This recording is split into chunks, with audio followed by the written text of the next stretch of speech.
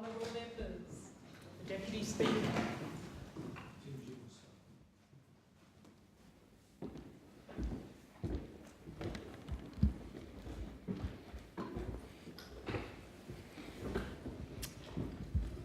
Are there any constituency statements by honourable members? And I call the member for Goldstein.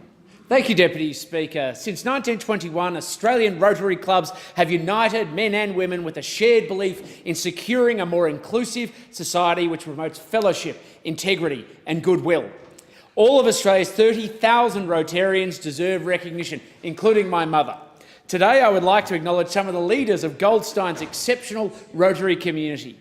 At the Sandringham Rotary Club, I would like to recognise the incredible efforts of outgoing board members, President Bob Richards OAM and Vice President Maria Hawley, and congratulations to Gary Thompson and Ian Wills, who were elected President and Vice President of the club in July. At the Beaumaris Rotary Club, thank you for the outgoing executive, in particular President Chris Darcy, Treasurer Richard Jones and Secretary James Glenwright, and congratulations to the new leadership.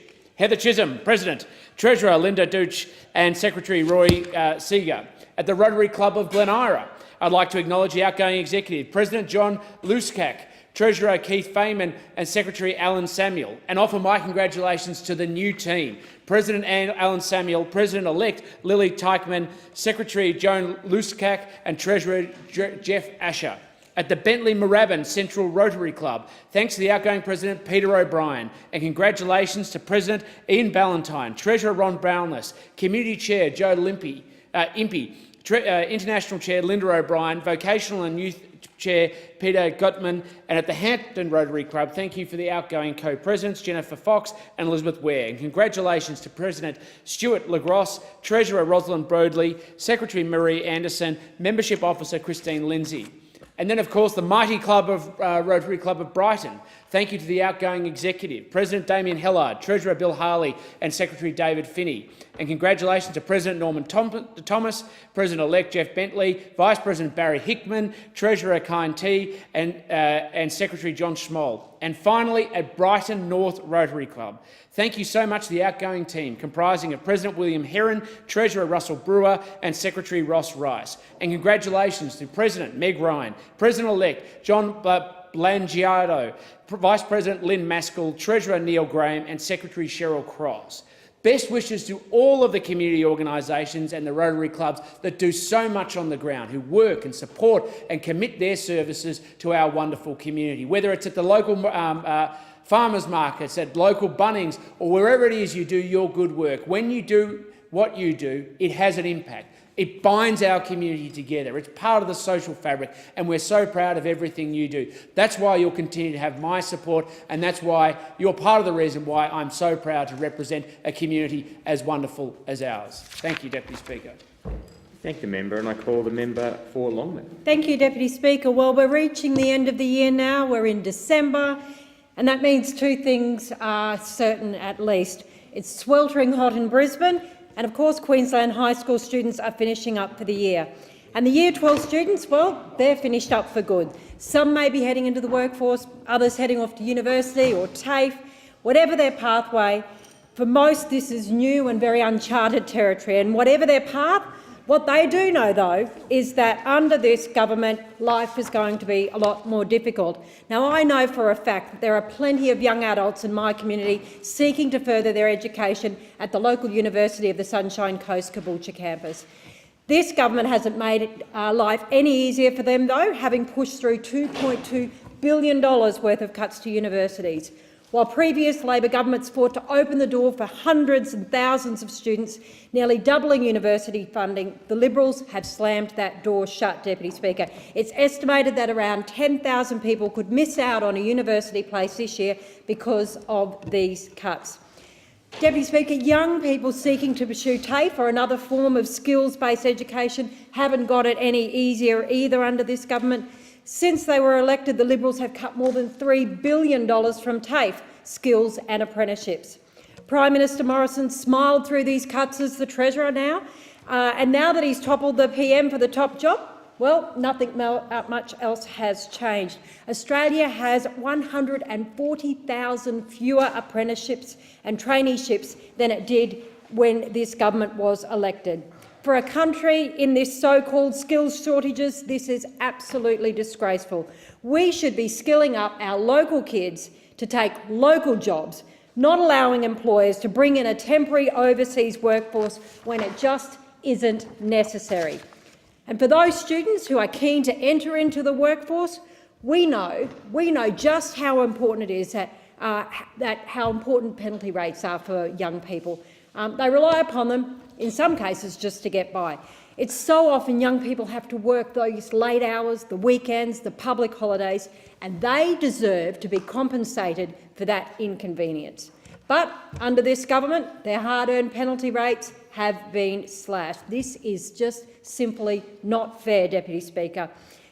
Deputy Speaker, no matter what their pathway, under this government, things are just getting worse for young Australians.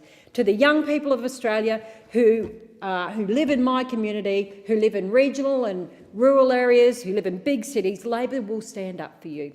We are reinvesting in universities and TAFE. We're even waiving the upfront fees of 100,000 TAFE places. We're reinstating your penalty rates. We're standing up for you so you get a fair go. While this government are condescendingly acting like you shouldn't even have a voice, Labor will ensure you have a platform. Thank the member, and I call the member for Ford. Thank you, Mr Deputy Speaker, and it's a terrific opportunity to speak this morning about the wonderful work that is being done in Logan to promote tourism. And indeed, Mr Deputy Speaker, it's a great honour to represent the people of Logan, a great multicultural city that I was very proud to grow up in, and we've seen an enormous number of things happen over the last few years. Mr Deputy Speaker, many in this House may not realise that Logan is Australia's 8th largest city by population and attracts 1.4 million visitors each year. Ideally situated between Brisbane and the Gold Coast and spanning some 950 square kilometres, it encapsulates some of our country's most diverse natural assets, including the Logan and Albert Rivers, Daisy Hill Conservation Park, Eagleby Wetlands, and more than 1,100 other environmental and recreation parks. More importantly, Logan is home to some of the most resilient, hard-working and resourceful people.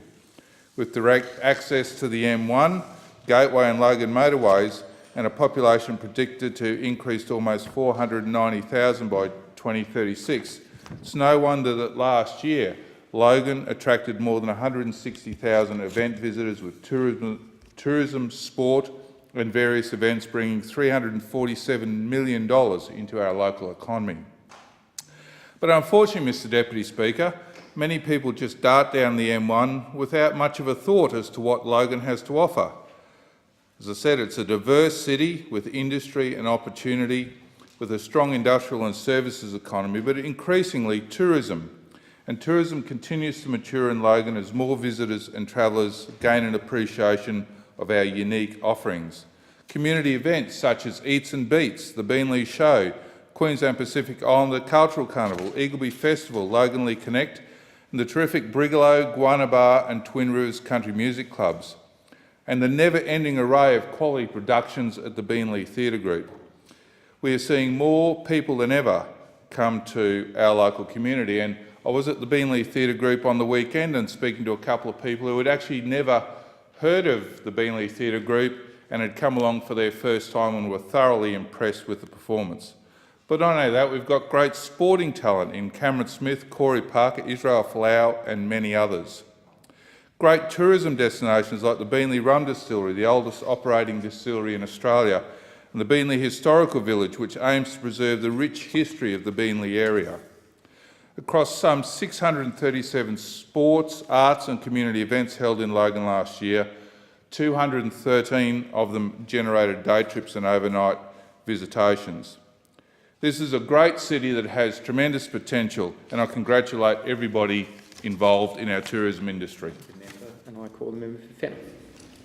Shane Matten was one of Canberra's finest lawyers. He was part of the senior leadership team when the ACT Department of Public Prosecutions was formed under Ken Crispin in 1991. ACT Bar Association President Steve Wybrow said Shane was a fine trial advocate whose dark emerald robes and pinstripe pants were a defining sartorial feature. He served as a magistrate from 1996 until 2009.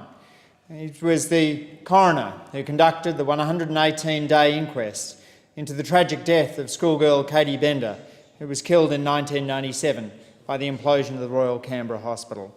It has been commented that his conduct through the trial was one of demonstrating his humanity and decency.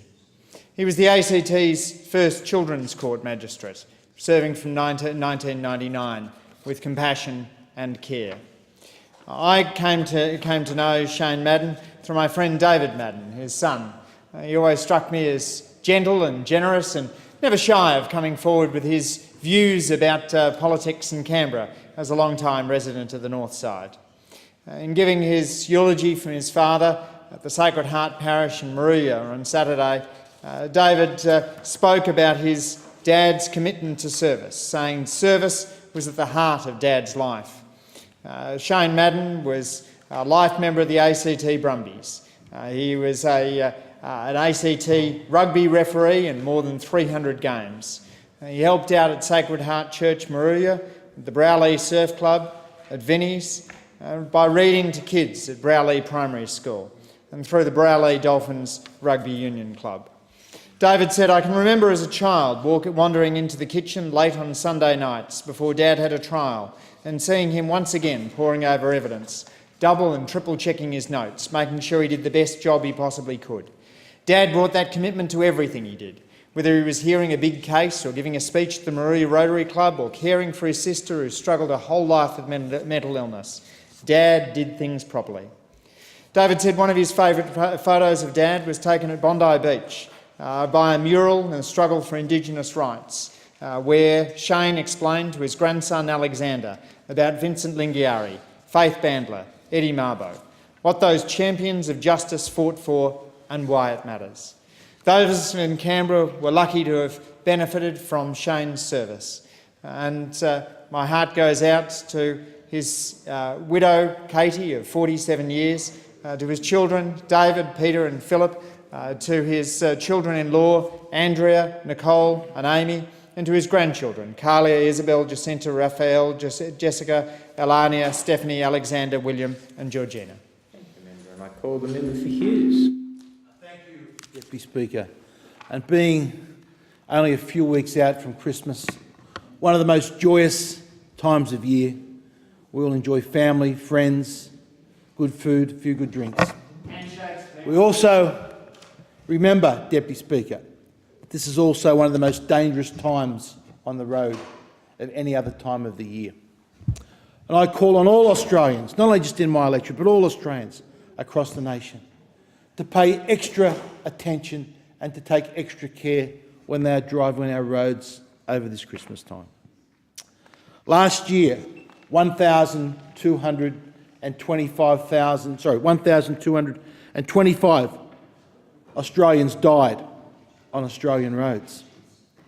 In addition, an extra 10,000 were injured in crashes that were taken to hospital.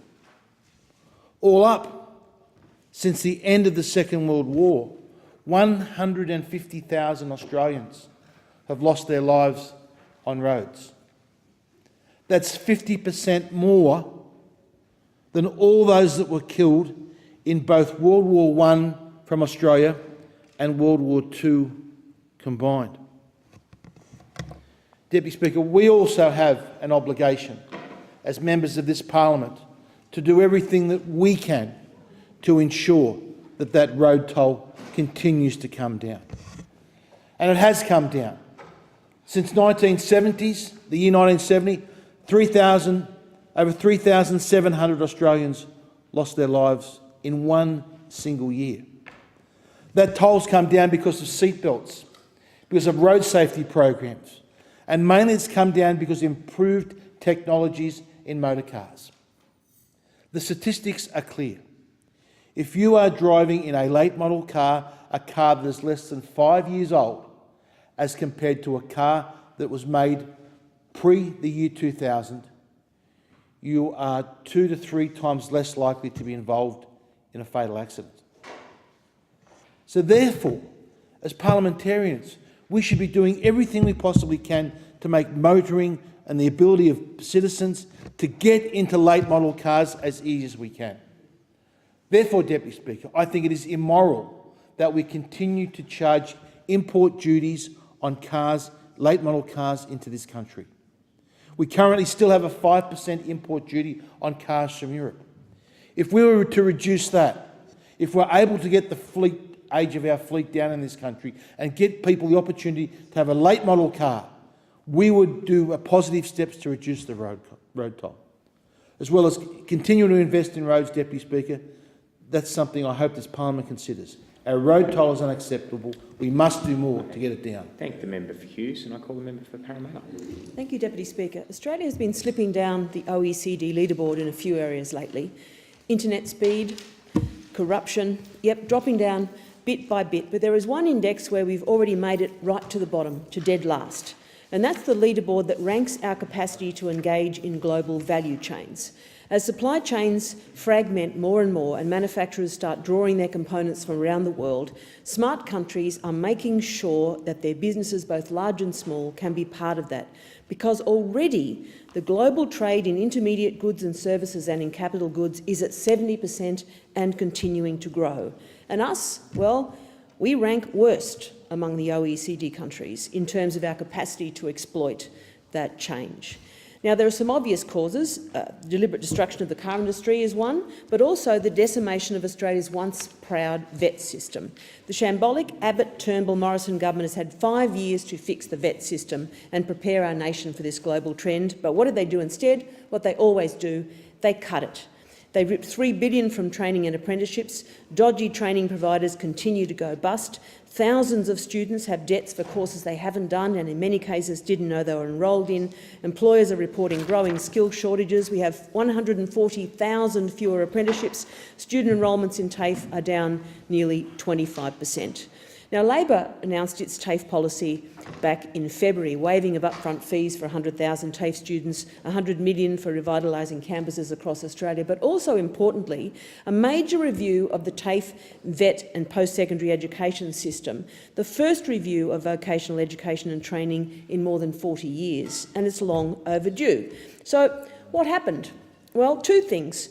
Firstly, the Prime Minister made a number of astonishing claims that Australia's vet system is better than the German model, which is the global benchmark. It might have been once, Deputy Speaker, but it certainly isn't now after 5 years of this short-sighted government. Then he announced his own review of TAFE. Not agreeing with himself, he decided to review TAFE, and this is where it gets really weird. He announced the review last week, on Wednesday, the 28th of November, and remember that date, because this major review will be accepting submissions until the 25th of January. 2 months over the Christmas break. What kind of submissions are they going to get? And to make matters worse, there was no consultation on the terms of reference, and he's appointed a New Zealand Conservative minister who presided over the decimation of regional training centres in New Zealand and a $3 billion black hole in funding to do the review over a 2-month period over Christmas. Now, we know there's an election coming up, so the only way this makes any sense at all is an excuse to pork barrel. You know, we need a government that cares about TAFE because of what it does for our population and our business, not a government that discovers TAFE when it thinks it can use a bit of pork barrelling to win an election. Thank you, the member for Parramatta. I call the member for Bowman. Thank you, Deputy Speaker. And yesterday, as thousands enjoyed Day on the Green at Sirrimay in my electorate, a pall of bushfire smoke covered the city, reminding us of just one of 115 bushfires that are raging at the moment across Queensland. North Stradbroke Island, obviously quite isolated, quite challenging. We have firefighters coming from all over the country as far as South Australia, endeavouring to bring this bushfire under control. Helicopters continue to water bomb some of the affected areas, and the 3 tiny townships, not only surrounded by bushland, Deputy Speaker, but quite isolated from each other by just a single lane road that can easily be cut.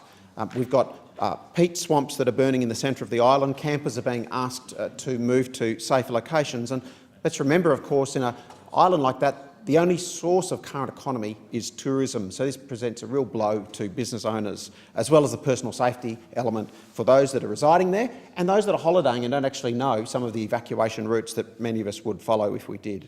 There have been meetings for those affected by the fire on North Stradbroke Island Russell and Macleay Island, the great southern Moreton Bay Islands. And Russell Island in particular, that 8 kilometre long, very, very flat island at the base of Moreton Bay, is faced with telecommunications issues too, because a bushfire can knock out fixed line, it can knock out a wireless repeater station, and of course Russell Island only has the one tower. So the need for a southern Russell Island tower is critical so that people can use a mobile phone or receive information by emergency SMS alerts when necessary. And the reality is that people in Russell Island, living just 40 kilometres from a CBD centre, are often unable to get a mobile line and reception. And that just shows how remote these islands are, even though we see on a map that they're not that far from the mainland. I want to thank everyone involved in this response. It's not just the people on the front line fighting the fires, but there's literally hundreds of people behind them making that possible. Fighting bushfire is incredibly complex. As Australians, we live in a nation where even in the nation's capital we've been affected by bushfires, so it's never far from anyone's mind. We are banking on an improvement in the weather. That may come midweek, but at the moment the winds are looking more concerning, with changes due tomorrow that may make fighting this bushfire even worse. Stradbroke Island frames our horizon. In the city where I live, it's what we see when we look to the sea. And we don't want to see that island completely ravaged by bushfires. It has been now twice in the last 10 years. Stradbroke Island North Stradbroke Island is an area with huge tourism potential. The bushfires make that impossible. It's a fragile local ecology which we want to protect, and of course it has some great assets that draw both Queensland tourism and international tourism to our city. It's the lifeblood of tourism and new money to my city, because people that go to the island travel through Cleveland and Capalaba. Thank you to the firefighters involved. Thank the member for Bowman. I call the member for Herbert. Thank you, Deputy Speaker. Well, 'tis that time of year again when I tell a Christmas tale about the LNP's turmoils, desperations and endless fails. This year it wasn't hard which story to choose, because we have a Prime Minister who is Ebenezer Scrooge. Before every LNP budget, former Treasurer Scott Morrison would sit in his ivory tower, counting his dollars with an unyielding power.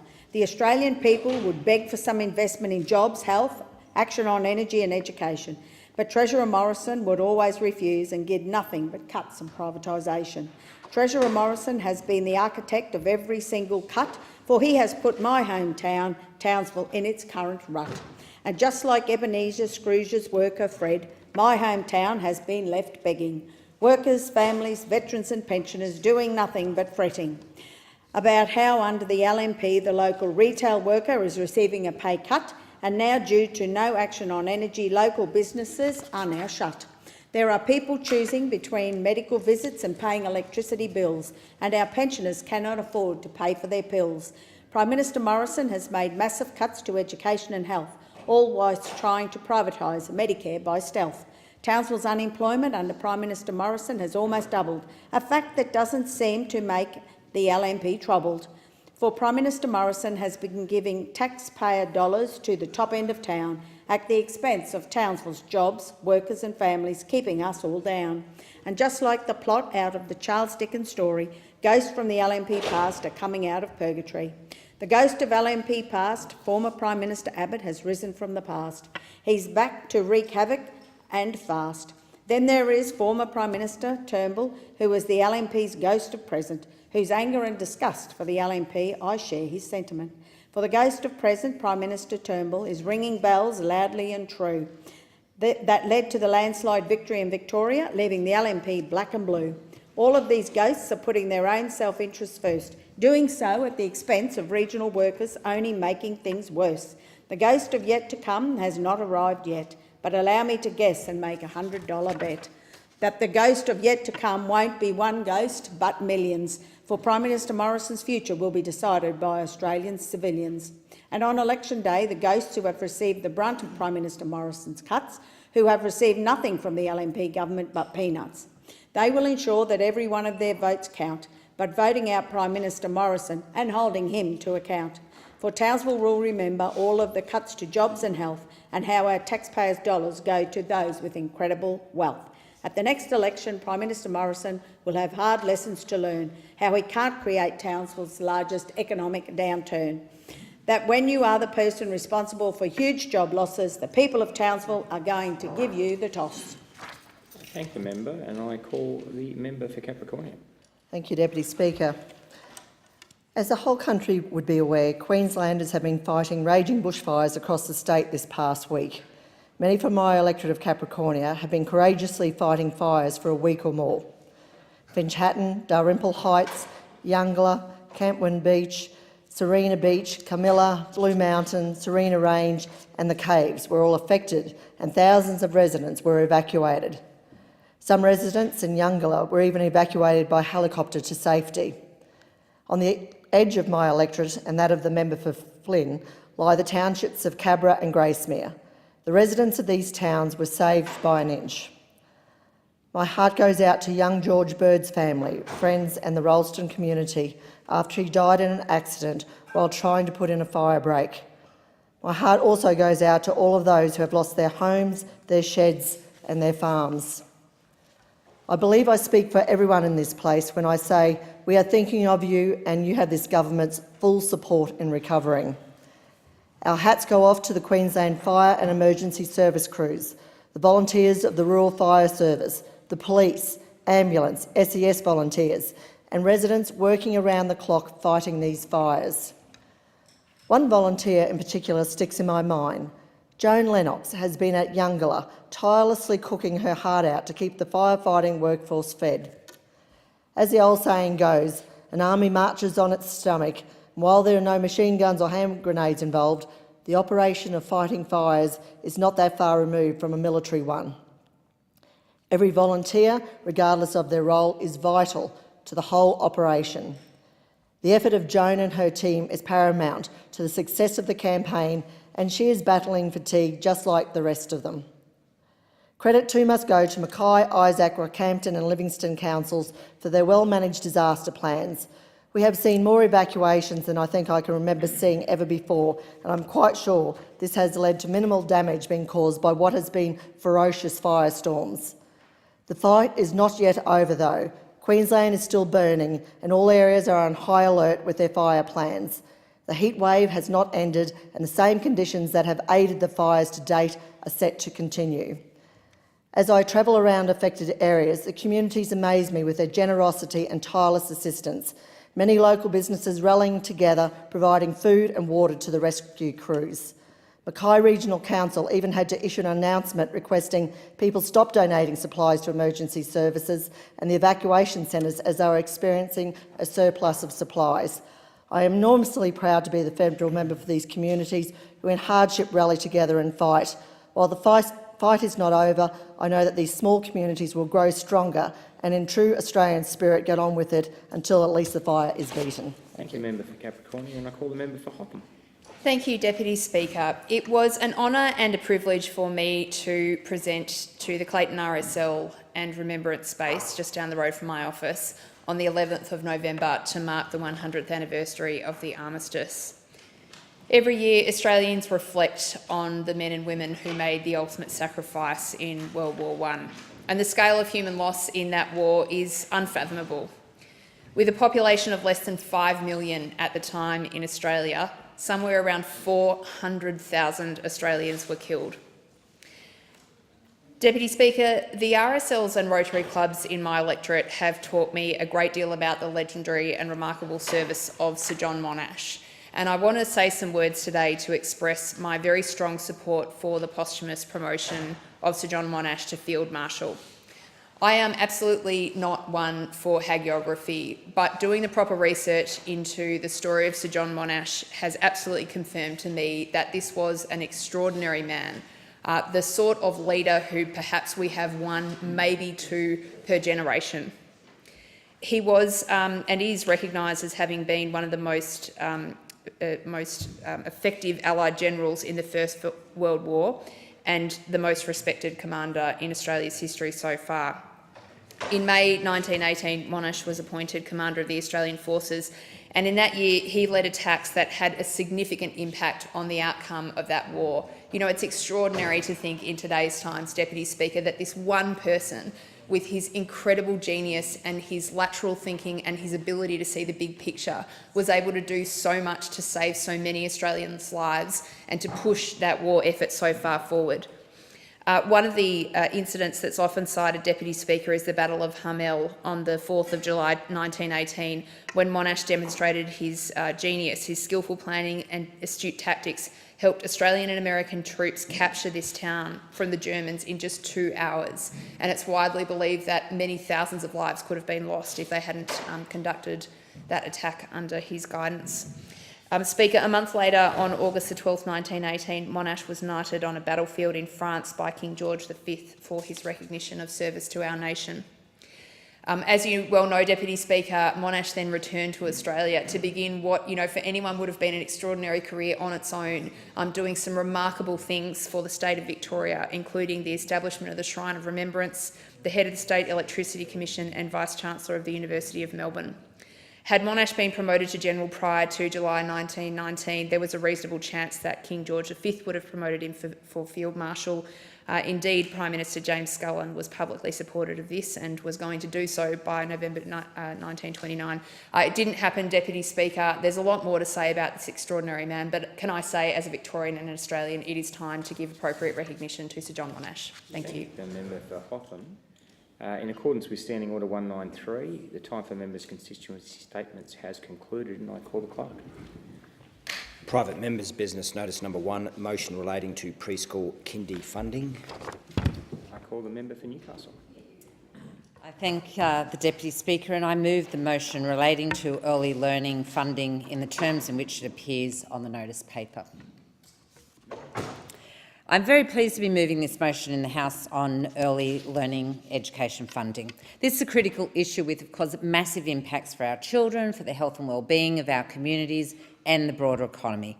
Despite what some on the government benches have firmly believe, where you end up in life isn't just the result of hard work. A lot of it has to do with where you start, including where you were born, your social and economic environment, and the dynamics of your family life. The social determinants of life outcomes are very real.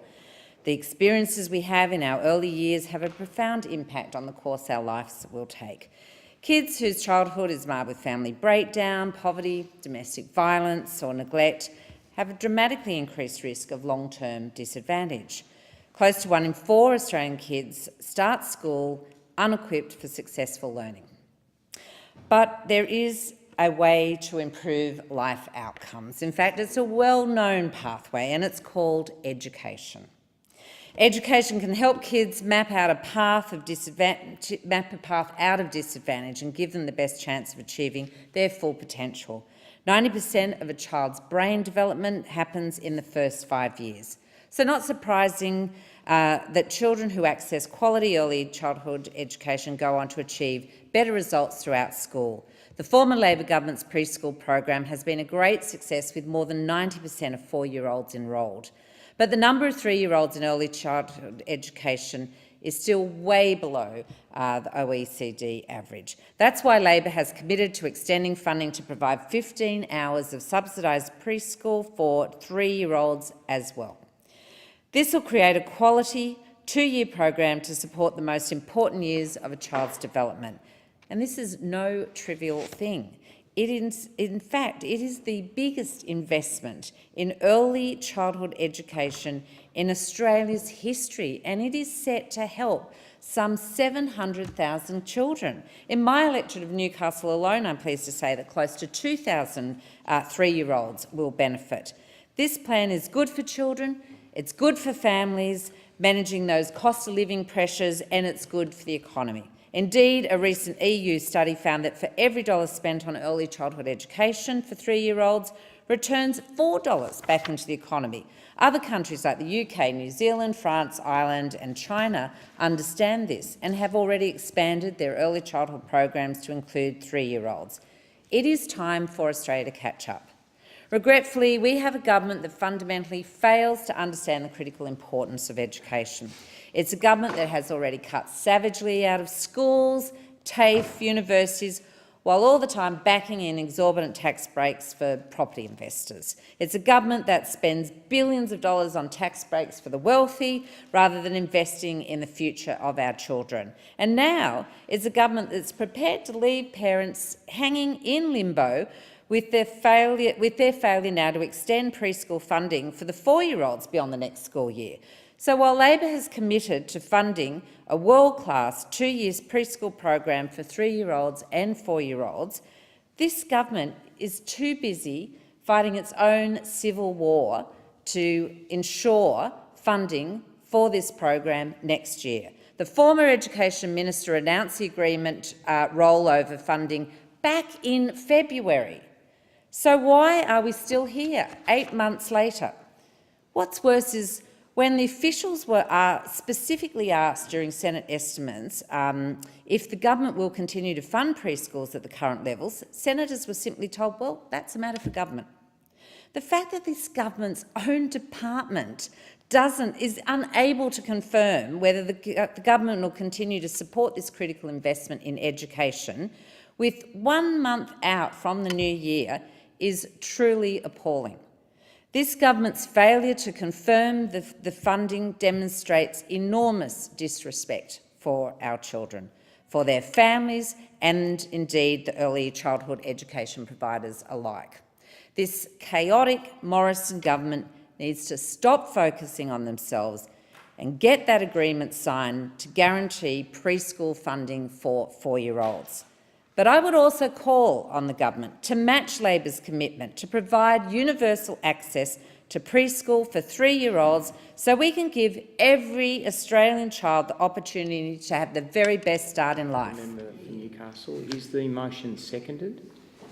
And do you want to second and reserve your right? I'll second the motion, reserve my right. Thank you. I call the member for Dunkley. Thank you, Mr Deputy Speaker. Labor, through this motion, wants to talk about their report card on education. So let's talk about it. In 2010, they promised Australians they would build 260 childcare centres to make childcare more accessible. Do you know how many they delivered? A measly 38. A clear broken promise to families. In 1 year alone, they tried to rip out over $2.8 billion from higher education as well, claiming they were attempting to achieve a surplus. Well, Mr Deputy Speaker, let me tell you, you can't achieve a surplus when you're about to add hundreds of millions of dollars to the tax bill, which will in turn harm the economy and revenue coming into government coffers. And we all know that when the Leader of the Opposition makes a promise, someone else has to pay for it, and it's not him. No, it's hard-working Australians, Mr Deputy Speaker, that will foot the bill through higher taxes, just like their disgusting raid on retirees' savings. In that instance, we have another half-baked policy that people will have to pay for. Labor's latest preschool policy also doesn't add up, which is a common occurrence. Labor's Early Years Equality Fund has been described as a deeply flawed and inequitable policy that was used as a front to blatantly boost union membership in the childcare sector. The PwC report on this clearly shows Labor's Early Years Quality Fund was never going to achieve its claimed objectives. Our government, Mr Deputy Speaker, has instead guaranteed preschool funding with an extra $440 million while we work with states and territories to improve preschool attendance rates for disadvantaged and Indigenous children through our next funding round. Mr Speaker, where is Labor on this issue? Despite the opposition, our government's landmark childcare reforms also came into effect this year and are delivering more support for more families and children to get access to the support and early learning they need. The Coalition, Mr Deputy Speaker, is providing record funding for childcare, and despite the rubbish from those opposite, the Coalition has guaranteed funding for 4-year-old childcare as well as childcare more generally, as well as giving 348,000 children access to 15 hours of early learning per year. Over the course of the next 4 years, childcare funding will also grow from $8.34 billion a year to $9.88 billion per year in 2021 to 22, a total of $36.6 billion over the next 4 years. Our government's reforms to the childcare subsidy are also the most significant reforms to the early education and childcare system and care system in 40 years. This new childcare package is providing more access to subsidised childcare to more families, as well as more financial support to the families who earn the least, with up to an 85% subsidy. Our new childcare subsidy, Mr Deputy Speaker, has also driven down out-of-pocket costs for parents. For example, ABS's September CPI data saw an 11.8% decrease in out-of-pocket childcare costs. In addition to this, the Liberal Nationals government is fully funding the Australian Children's Education and Care Quality Authority at around $13.5 million a year for 2 years until the 30th of June 2020, so that it can continue to assist all governments and the sector to produce quality outcomes for children. This government is working with providers who have raised issues to address them as they arise. Around 1 million Australian families, Mr Deputy Speaker, who are balancing work and parental responsibilities are benefiting from the package. And we are committed to providing quality and affordable childcare, and we are delivering on that. And we'll continue to negotiate further funding and further assurances around preschool attendance rates for disadvantaged and Indigenous children through our next funding round for Kinder. Mr Speaker, we are committed to this quality, and we are committed to affordable childcare and to funding the 15 hours of Kinder, giving children access to the early learning, and our commitment is one which I am personally supportive of as well, having raised this in my maiden speech, and having a 3-year-old who will be going into 4-year-old Kinder next year. Now, Mr Speaker, we look at Labor in comparison. They have made many promises before. They promised to make more childcare more affordable, but by the time they left office in 2013, they'd increased childcare fees by 53%. An extra $73 a week in fees for the average family. That's $3,500 a year for families. What makes anyone think they won't do it again if they get back into the government? Thank you, Mr Deputy Speaker. Thank the member for Dunkley. The question is that the motion be agreed to, and I call the member for Lawler. Thank you, Deputy Speaker. And I am pleased to rise on this private member's motion from the member for Newcastle today, because obviously, as my colleagues in the chamber understand, education is a passion of mine, not just because of the outcomes, but because of the levels of engagement in education, because of that translation into community development in electorates like mine that are growing so quickly and have people coming from all over Australia and all over the world, many with young families. And I just note, Deputy Speaker, the member for Dunkley's contribution that he just made confirmed to me this government's complete lack of understanding of the importance of education, their lack of willingness to prioritise early learning, their lack of ability to say the phrase early learning or early education. It has been the saddest thing for me in this parliament in my 5 years here to have noted every time I hear a government member speak that they cannot bring themselves to say childcare and early education. They see this as a childcare service and completely lack an understanding of the importance of education to 3 and 4-year-olds. This government needs very quickly to commit beyond 2019 to funding for 4-year-old preschool and early learning to the 15 hours universal access. They seem not to understand that without certainty, the sector cannot plan, cannot train staff, cannot act to retain staff. This causes a funding cliff or fear of a funding cliff that disrupts early education. And in an area like mine, that is critical. My local government is still involved in early education through kindergarten programs. Some, the traditional 3 sessions a week, others providing a long day care model, but critically, with a trained, qualified kindergarten teacher in charge of those programs. It is critical in my electorate where 3 years ago, up to 30% of 4-year-olds were not accessing early education. It is critical that we have families from non-English speaking backgrounds, from families of crippling disadvantage. It is critical that these children are given an opportunity to learn through play-based learning programs, to develop positive adaptive behaviours, to develop the social skills and the problem-solving skills that they need once they hit a classroom. 90% of a child's learning capacity is developed in those first 5 years. So Labor's announcement around 4-year-old kinder, ensuring, giving certainty to the sector nationwide is absolutely critical, and I call on this government to match that and put this in your budget. If it's not in the budget, then it's not being planned for. It needs to be budgeted for now. And I'd call on them further to match our commitment to 15 years universal access to 3-year-old kinder. The sector, in my area, in my region, the sector needs that planning certainty into the future for us to develop, to do the capital expenditure works that are required, to ensure that we have enough physical environments to make sure that kids are getting their opportunity. This is an incredibly important thing, Deputy Speaker, that we speak of today. There are 10,000 3- and 4-year-olds in the electorate of Lalor as we speak, 5,000 4-year-olds as we speak.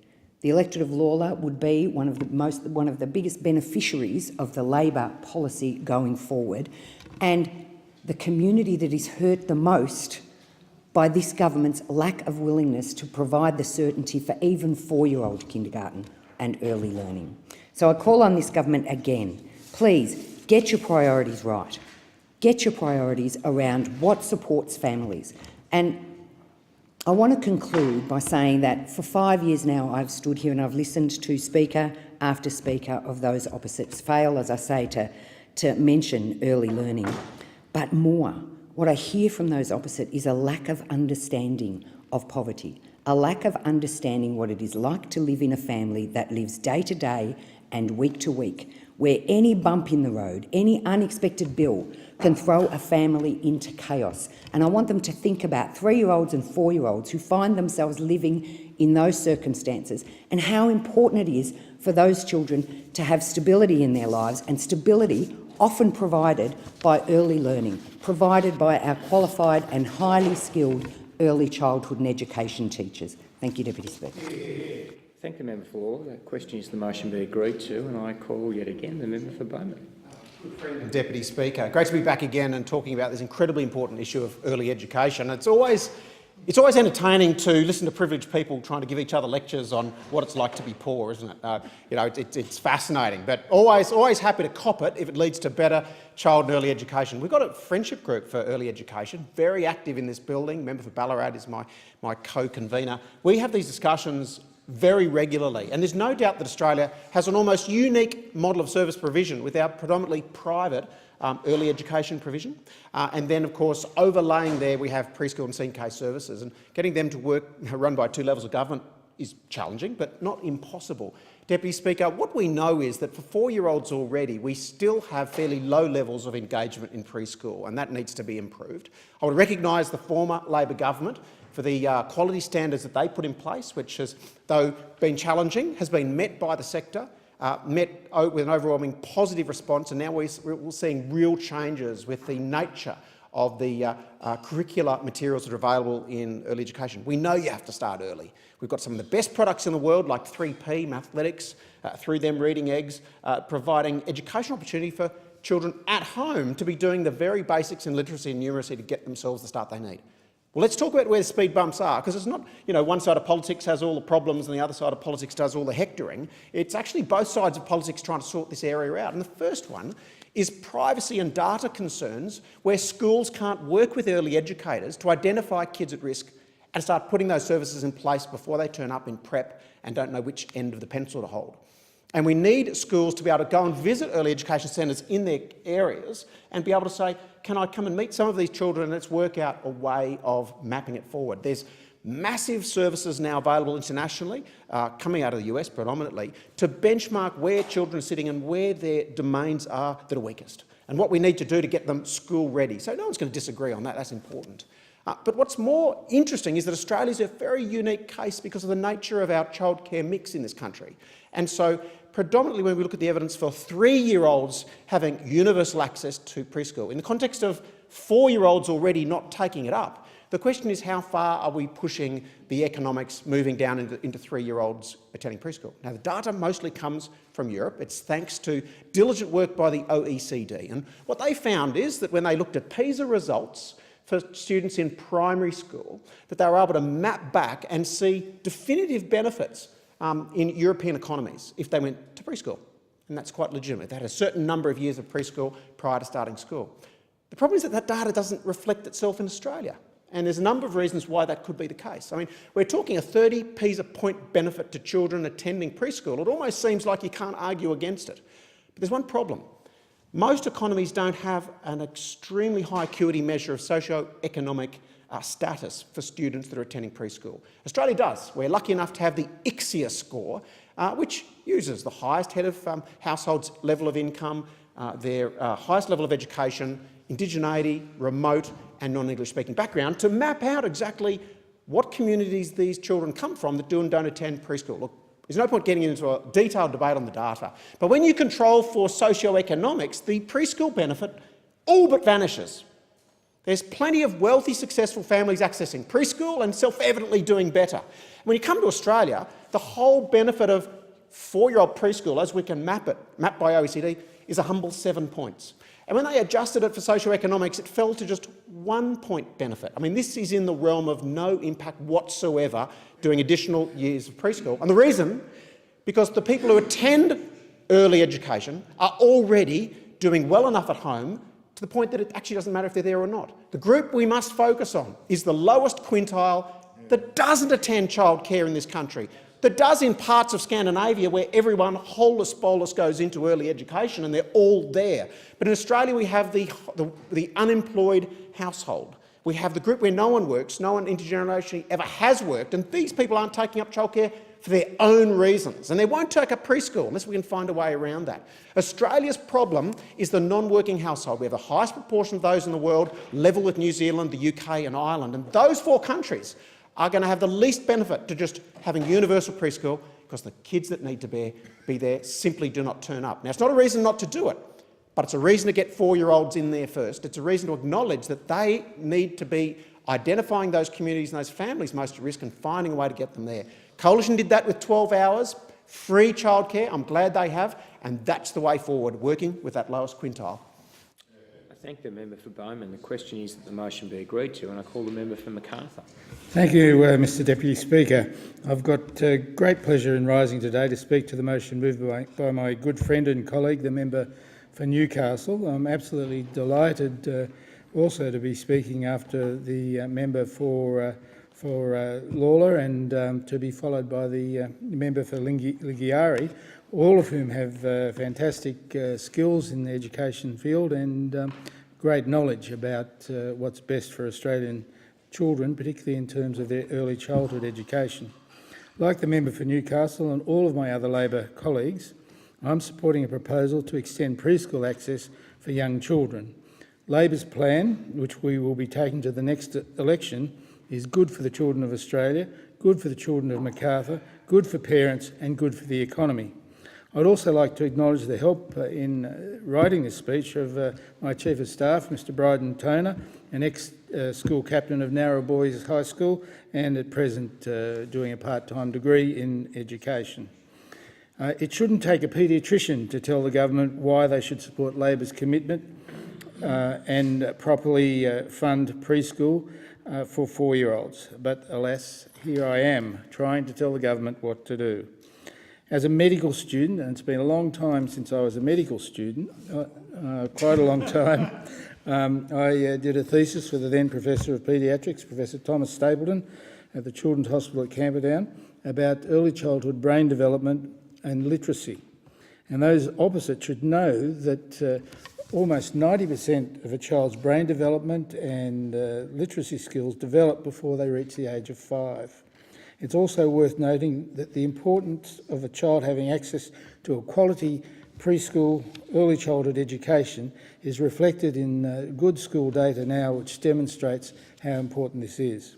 Studies have shown that children who access quality early childhood education achieve far better test results in their NAPLAN testing throughout their schooling.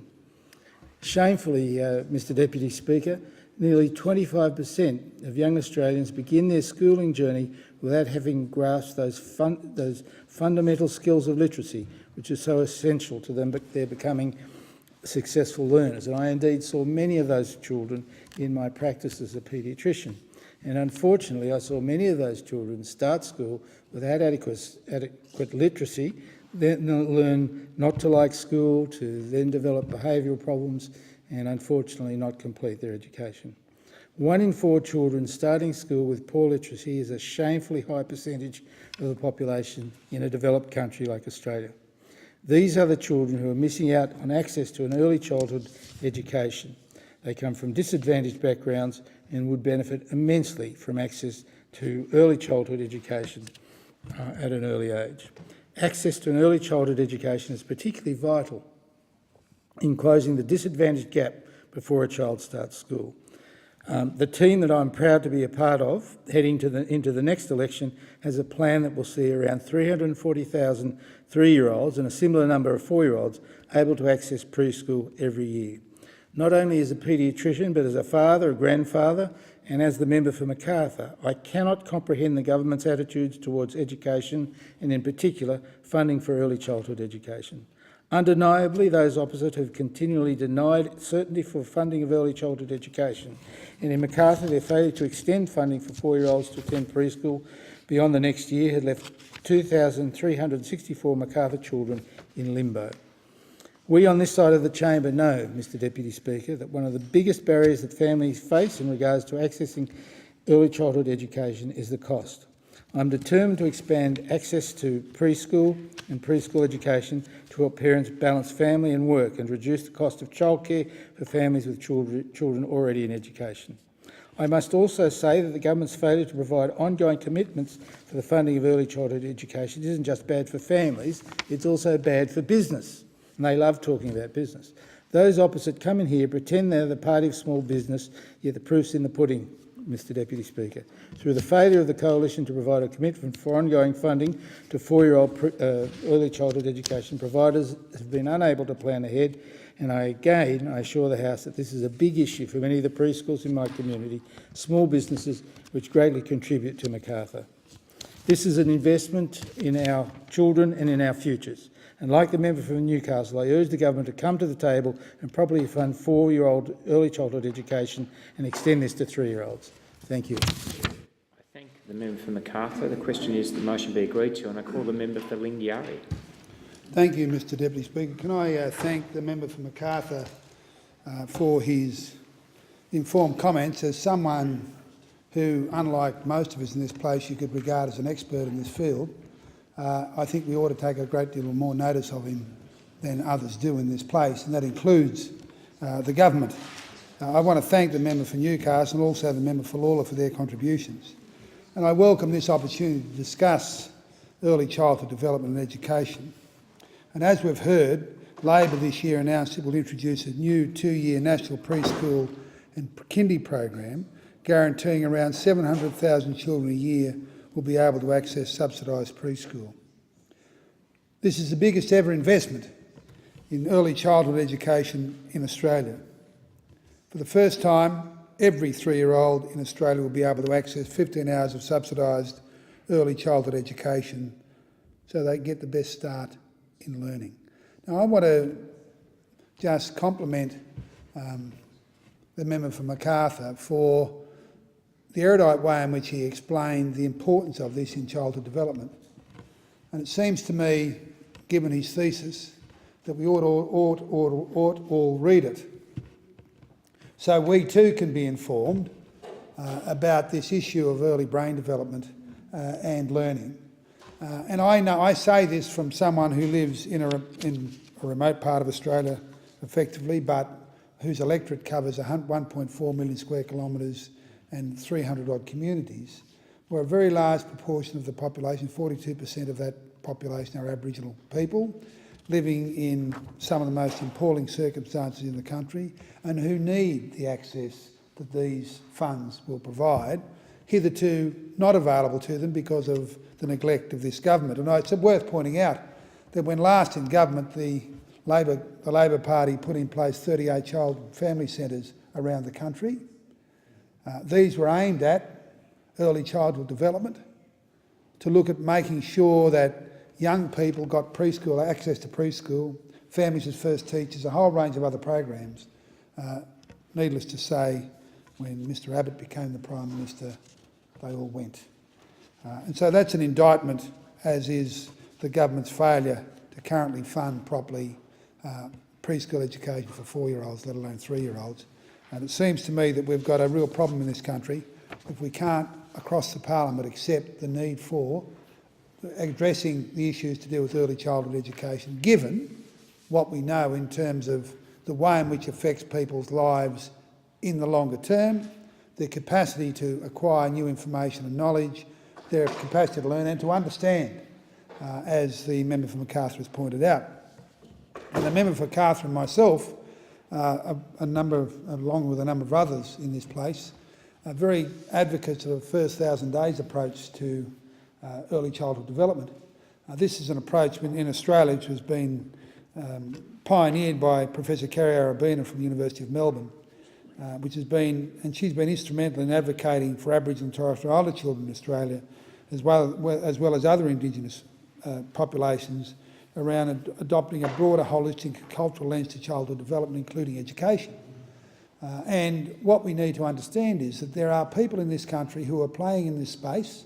I shouldn't use the word playing. They're working in this space and have given great thought to how to make sure that from the time of conception, indeed preconception, that we're working with families around the development of their young children. And I want to just give a shout out to the Congress in Alice Springs, the Health Service, which has adopted an Abecedarian model of development and growth for young kids of 3 and onwards, has got their own preschool and is addressing these issues as we've described. Now, it seems to me we in this place ought to be listening to the people who know.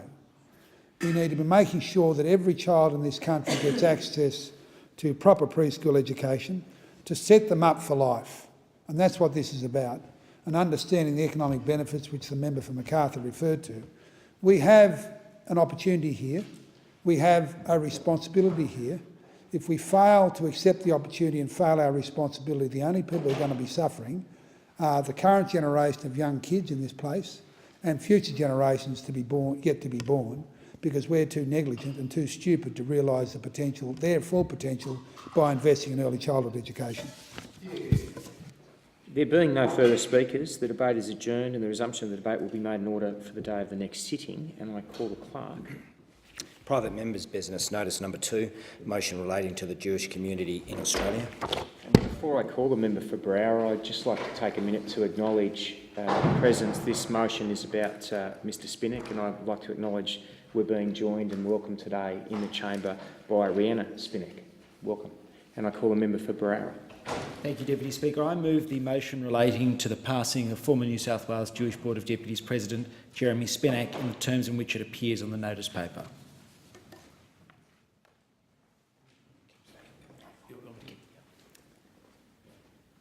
Shakespeare wrote, "The breaking of so great a thing should make a greater crack. The round world should have shook lions into civil streets and citizens to their dens." That's how I felt since the untimely passing of my friend Jeremy Spinnock, the former president of the New South Wales Jewish Board of Deputies, who died aged 36 from the rare pericarditis mesothelioma last month. Jeremy made such an impact in his short life that his passing has made me and others ask, what are we doing with our lives? What sort of contribution are we making? And where is the justice when someone so talented and so giving is taken from us so young? In the tragedy of September 11, when people were trying to make sense of the madness, Queen Elizabeth II issued a statement saying that grief is the price we pay for love. Our grief is so strong because Jeremy loved so many and he was loved by so many. None are more grieving than Jeremy's family, and today in the gallery we're joined by Jeremy's wife, Rhiannon, who grew up in my electorate.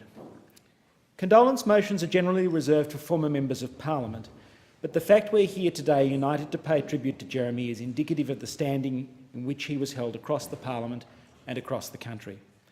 At one time, Jeremy may very well have come to serve in this place. He spent time working for Michael Costa and Michael Eason, but over the years I think he lost the partisan urge and instead channelled his efforts into serving the Jewish people. I'd heard of Jeremy before I met him. In his work in the property industry, he was known to some of the Liberal Party branch members in my electorate, Eve El-Khoury and John Vassallo, and although they knew of his Labor background, they spoke so warmly of his professionalism and his advocacy skills. In fact, John was so impressed by him that he employed him at Celestino. I got to know Jeremy through serving with him on the executive of the New South Wales Jewish Board of Deputies. As president, Jeremy united a fractious executive and got people to work together. He didn't come to office in easy times. Almost immediately he was hit with the Kashrut Commission issue, the Gaza war, the Sydney Morning Herald cartoon incident and the campaign which was waged against Vic Haladef. Jeremy rose to the challenge dealing with each of these issues in turn. When he was assembling his executive, he asked if I'd consider becoming chair of what is now the Community Relations Committee. It was the committee Jeremy himself had chaired. I have to say this sounded like a lot of work and I wasn't sure I had the time. But Jeremy charmed me into it. That was the sort of bloke he was. He was somebody who could always enlist you in a good cause. Jeremy had a vision to deepen relationships between the Jewish community and other communities. His strategic vision has been implemented, initially under my leadership and then under the leadership of Gail Kennedy and the indomitable Linda Ben-Menashe. And now relationships with the Indian, Armenian, Korean, Chinese, Assyrian, Catholic and even Uniting Church, to name a few, are much stronger as a result of Jeremy's vision. For me, working on this committee was the single best preparation for my time as a Member of Parliament, so I have a lot to thank Jeremy for. Over the last few years, Jeremy has done more personal kindnesses for me than I can say. He was always there to encourage me in my political activity or provide counsel when our son was born early and had to go into special care, or when he checked in on me when I'd had a hard day here. Even during the leadership challenge this year, he offered me good advice and picked the eventual winner. Somehow, Jeremy always knew when to call and what to say. Maybe it's because we shared a birthday, the 25th of May. His encouragement was a great comfort to me. Jeremy achieved more in his short lifetime than many of us ever will. When Jeremy's one-year-old twins, Grace and Michael, are older, if they ask me something about their dad, I'll tell them that Jeremy was a man of great humour, intelligence and foresight. He had an amazing sense of civic duty and concern for and pride in the Jewish people. He had extraordinary personal warmth. He had a wonderful way of dealing with people. He could break the tension in difficult circumstances with a joke or an impersonation. He had the capacity to bring out the best in the people who worked with him, and if he asked you to do something, he'd always back you up. Jeremy never forgot who he was, why he was here, or where he wanted to go. He was immense, truly one of the best people I've known. As we mourn Jeremy's loss, we must redouble our efforts in the way we interact with each other, in the way we maintain our focus, in the way we work together to serve our community, our state and the nation. If we do that, then we will well and truly honour the memory of Jeremy Spinak. Zichrono livracha, may his memory be a blessing. I thank the member. Is the motion seconded? Yes. I thank the member and give the call to the member from Port Melbourne. Melbourne Ports, absolutely. Melbourne Ports, first of all, I want to thank the member for Barara for raising this important condolence, and also acknowledge in the gallery the presence of Jeremy Spinak's widow, Rhiannon, with whom he spent the last 6 and best years of his life. He was, as the member for Barara said, one of the most important and influential leaders of the Jewish community in Sydney, despite being such a young man at the age of 36 to die of cancer. It was a terrible tragedy for his family and his friends, but the Australian Jewish community and the people of Australia in general. I had a telephone connection with Jeremy, being a Victorian, and he impressed me very much, as the member for Barara said, as a person who, in the younger generation, was able to look to a wider future, look to wider engagements, and to reconcile and deal with people of all different backgrounds that perhaps an older generation of leadership had sort of lost the touch for. Jeremy's passion for the Australian Jewish community is well known.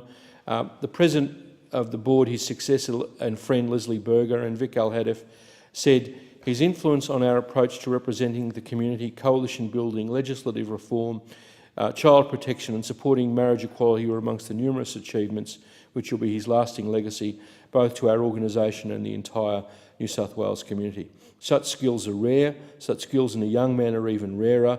To have taken at such a young age is a terrible tragedy, and we're all poorer for his passing. It's very interesting to me that the Premier of New South Wales actually had the Cabinet, normally something that would be done only for a Member of Parliament, stand for a minute's silence, and she said, Gladys Berejiklian, Jeremy was an outstanding community advocate and an amazing human being. He had a huge impact on everyone he met, including myself. and will be sorely missed. He was dedicated to forging links amongst our multicultural and religious communities and was a champion of an inclusive and harmonious state. Whether mentoring young leaders, advocating for policy reforms or strengthening ties with the diplomatic community, he represented our state's Jewish community with pride and distinction. Jeremy's leadership was crucial to the New South Wales Government's passage of landmark reforms to protect our state's communities from incitement to violence, replacing Section 20D of the New South Wales Anti-Discrimination Act. So he may not have been here as a Member of Parliament, Barara, but he certainly had his effect on legislation. Rabbi Cammons, in his very moving address at the funeral service that I attended, said, "How did a 36-year-old man come to be the person he was, to achieve so much and touch so many? A suggestion is given in Jewish tradition in Pirkei Avot when the sage Ben Azai says the most important verse in the Torah is the seemingly minor Zeh Sefer Toldot Adam. This is the book of the generations of Adam. Ben Azai is suggesting that each one of us is a product of those who've come before us. Jeremy was gracious and thoughtful, a man of the book himself, and he always acknowledged those who preceded him in life with shaping his life." And the amazing story that Rabbi Cammons told of the generations that preceded him and how he was such a product of them was extremely fitting and moving for that funeral. In his final public address in August, Jeremy Spinack knew that last year there would be no cure for his illness, yet in typical self-deprecating humour he said, "If you really want to know at all times, no matter what happens, when you bump into my children, Grace and Michael, in the future, bore them with your recollections of me and bore them with just how fantastic I was. Tell them of your memories and please give them a sense of what it was like working with their dad. For someone so young to have obtained so much respect is extraordinary. His death was announced at the New South Wales Cabinet meeting, as I said, and the ALP caucus bestowed on him the honour normally only provided by former members of Parliament in their passing by standing for a minute's silence. I'll conclude by quoting Rabbi Cammons saying that the sage Ben Azai has taught us that the most important verse in the Torah is, "These are the generations of man." Just as Jeremy has been a product of the generations who shaped him, his grandparents, Margie, Richard, Jason and Jenny, so too will Michael and Grace, his children, be the generation that carries his memory and influence forever into the generations to come, forever a blessing and inspiration. I thank the member. The question before the chair is that the motion be agreed to, and I call the Treasurer and Member for Kooyong. Thank you, and I thank you, Madam Deputy Speaker. And firstly, can I thank my good friend and colleague, the member for Barara, for initiating this important motion, and acknowledge the member for Melbourne Ports for his warm words and the presence in the family in the gallery today of Jeremy Spinack's family. Behind me in this chamber is a portrait of Sir Isaac Isaacs. Sir Isaac Isaacs was a great Australian, and he was also a very proud Jew. And he represented what the member for Melbourne Ports, the member for Barara, and myself try to uphold in this place, which is a commitment to our Jewishness and our commitment to our country. Jeremy Spinack was not someone I knew well, but somebody whose deeds were known to me. He was a proud Australian, but also an active and important leader within our Jewish community.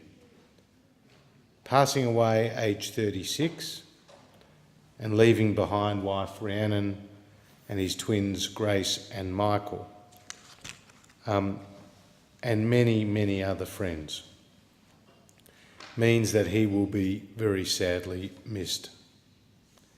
He attended Willara Public School and Emmanuel School. He was a former president of the New South Wales Jewish Board of Deputies. And while he was there, he dealt, as the member for Browse said, some difficult issues and showed great leadership, including on the Kashrut Commission issue as well as the Gaza conflict.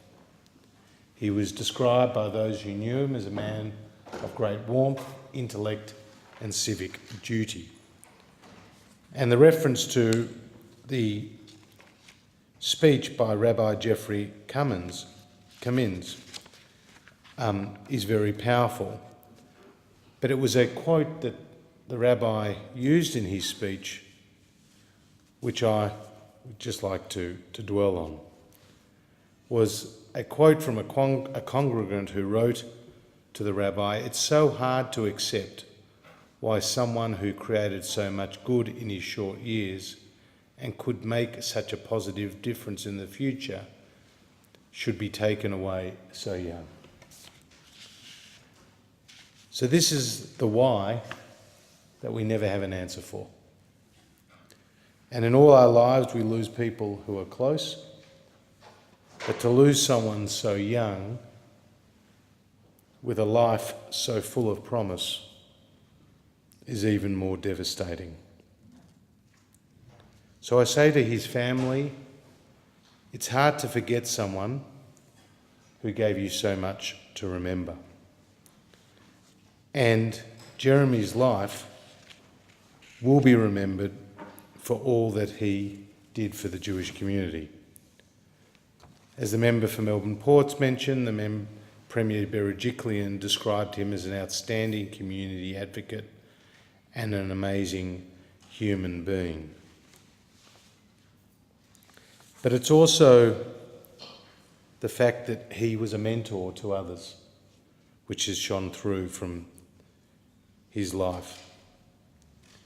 In December 2011, speaking at Emmanuel's school speech night and reflecting on those years, Rabbi Cummins remembers how Jeremy gave an insight into how he lived life and what he valued. He told the students that to be successful, one should live a well-balanced life, focusing not just on work, but also one's interests, one's relationships, and one's community. These were lessons he had learned from his family, but now more deeply understood and internalised. As his grandparents, like many of us in the Jewish community, his grandparents fled Europe just before the Shoah, and this helped engender in him a great pride in his faith and his family history. And finally, I would like to quote from a message from Leslie Berger and CEO Vic Aladef, who talked about Jeremy joining the New South Wales Jewish Board of Deputies in his 20s and how he was a driving force behind so much that was done. Thank the member. The member's time has expired. And I'd just like to put on record our greatest appreciation for Jeremy Spinak's life and all he did for the Jewish community of Gillard. I thank the member and give the call to the member for Eden Monaro. Thank you, Deputy Speaker, and I thank the member for Berowra for bringing forward this motion. He and I have also worked together on issues relating to prevention of suicide, and I think both inspired by the example of Jeremy Spinak, and I want to acknowledge the presence of Rhiannon here. Our hearts and thoughts are with you through this time. It is very hard to speak about Jeremy in 5 minutes and encapsulate and do justice to the man. It's just not possible. But I do acknowledge and recognise the wonderful speech that Rabbi Cummins gave at the memorial service at Woollahra, and really he struggled to work his way through that speech, really I think embodying the emotion that we all felt that day in this loss. And I personally feel it greatly as well. He's worked with so many people across the spectrum of politics and the spectrum of our lives. And that was really what Jeremy was all about. Jeremy was a bridge builder, and no more important work can be done in this world in its present time with the divisions and rifts and problems that we face than his work of bridge building.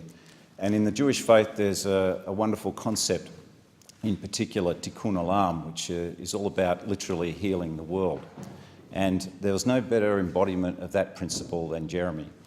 He took that obligation personally and strove every day in every way to deliver on that central tenet, that commitment. And he did it across the spectrum, reaching out to people who, and sometimes in faiths there have been journeys to progress and getting over historical anomalies and impediments. And he laboured long and hard in the marriage equality debate and issues like child protection, and achieved magnificent outcomes in all of those battles that he fought. And it was mentioned that there was a minute's silence in Gladys Berejiklian's cabinet room, which was a wonderful tribute, but there was also a minute's silence in Michael Daly's New South Wales caucus room to just really bring home that concept of him being the bridge builder, really well illustrated in the political sphere. But more than just in the political sphere, he was very actively engaged in interfaith and intercultural bridge building.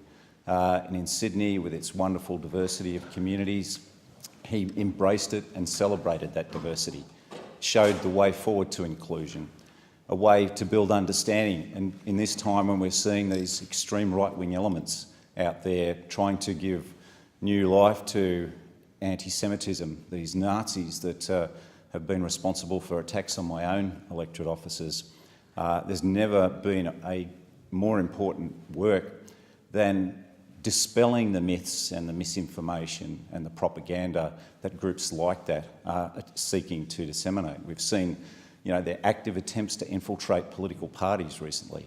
So the eternal vigilance that we must exercise in tribute to Jeremy in that space has been brought home, I think, more starkly in recent times. I guess the other side of Jeremy that I want to celebrate, as well as commemorating him today, is his sense of humour. He was just such a special person in that respect, could defuse moments of tension, find that right moment to intervene with a point of wit. And in fact, we were exchanging text messages quite often during this period, and his last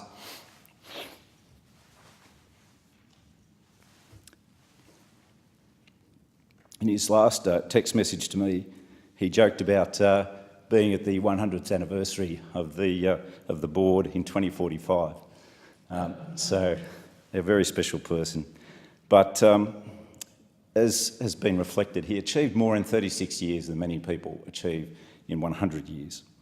And it's incumbent on us, and we will strive to ensure that his young children understand what manner of man was their father, and their right to be proud of him, a pride we all share in having known Jeremy, whose example will light our way for all our remaining days. He's physically gone, but he will always be with us. Shalom Haveh. Thank you. Thanks, Member.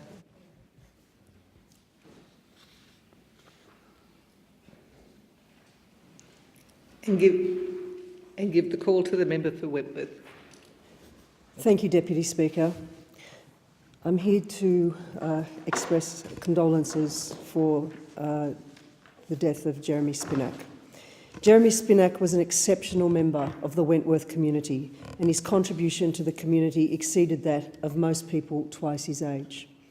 I'd like to acknowledge the presence of his wife Rhiannon here today. Jeremy's life was centred in Wentworth in the electorate, but his impact on society was far wider. With an abiding love of history and an interest in politics gained from his grandparents and nurtured by his parents, his educational journey took him across the world, from Woollahra Public School to Georgetown University in Washington, D.C., via Emmanuel School and the University of New South Wales. His early political career included an internship in the New South Wales Parliament, a role in John Kerry's 2004 presidential campaign, and a position as a legislative aide to the US Senate Minority Leader. It was, however, through his service to the New South Wales Jewish Board of Deputies that Jeremy's impact on society was perhaps the most substantial. Jeremy served the Board of Deputies for over a decade, including a term as one of its youngest presidents, a role he only relinquished just a few months before his untimely passing. Jeremy helped the organisation to grow in strength and drove an increased focus on intercultural relationships and interfaith programs.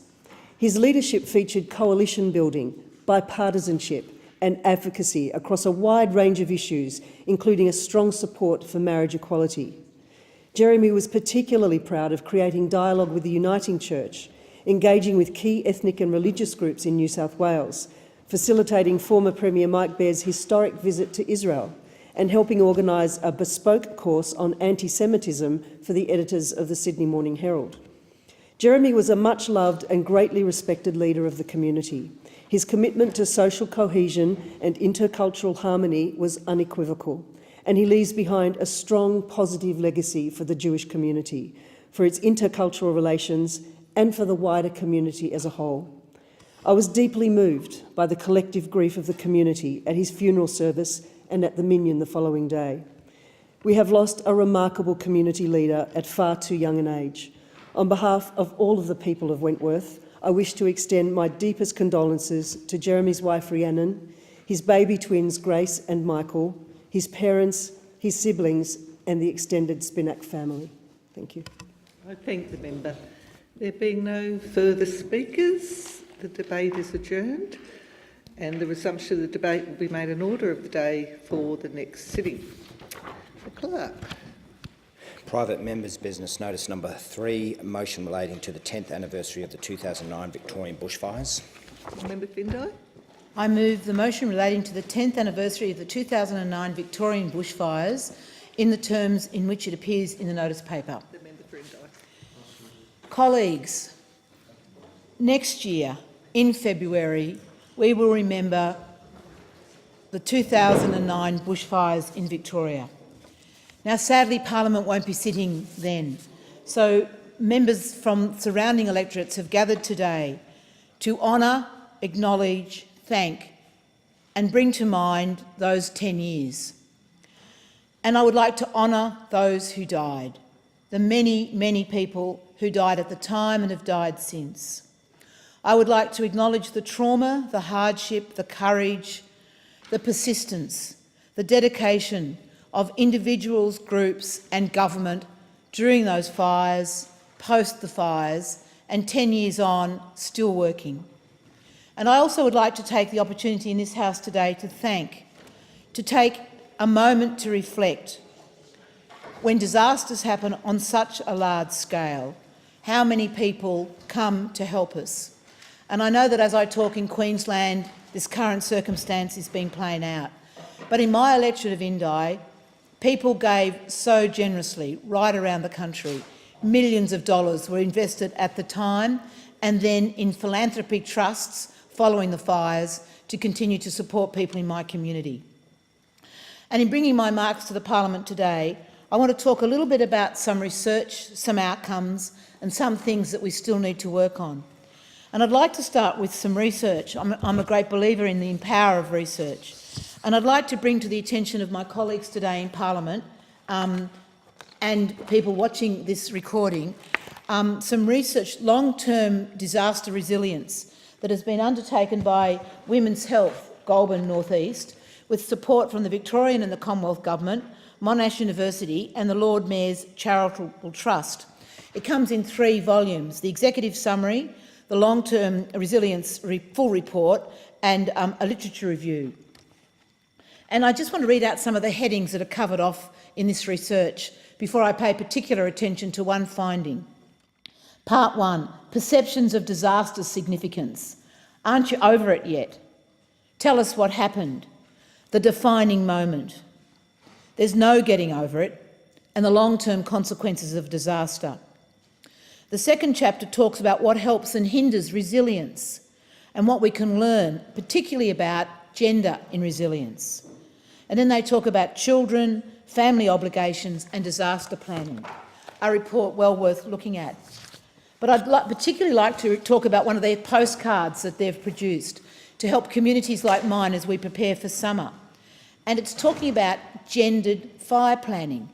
And I know, Deputy Speaker, you're going to find this really interesting because when they did the research, they talked to men and to women and LGBTI people infected and saw that gender makes a huge difference. And the case I'm just going to bring to report is fire plans. Only 5% of people actually have a written fire plan. But when they did the research, they saw that there was an enormous difference between men and women about what a fire plan is. Mostly women say, we want to go. We'll pack the stuff up, we'll get out and we'll get out early. But what they found is that there's this heroic sense that many of our Australian men have of staying and fighting the fires. So women would escape alone or with children, often in terrified circumstances. And what happened with our men is that they would stay and fight, or alternatively leave late. So you've got the family in the car having a rip-roaring argument about what's going on. And it's in those circumstances that people died, many of them. So the importance of fire planning and men and women doing it, understanding that we do it differently, is really important. So this report has just got so much in it that's worth reading, and I just can't recommend it enough, but it's also got recommendations, but wisdom of how we move forward. I'd also like briefly to comment that we're not over it yet in North East Victoria. There is still work to be done. There's infrastructure work, there's people with mental health issues, and there's communities still very much affected by those fires. So to all the people involved, thank you for the work you've done. We haven't forgotten you. We know we've got to continue to work. And to those facing bushfires in other parts of Australia, come to us because we've got a lot of knowledge and wisdom to share about how we worked and how we can support you during your time of need. I thank the member. Is the motion seconded? The member for McEwen seconds the motion, and I give the call to the member for Menzies. Thank you, Deputy Speaker.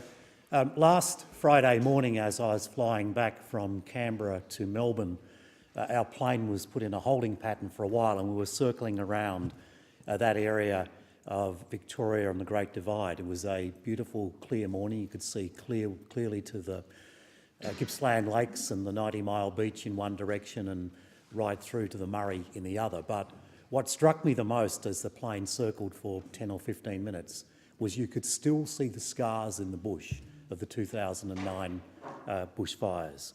And of course, those 2009 Black Saturday bushfires were the most devastating in Australia's history. 173 people tragically lost their lives, 414 were injured, more than 1 million animals were lost, 450,000 hectares of land were burnt, and you still see many of the scars, Deputy Speaker, with 3,500 buildings, including more than 2,000 homes, are destroyed. So this was a devastating tragedy for all those who were concerned, and the response of the community, as the member for Indi has indicated, was a great response, a very significant response. People from all walks of life doing what they could, making contributions where they could to relief agency efforts, etc., to ensure that, as best possible, we could aid all of those who had been devastated by these fires. But I want to talk about the future because this year, this coming summer season, has already been indicated by fire authorities and others as being one again which is going to be more hot than usual, more likely to be those sorts of unusual conditions which come along from time to time. You know, we had 100-kilometre-hour winds on that Black Saturday during those bushfires almost a decade ago. And I put it in this context that a recent Country Fire Authority survey revealed that half of all Victorians living in areas of high risk of bushfire actually classified the risk to their homes only as moderate, minor or non-existent. In other words, there's a huge disconnect between the actual risk is there and what people's perception of the risk is in many instances. A third said they would only leave when a fire threatened their town or suburb rather than the morning of or the night before the day of extreme fire danger, which of course is the CFA advice. So preparing for fire season is very important, particularly in the context of the summer which we're facing right throughout Australia, and of course we see what's happening in other parts of Australia at the present time. And I particularly urge my constituents in the new areas of my electorate, in Eltham, Eltham North, Research, Kangaroo Ground, Warrandyte North, places which have been touched by bushfires in the past, places of which there are very few ready exits in terms of major roads if people need to flee, to actually be prepared and to have plans for what they might do should these extreme warnings come from the Country Fire Authority and other authorities at the time. And of course there's the other work that could be done now, such as cleaning up their property and especially around their house, which can reduce the risk and therefore, in many instances, reduce and prevent destruction. So even if people are going to leave early, please follow the steps that the CFA and other fire authorities have set out in terms of minimising damage to property. Move furniture, wood piles and mulch away from windows, decks and eaves. Prune tree branches so that they're not overhanging the roof or touching walls. Keep grass shorter than 10 centimetres and regularly remove leaves and twigs. Don't allow plants higher than 10 centimetres in front of windows or glass doors. And of course, if you are leaving, before you do so, make sure you remove all flammable items from around your home. Houses have been lost from things as simple as embers landing on a doormat, and of course what we saw a decade ago was those great ember storms that went kilometres forward and caused so much damage and destruction as a consequence. And then of course some very practical things such as checking that your home and contents insurance is current and includes a level of cover in line with current building standards and regulations. These are simple, common sense advice which is given by the authorities in relation to the risks that people face, yet as the CFA survey showed, many people who are at a significant risk are not aware of the level of the risk, and of course that itself can be a trap for them if they do find themselves in the devastating and tragic consequences that we saw in Victoria a decade ago. So I urge everybody, whether in my electorate or wherever else in Victoria or Australia, with this season of hot summer coming, to take the necessary precautions to try and minimise any damage if it should tragically occur. I thank the member. The question before the chair is that the motion be agreed to, and I give the call to the member for McEwen. Thank you, Deputy Speaker. We think about 10 years ago in February what happened was clearly probably the worst day in most people's lives that they'll ever have to have. I remember standing in the backyard about lunchtime at my place, and my wife was excited because the washing was dry in about 10 minutes because of the winds coming through so hard. Later that day, 1,000 CFA and other firefighters fought the fires, which there were 173 deaths, many more to follow. And this is the key that I think gets overlooked a lot of time, is the deaths that have happened since the fires and continue to happen today. 35 children died and 16 became orphans in one terrible afternoon. And I think back to people like Bill Coppinger, Trish and Alan Haywood, David and Amanda Cordell, Helen Kenny, who, if you've ever met Helen Kenny, is about 4 foot tall, but has a heart the size of the MCG. Anne Leadbeater and the work that they did. Jim Usher and Max Gudson for the book they wrote, Footsteps in the Ash. Jane Haywood, who is the principal of Strathuln Primary School, is probably one of the greatest people you'll ever get to meet in your life. Laura and Cameron Kane, Kathy Stewart, Sue Egan. I could rattle off names for hours of people that have done amazing things in our communities. But the key thing keeps coming back. This was not something that happened and finished. This is something that happened and continues to grow. People from day one had a whole range of issues and a whole range of views and a whole range of ways that they wanted to move forward. A lot of the people in our communities, I think of Steve at the Flowerdale pub, who just kept putting on Palmer after Palmer after Palmer to help the volunteers during that time. The amount of people who have suffered mental health issues since and continue to do so today. And you think about the children who at the time may have been between 6 and 10 years old and now young adults, and they still live with that trauma, still have issues today. I know of one girl who's probably about 19 now, still every day gets up and cleans the windows of a house, making sure that window's clear to see the fire coming. These happen every single day, and we need to make sure that we continue to work and to make sure that we're there for our communities. They're not asking for handouts, they just want the help that's needed. Many people moved on straight away, some people moved away, some people stayed, and some people have barely been able to lift a foot since those days. And the support needs to be ongoing for our communities. I was glad to take Bill Shorten, the Leader of the Opposition, up to Kinglake a couple of weeks ago to announce some funding there. But the most important thing was not just the funding for the streetscape, it was the time to sit down with people in a closed forum and talk about what's going on. And these are the important things. The help people need for mental health, the support the community needs. There's people that have worked every day of their life, since Black Saturday, haven't had a rest, haven't had the opportunity to take their family away. We all move away and move on to different things, but each and every day you drive up that hill to Kinglake, or you go through Strathewen, or you look across the back of my place in Whittlesea to the mountains, all you can see is scars. These are physical scars on a landscape, but you can't see the scars that people carry. I think about people I know who perished that day, particularly old Reg Evans, crusty old fella from St Andrews, one of the greatest Labor people I've ever met. Decided to nick back because he wanted to save something.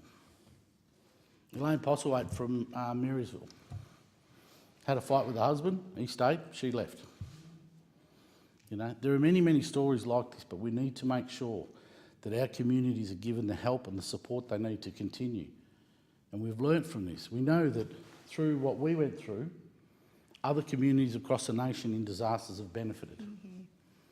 I know from when the floods in Brisbane, within the first hour of these things happening, I was getting phone calls from people from Kinglake, from Whittlesea saying, we want to help. Kevin and Rhonda Butler from Blaze Aid started a group to go along and fix up some farmers' fencing. It's a full-time career for them now. They are constantly, wherever there is a natural disaster, you'll find Blaze Aid there helping restore fences. So my one plea is, don't forget our communities. They still need our help and we have a long way to go. I thank the member. The question is that the motion be agreed to, and I give the call to the member for Macmillan. Deputy Speaker, as Macmillan was an affected area, my wife and I are down the street in the newsagent at Pakenham in the immediate aftermath of this fire. And she said to me as I walked in, if this was John Howard instead of Kevin Rudd, he'd have rung by now. He'd have been talking to you. And the phone went. It was Kevin Rudd. And the best part was that we were being acknowledged as a community by the leaders of the nation. And my speech of that time stands on the record, and I don't step back from what I said those times, and I think I actually identified with where the community was at and where we were at, and how I was proud of the response of the Federal Parliament in regard to this horrific few hours. Things can change in a day. In the morning, I thought my little farm was fine. We didn't have a problem, so I rang others and I said, look, you're under threat. Send the animals here, just load them up and bring them here. Within an hour, we knew we had to leave. It wasn't a matter, being a 12-year fireman myself, from the early morning until the mid-morning, my place had gone from a safe haven to one of the most dangerous places you could be in because of the temperature, because even though I was totally prepared, nothing could have stopped had that fire continued on its path towards our place. Just recently I was at Headley and I was hoping to come in and say, now we have a new generation of firefighters, we've got all these young people and new equipment. But being at Headley the other day, it's very clear, even though I was at the Hall Committee meeting on a history matter, there's the head of the fire services down there, and like I bet in your electorate and your electorate the same, that we haven't got the numbers of people coming forward as volunteers and joining, and we just haven't got the population in some cases of these small areas, so it's the same people that are preparing for the fire. And one of the difficult things as we that represent country electorates are reading our electorates all the time, Deputy Speaker, is this. The last tragedy we had was preceded by poor rainfall in the spring and poor rainfall in the autumn. This year, we have had poor rainfall in the spring and poor rainfall in the autumn. And then rain at a time of maximum growth, here we are just before Christmas. It is the most dangerous place. I mean, it was referred to by the member for Menzies and others have referred to it, but we're in a dangerous time again. Queensland shows that we haven't been burning off enough as our Indigenous communities did for thousands of years before us. We don't understand the threat even now, and we think we'll be all right. And as the member for McEwen said very clearly, you think you'll be all right? Well, you have to consider whether you can survive such an onslaught when living in country communities. Even now, people are being caught out. The tragedy of the personal lives, as has been raised by the member for Indi and especially very well by the member for McEwen, is just for me to join with you and say there are people who are grieving right now as they listen to this address for the families that they lost at that time. And we can never, never understand the grief of a mother who's lost a son and a daughter-in-law and children. Never. And how they continue to survive and go on in their lives after being confronted with such tragedy in such terrible circumstances. So we can only empathise with them, with those that have been hurt and knocked about. We can only do our best to make sure that our communities are prepared in a way that will protect them. And we can only send out a message: don't hang around. A life's worth more. Get out of the place, grab what you need to get and go. Bron took the dog in front of me, by the way, when we left. The dog got in the car first, and you can understand that. I can. Thank you for the opportunity, to speak on this. And give the call to the member for Bendigo. Thank you, Deputy Speaker. I'd also like to acknowledge the member for Indi for moving this motion, because this is the last chance that we actually get to debate it before the anniversary with Parliament resuming that week in February. I do want to acknowledge the other speakers who've spoken on this motion, and in particular to the member for McEwen, whose electorate was one of the worst affected on Black Saturday. Those personal stories, those people, those constituents, they're real. And whilst in Bendigo we did lose a life on Black Saturday, there's always been a sense of, around Bendigo, even though we lost homes, even though we lost stock, how lucky we were that there weren't more that were killed on that day. And it is largely due to the amazing effort of our CFA, SES, our fire services that work within DELP, the community rallying together, the professionals and the volunteers, but it was also due to some luck. And it is quite alarming to think every fire season, we reflect on, were we lucky this year?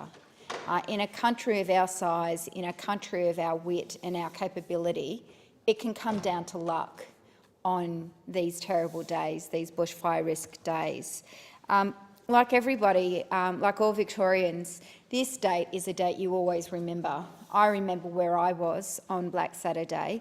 I was still working for United Voice and actually was doing the early shift, a shift change at Crown Casino, and it's climate controlled there. And I walked out at 7 o'clock in the morning after the shift change, and I can remember going, geez, it's hot. And that was at 7 o'clock in the morning. It's like those really hot days that you get about 5 o'clock on a normal summer. And here it was at 7 o'clock and you felt like you'd just walked into an oven.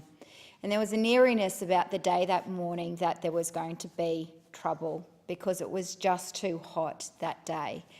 And then, like everyone, as you saw it roll out, I didn't leave the city that day because you just didn't know whether it was safe to get home, how to get home. And the stories started to unfold about kids who were, adult children who were away from home, they were working in the city, and mum saying, don't come home. And that's the last conversation that they had. That trauma that those individuals have, that those families have, that those communities have, can never be forgotten. For two reasons. One, they learn to live with that, and it's hard. and we need to be there to support them. But two, because we don't want any others to have to risk that in the future. And the member for McEwen is right, and the Leader of the Opposition mentioned this last week. Post-Black Saturday in Victoria, there was a lot that went on in the way of debriefing, planning and modelling. And a lot of it actually occurred in my electorate at the Australian Emergency Management Institute, which is on Mount Macedon, and it will move to the member for McEwen's electorate after this election. That institute was where the best in our country came together to reflect and say, what could we do better? It's where they came up with the simulation on how to better manage bushfires. And that is what we are seeing played out now in Queensland. Get out, go, the intense water bombing, having the preparedness, the resilience within communities. It's unfortunate, Deputy Speaker, that this government shut down the Australian Emergency Management Institute. It was one of the casualties of their 2014 budget. We lost the ability as a nation to properly plan like we had previously. Absolutely. We lost that ability because this government shut it down. They saw a price that they couldn't refuse. The former Attorney-General, Brandis, saw a price tag and went, great, let's offload this. They saw the word institute and thought it was an education facility. Sure, it did have education. It did have diplomas in excellence in emergency management. But what it also did was bring people together to do the planning, to come up with the best practice, so we would never in our country face again another Black Saturday. We may face the conditions, but not the loss of lives or the loss of property. I also want to remember the leaders at that time, people like John Brumby, the former Premier. His parents actually almost lost their home on that day in Bendigo. The leadership of Bill Shorten as a newly appointed Member of Parliament and Parliamentary Secretary. We should never forget that day. I thank the member. The question is that the motion be agreed to, and I give the call to the member for Dorset. Thank you, Madam Speaker. I'm pleased to speak on this motion marking the impending 10th anniversary of the devastating bushfires in Victoria. The loss of 173 lives, more than 2,000 homes, 450,000 hectares of land. That bushfire ranked as one of the worst in Australia's history. Victorians not directly in the line of fire and those living interstate watched on in horror through their television screens at that unfolding terrible event. The scale of that disaster difficult to comprehend for many, and this, the 10th anniversary, is a chance to reflect on that devastation and honour the memory of those lost and the suffering of their families, their friends and those who lost possessions. It's a time to honour and pay tribute to the courage and bravery, dedication of those who fought those fires and who helped rebuild the lives and of people in their communities and their communities. Now, unfortunately, bushfires have always been a feature of the wide brown land that we live in. Queensland's currently under the grip of bushfires ranging across much of the state and in particular central and North Queensland. Most of the 100 fires have caused widespread devastation, including the loss of one life, numerous buildings and vehicles destroyed, and burning more than 500,000 hectares of land. Last night there were more than 160 firefighting crews on the ground fighting bushfires right across the state of Queensland, including those in and around my electorate. That situation is expected, I am told, to worsen today, quite possibly, as strong winds combining with very hot and dry conditions do not make it ideal time for fires. Now, I want to make special mention of the Central Queensland man who died at his family's property south of Emerald last week. He was struck by a falling tree while clearing a fire break to protect his family's property, and I would like to extend my condolences to his family and the Emerald community. Now, in Finch Hatton, not in my electorate, but just on the border of my electorate, farmer Robert Blinds, and I know the Blinds family very well, he lost his house, his shed, his equipment and his crop while he was out fighting fires elsewhere. Finch Hatton cane farmer Bernie Ward also lost 100% of his crop, and he fought hard to save his house, bucketing water out from his dam because there was no power on to pump that water. More than 700 hectares of high-value sugarcane crops were destroyed, and Seekie Rescue and its brave staff under the leadership of Ian Rowan need to be mentioned because they airlifted, evacuated 10 people, including 6 children and an infant out of Youngla. The Deputy Prime Minister and the Assistant Minister for Home Affairs responsible for emergency management visited my electorate, went into Capricornia, just on the doorstep of my electorate, to the communities of Finch Hatton and Netherdale and Youngla to survey the damage and speak to those who are actually involved in fighting these fires, to speak to those in the SES and other volunteers that were assisting them. It is just so heartening to see that community response to this. The whole community's come together, and I've got to applaud the leadership of Mackay Regional Council, Mayor Greg Williamson. I visited Bloomsbury myself. The member is interrupted. A division has been called for the House. The proceedings are suspended to enable honourable members to attend the division. The proceedings will resume when the Chair of the Federation Chamber is resumed at the conclusion of the division or subsequent divisions.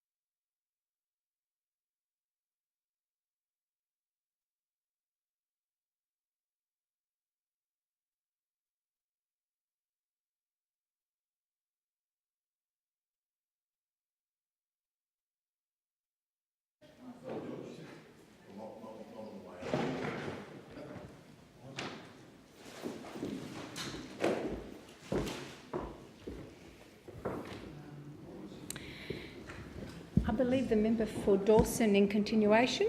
Thank you. I want to acknowledge those who are out there fighting the fires around the Bloomsbury area right now and those who are helping them out. Locals told me over the weekend that over 100,000 hectares up there has been burnt, including livestock burnt alive, fencing destroyed, vehicles including tractors, dozers and utes destroyed. A number of grazing properties have been completely razed. I visited the properties of Tanya Plemenuk and saw Max McFarlane's property on the weekend. Absolutely devastating scenes there of just total scorched earth. And I want to particularly mention Christine Kinnear, who's leading the group of volunteers at the Bloomsbury Community Hall to help out and feed all the men and women that are out there fighting fires. The local fire warden, Paul Cam, blokes like Tony Jefferson, whose their properties were at risk, and they're out there helping their mates.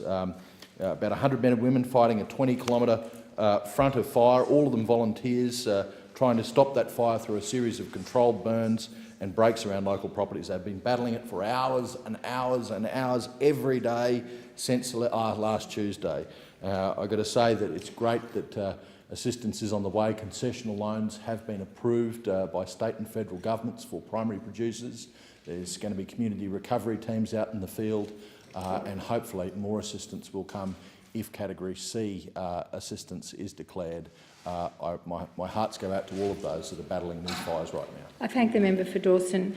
The time allotted for this debate has expired. The debate is adjourned and the resumption of the debate will be made an order of the day for the next sitting. Clerk. Private members' business. Notice number 4, veterans' employment. Member for Fisher to move motion appearing on the notice paper in his name. I call the member for Fisher. No, Deputy Speaker, I move the motion relating to veterans' employment in the terms in which they appear on the notice paper. The member for Fisher has the call. Thank you, Madam Deputy Speaker. The Prime Minister and the Minister for Veterans Affairs launched the Prime Minister's Veterans Employment Commitment on the 2nd of November 2018. And I want to take this opportunity to thank all men and women who have served this nation in uniform, whether they're currently still in uniform or whether they have left the service. Now, Madam Deputy Speaker, I've spoken on many occasions in this place and in the House about the mental health, specifically around veterans and the challenges that many of them face when they leave the service. And I want to concentrate more today about our, as in the community's, obligation to help veterans transition to civilian life. And I've often talked about this insofar as when men and women are serving in the military, one moment they're flying, driving, sailing multi-million and sometimes multi-billion-dollar equipment. And when they discharge from the military, many of them have great difficulties in finding employment. And it's the age-old saying, idle hands make the devil's work. When we're not engaged in meaningful employment, your own self-esteem drops, and there's nothing like having a good, solid job which enables you to not just pay the bills, but to contribute to our society. And it's the feeling that you get from contributing to your society. It's that feeling of having to get up in the morning and go to work. It's that routine. And we talk about, in my roles as a parliamentarian, I've spoken to many servicemen and women about this issue. It's that loss of tribe, it's that loss of purpose when men and women discharge that this commitment, this employment commitment, tries to overcome. So what I want to do, and I know that the member for Solomon, well, I hope the member for Solomon is going to back me up on this, as I'm sure that all men and women in this place, particularly those who have served, would feel very passionately about this. What we need to do is concentrate on the positives. And I know that we often talk about this place about the challenges for mental health with discharging veterans. But that is a double-edged sword. the more we talk about mental health for veterans, I'm concerned that we almost set up an expectation, particularly in our younger veterans' minds, that if you serve in the military, it's going to impact upon your mental health state. It's almost as though this perception that night follows day. We've got to stop that. We've got to stop that perception or expectation that if somebody has served in the military, that they're broken people. You know, our veterans are highly skilled, highly motivated individuals who can add such a huge and different dimension to workplaces. And I'm throwing out the challenge today to employers across the nation. The next time you want to employ someone, make it a veteran. Man, woman, doesn't matter. Make it a veteran. You will not regret it.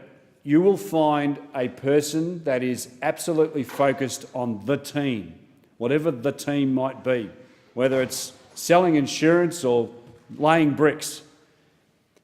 If you employ a veteran, you are showing that veteran that you care, but it's not about charity, because it's not about what you can do for them, it's what actually they can do for you and your business.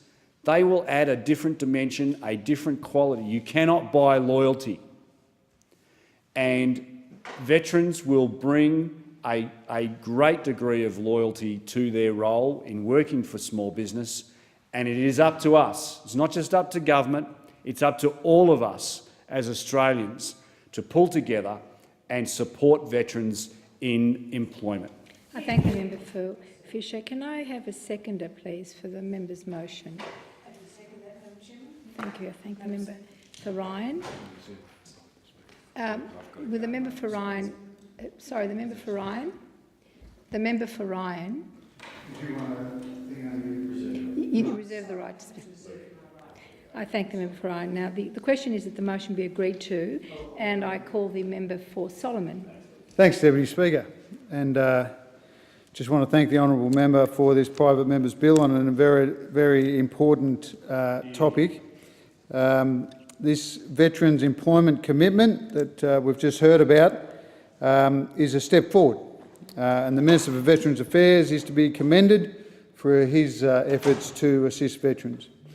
I attended the Employment Awards and I was very encouraged with the promise of the words that were spoken on that evening, and obviously inspired by the veterans that we heard from. It's very important that businesses appreciate the skills and experience that veterans can bring to their business. And as the former speaker just said, ADF members, when they leave the forces, can bring core values and critical skills to the workplace. Professionalism, loyalty, integrity, courage, innovation and teamwork, all essential also to good business. However, I think there should also be more emphasis on assisting the veterans themselves, on being more ready for jobs as they transition into civilian life. Around 6,000 ADF members transition every year from the ADF into Civilian Street, Civvy Street we used to call it, and a significant proportion of them remain unemployed. So when you consider the values that they could potentially bring to businesses, that's a big loss. That transitioning cohort represents, in fact, I think one of the most underutilised segments of our economy. Now, sometimes veterans may not understand the civilian application of the skills that they already possess, so we must work in a bipartisan way with veterans and their families to prepare them for meaningful post-service employment. Now, obviously I can speak from the current federal opposition's perspective, so in no way to make this partisan, I can say that a Shorten Labor government will commit $121 million to a comprehensive veterans employment policy to provide greater support to our defence personnel as they prepare themselves for the job market. Labor's plan will help our veterans into good jobs by doing more to boost recognition of their inherent and significant skills and experiences. We'll provide eligible businesses with training grants of up to $5,000 in order to help veterans gain the skills and experiences they need to move into a civilian job, and we'll fund an education campaign on those many benefits and the translatable skills of veterans.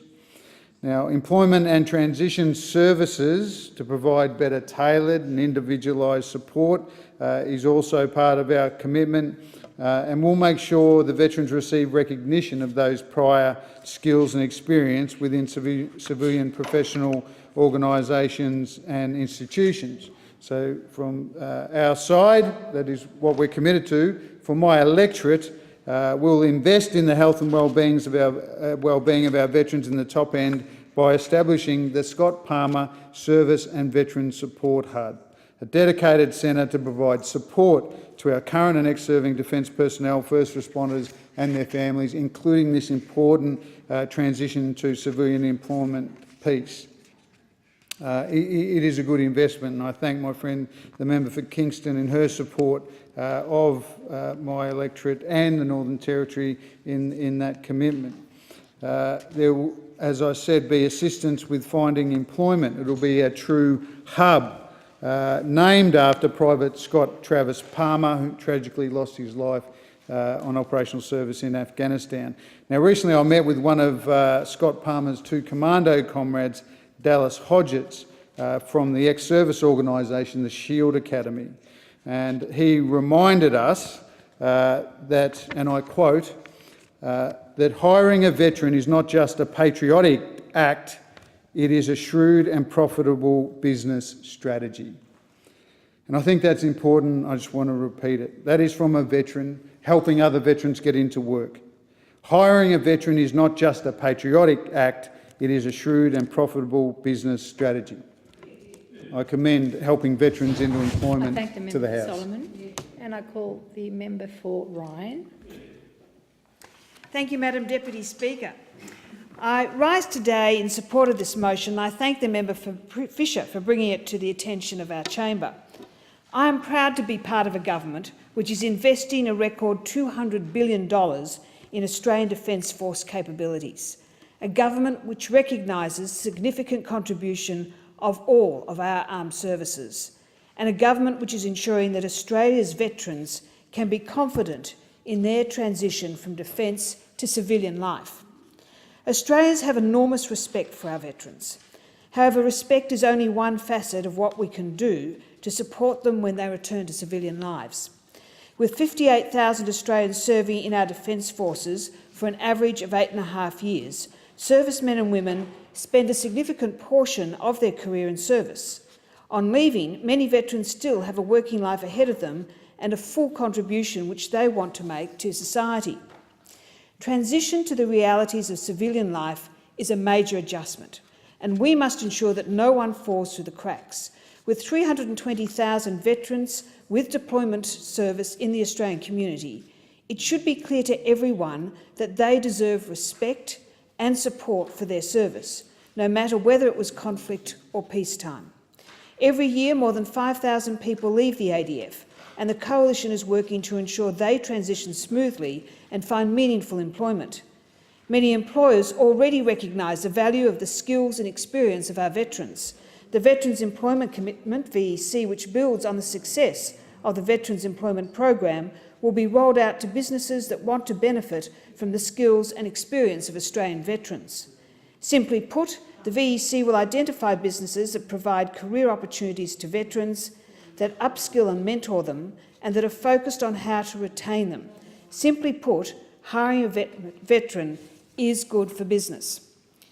Businesses that sign the commitment will be listed on the official Veterans Employment website, have their details shared with veterans looking for work and through networking events, as well as being able to use the commitment logo to advertise their support. By connecting veterans to employers, we can make the transition much easier. Over the course of their careers in defence, our ADF personnel acquire qualities that are in high demand. They are leaders, they are problem solvers, and they work well in teams. This motion also draws to the attention of the House the second Prime Minister's Veterans Employment Awards held in March 2019. With the success of the inaugural awards in 2018, this is an occasion to recognise the achievements of veterans in workplaces and recognise individuals who have honed their ADF experience to commence or take on a successful business. Madam Deputy Speaker, the Gallipoli Barracks is located in the Rhine electorate, and I know all too well the many jobs once performed internally by ADF personnel are now fulfilled by external contractors.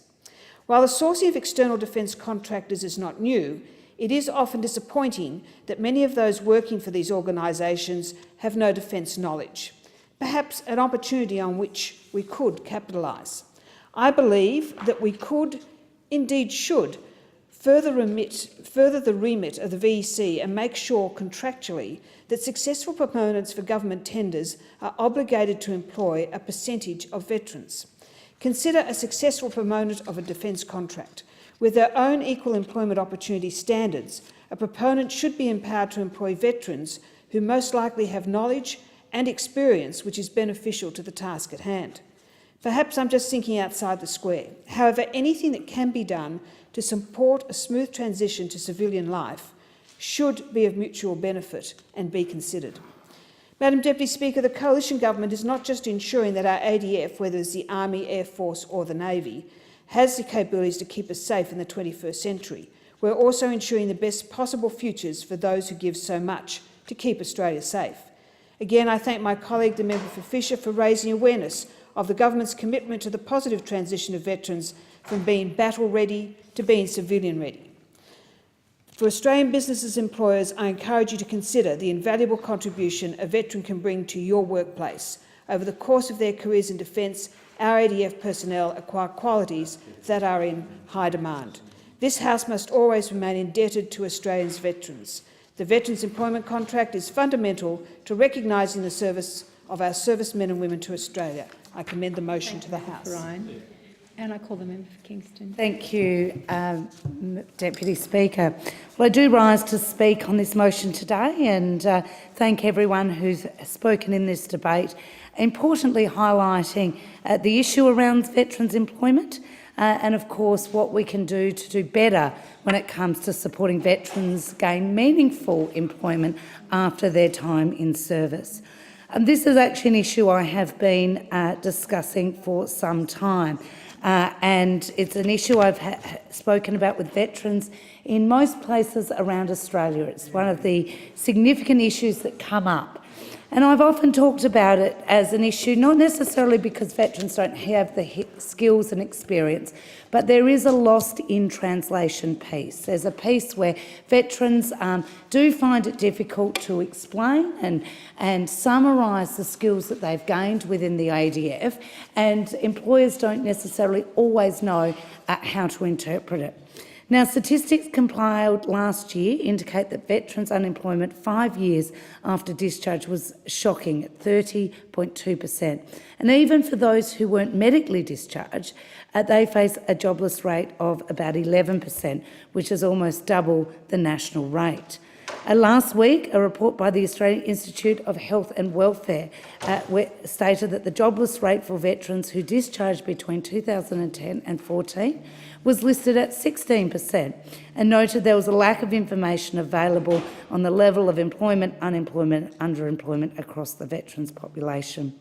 So the numbers vary, but I think all the numbers that have been put on the table clearly show that not enough is being done when it comes to veterans' employment, and not enough is being done to successfully move that those who have served their country and decide to transition actually are supported to get meaningful employment after their time in the ADF.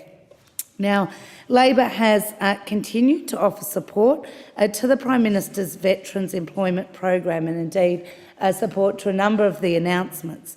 But we have stated, and I have been on the record stating, that I don't believe this goes far enough. These individuals are highly skilled and would be a valuable addition to any workplace. And while it's important to ensure that businesses understand the many benefits of hiring a veteran, it's also important that we best prepare both those businesses and those individuals to move into employment. And like I said, at the moment there is a lost in translation piece, and we need to do everything we can to address it. It is for this reason that Labor has announced a $121 million Veterans Employment Policy, which will seek to meet our obligations to those that have served our country. Our policy does have 4 main pillars, which includes providing grants to businesses. These are training grants of up to $5,000 and important for businesses because they might have an otherwise suitable veteran that has a small gap in their skills and abilities.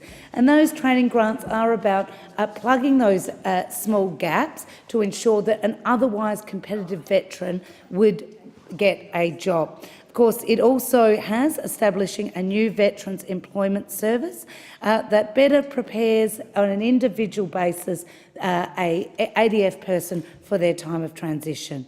It also includes better and expanded access to education and civilian training and proactive work by Defence to translate the experience of the veteran into the civilian sector, so that the onus isn't always on the veteran to work out how they fit into the puzzle, that work is done to ensure that they do have Defence and other organisations proactively working with them to help them translate their skills. Now, I need to be very clear that our policy is not about charity. Veterans and ex-service personnel have a wealth of practical skills that make a valuable contribution to any workplace. It is about ensuring industry have the support they need and that veterans are best prepared to move into employment. I'd like to also thank every veteran and veterans advocacy group who have helped us develop our strategy. There's been extensive consultation with both current and ex-serving Defence personnel, and we believe that our program will deliver tangible outcomes and support for veterans and their loved ones.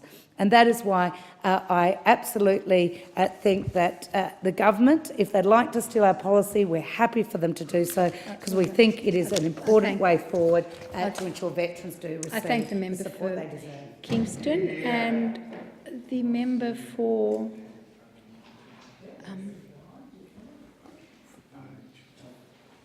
the member for Page has the call, or the member for Herbert? Who's seeking the call? The member for Herbert.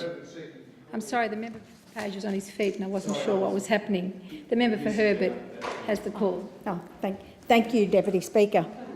There has not been a bill, motion or ministerial statement concerning the ADF, veterans and ex-serving personnel that I have not spoken on in this place. Every and any time there is a chance for me to support our current serving, ex-serving veterans and their families, I will always stand up and voice my support. Those who have served have given so much to us and to our country. I will always stand in this place to recognise them, acknowledge them, support them and ensure that they get the best policies to meet their needs. I have made no secret of the fact that I am proud to represent the largest garrison city in Australia in this place. That is why I set up the first Defence reference group in the country, the Townsville Defence Community Reference Group, that has representation from Laverack, the RAF base and all of the ESOs. Working with the ESOs enables me to stand in this place and truly represent their voices, their opinions and their needs, as I am today. Veterans' issues have always been bipartisan, and I am more than happy to work with and support the government regarding our veterans and ex-serving personnel and their families. When I meet with veterans, the number one issue discussed with them and their families is in relation to the transitioning to civilian life, particularly in relation to employment. ADF personnel have developed a vast range of skills and capabilities during their service time. It is unfortunate that more often than not, these skills are not recognised when our members leave the forces. There is not a certificate from TAFE or a degree from university. But in a meeting with these young men and women, witnessing the work that they undertake, I know that they possess an extensive range of skills. And this is a very big issue for them. And although I support the government's initiative, I must also be a little critical of it in order to provide a fair voice for veterans and ex-serving members who are struggling with transitional work. Now, there are, of course, some veterans that have no issues in transitioning. But I take the view, as do many veterans, that we must not leave one good man or woman behind. Yet, that is what is currently happening with the government's commitments. They just don't go far enough in providing support. Governments need to provide further support for our veterans during this most difficult time, and that is why Labor has committed $121 million to a very comprehensive veterans employment policy to provide greater support to our defence personnel as they transition to civilian life. Labor's plan will help our veterans into good jobs by doing more to boost recognition of their significant current skills and experiences and better support veterans moving into the civilian workforce. Best estimates cite veterans' unemployment is sitting at about 30%. For those who do not medically discharge, there is an estimated 11.2% unemployment rate, which is actually more than double the national average, and this is unacceptable. A Labor government will provide eligible businesses with a training grant of up to $5,000 in order to help veterans gain the skills and experiences that they may need to move into civilian work. Whilst businesses are open to employing veterans, there can be specific short-term skill gaps, which may act as a barrier to employment for an otherwise suitable candidate. This grant is designed to bridge that gap. In addition, Labor will fund an education campaign on the many benefits and translatable skills of veterans to be developed by an industry advisory committee. Furthermore, a Labor government will establish an employment and transition service that will provide greater individualised, tailored support to transitioning veterans over a longer period of time. Labor will enable better access to additional education and civilian training for transitioning ADF members by reducing the length of service required to access the Career Training Assistance Scheme and increase funding for members, starting from $5,000 and increasing to $7,500, depending on the number of years served. When our men and women commit to serving their country, we must, in return, make a commitment to support them after their time in the ADF. Labor's Veterans Employment Program is a key program and initiative to ensure that those working in the Defence Forces can move into meaningful and purposeful employment, which is a key element of a successful transition from the ADF into civilian life. I thank the member for Herbert. There being no further speakers, the debate is adjourned and the resumption of the debate will be made an order of the day for the next sitting. Clerk. Private members' business. Notice number 5. Proposed Royal Commission into the supermarket and petrol retailing sectors. Member for Page to move motion appearing on the notice paper in his name. Call the member for Page. I move that the motion relating to a proposed Royal Commission into the supermarket and petrol retailing sectors in the terms in which it appears on the notice paper. The member for Page has the call. Deputy Speaker, in 2008 there was a major ACCC inquiry into the power of supermarkets. This was followed by a Productivity Commission and 2 Senate inquiries. Fines were issued, a voluntary grocery code of conduct was adopted and the effects test legislation has been enacted. This is because it is well known and documented that there are serious issues in relation to the major supermarkets. I say things have not changed. The problem is systemic. It needs a Royal Commission. Allegations of bullying, intimidation and unfair contracts are rampant. Suppliers won't make complaints in fear of retaliation.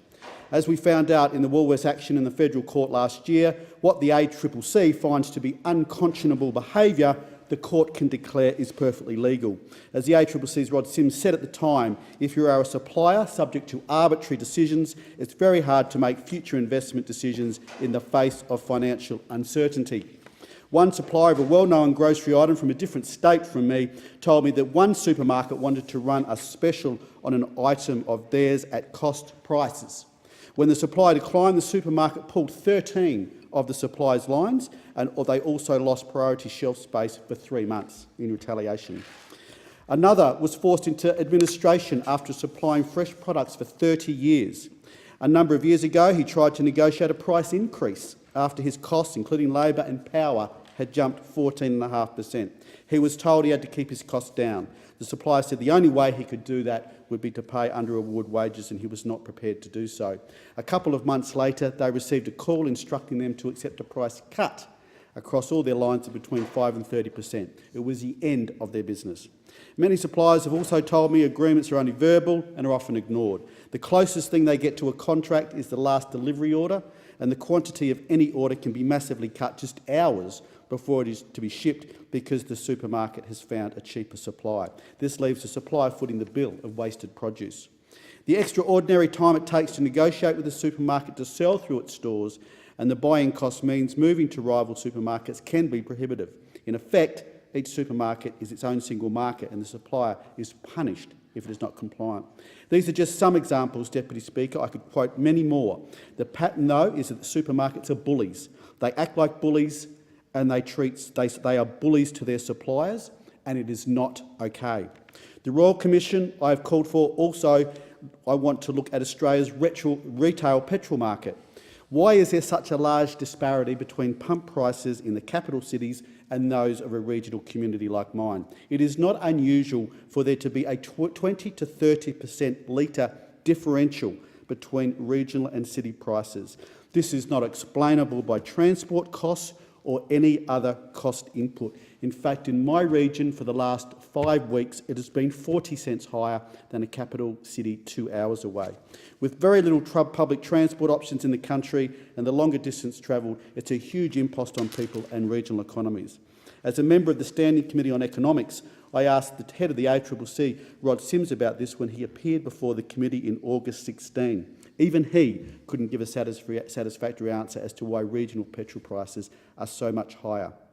It, in fact, seems to be one of the 7 wonders of the world.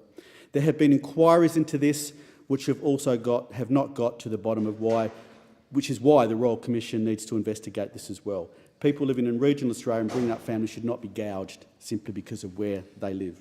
Deputy Speaker, the examples I have mentioned only skim the surface, but they do point to systemic problems. Their behaviour threatens, both of them threaten, many small and medium-sized businesses in my community because petrol is a serious cost input, and also if they are having to negotiate with the major supermarkets. I ask that this House to take the lead on ensuring true and fair competition to support the aspirations of the largest employer of Australians, and that is the small business sector, and to stop the rip-offs occurring at the petrol bowser for people living in regional Australia. Thank you, Deputy Speaker. I thank the member for Page. Can I have a member second the motion, please? Seconded. And reserve your right to speak. Yes, I reserve my right. Member for Dawson, thank you. I call the question is that the motion be agreed to, and I call the member for Solomon. Thanks, Madam Deputy Speaker. And the member for Page is quite right. He's very right to raise the issue of competition policy, and it's a significant concern for the whole Australian community. But when he talks about issues affecting regional areas, we feel that pain too. Up in the far north, my electorate, Darwin and Palmerston, but also further out into the territory in regional areas in the member for Lingiari's electorate. We see the ramifications of market concentration. We see the effect of a lack of competition and higher retail margins that often do lead to significantly higher fuel prices, and in some cases, as the member for Page mentioned, outright gouging by shameless operators that can see, and I've seen it myself, when you're down south, you get back up to home in the territory and you are paying 20 to 30 cents more a litre for fuel. Now, this affects Territorians, it affects Australians around this country every day, and it also impacts businesses. Now, I do understand why some in the Territory and my electorate and other areas of regional Australia allege collusion. I understand that. I understand why the member for Page is so frustrated, as there's been many inquiries and many reports. I will offer that I think part of the problem is that resources have been stripped out of the ACCC, and that's a problem. But I do also want to provide some information about the way forward. Now, currently small businesses are less likely to take up private litigation against anti-competitive behaviour. This is because big business have deep pockets, obviously, and armies of lawyers. So the risk of a small business being bankrupted by legal fees is a significant disincentive to taking action against anti-competitive conduct. And Labor's small business access to justice policy will restore the balance between small and large businesses by letting a small business request a no adverse costs order early in the private court case regarding these abuses of market power. If the judge decides the case has merit, the small business will not have to pay the big business's legal costs. But of course we can't really rely just solely on private litigation.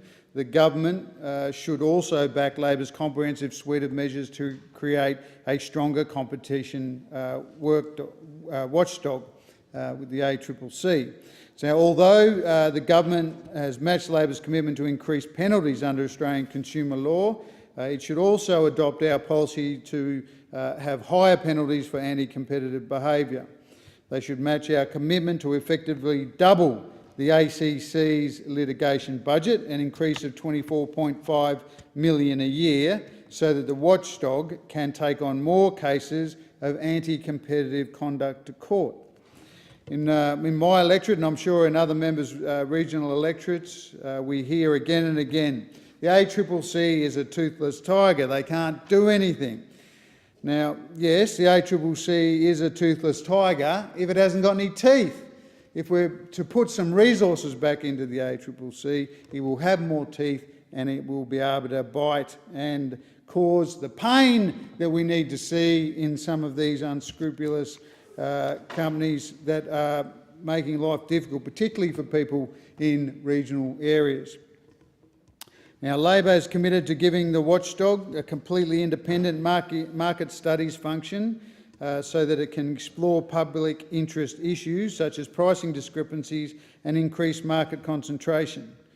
Now, this does stand, and I don't understand why the member for Page is so frustrated, because it stands in stark contrast to the current government's position of sitting on their hands until a competition issue is at crisis levels and the minister needs to request a market study. Now, we have, those on this side, have committed to ensuring courts apply for higher penalties for conduct that targets disadvantaged Australians and prioritise such investigations. Many of these are in regional and rural areas. As well as this, Labor is driving a better deal to put more money back into the pockets of car owners and to give independent repairers a boost. That's part of a suite of things that we are doing on this side to help people in regional and rural Australia. I thank the member for Solomon. The member for Dawson has the call. Thank you very much, Madam Speaker, and I'm very pleased to support this motion from the member for Page, talking about the disparity between petrol prices between regional centres and capital cities or metropolitan cities, and also about unfair market power by the major retailers. Now, the cost of fuel is a significant portion of most Aussie family budgets, but in regional, rural and remote communities, it's not only a higher cost, it actually is an unavoidable cost. Regional families face a triple whammy when it comes to petrol. They don't have public transport options available to them in the big cities. They're forced through sheer geography to drive more kilometres, and they have to pay more per litre of petrol than their city counterparts. The disparity between a litre of petrol in Brisbane is often, and a litre of petrol in North Queensland is often enormous, I've got to tell you. And I note in particular there have been major price discrimination in the past week, a few weeks actually, when capital city fuel prices are compared with regional prices. The disparity has come down to a few cents in the past, but the gap in the past week, but this gap should have actually closed by more, and it should have closed sooner. You can't tell me that it's reasonable to have a price discrepancy of 30 or 40 cents for several weeks.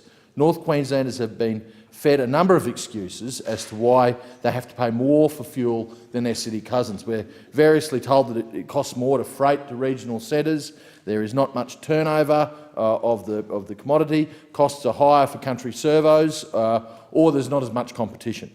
Now, the Australian Competition and Consumer Commission produced a report on the cans petrol market which found that significantly higher prices were due to lower levels of competition, lower sales volumes, distance and locations factors and lower convenience store sales. But it also noted that higher costs were due to higher profits.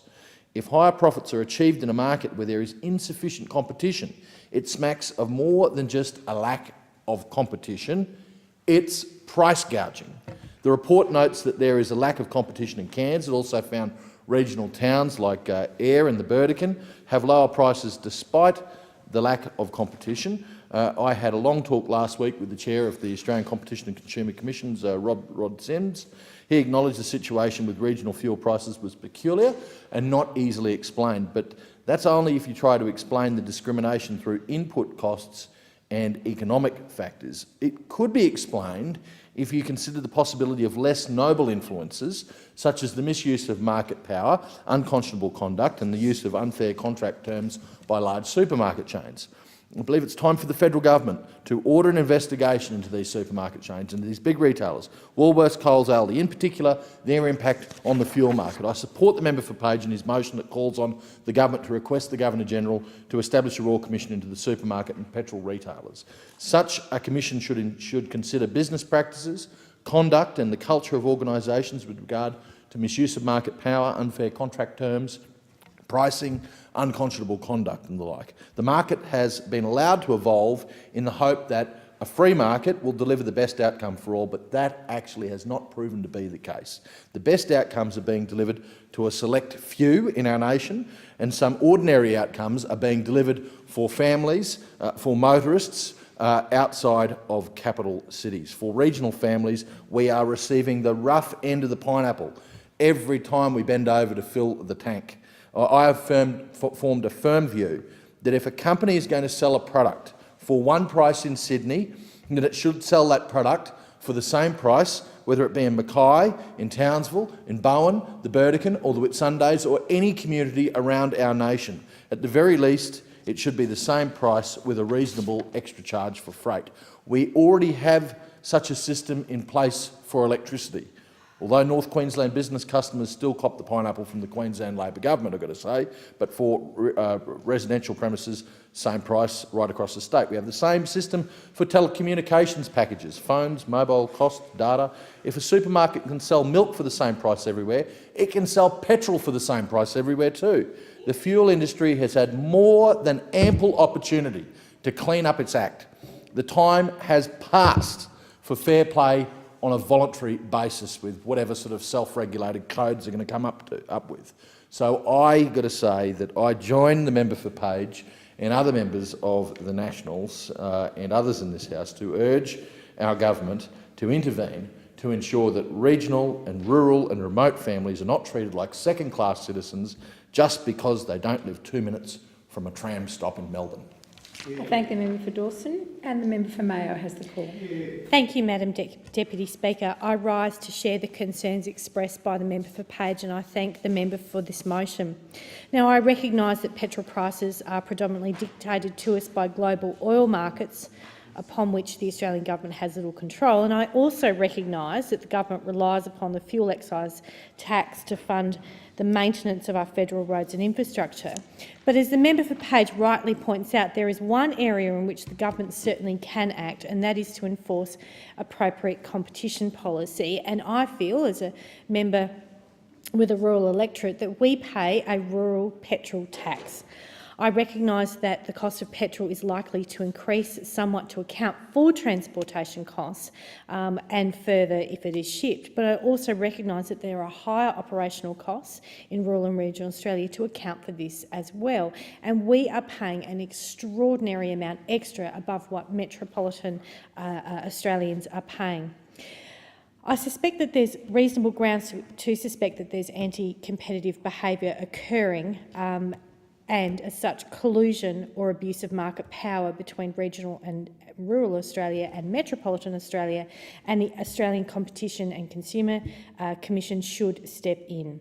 Farmers, growers and other rural Australians have long known that Coles and Woolworths have sought to squeeze Australia's agricultural supply chains in the pursuit of short-term profit, but the cost of the long-term viability and sustainability of agricultural production for the domestic markets in this country. It's never completely clear whether anti-competitive behaviour as such as tactic collusion is occurring or not. But what is clear is that there is tactic complicity in the tactics that the Coles and Woolworths giants use against their agricultural suppliers. The way that they relentlessly squeeze our agricultural producers is unconscionable.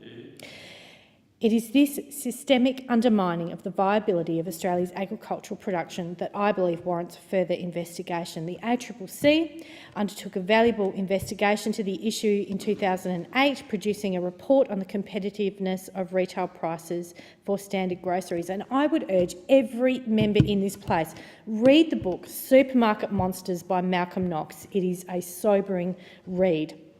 The price of Coles and Woolworths dominance, the two mega retailers in Australia. Now, in hardware, in petrol, in general merchandise and liquor, and above all in groceries, between Coles and Woolworths jointly, they rule Australia's retail landscape. On average, every man, woman and child spends $100 each per week in their outlets.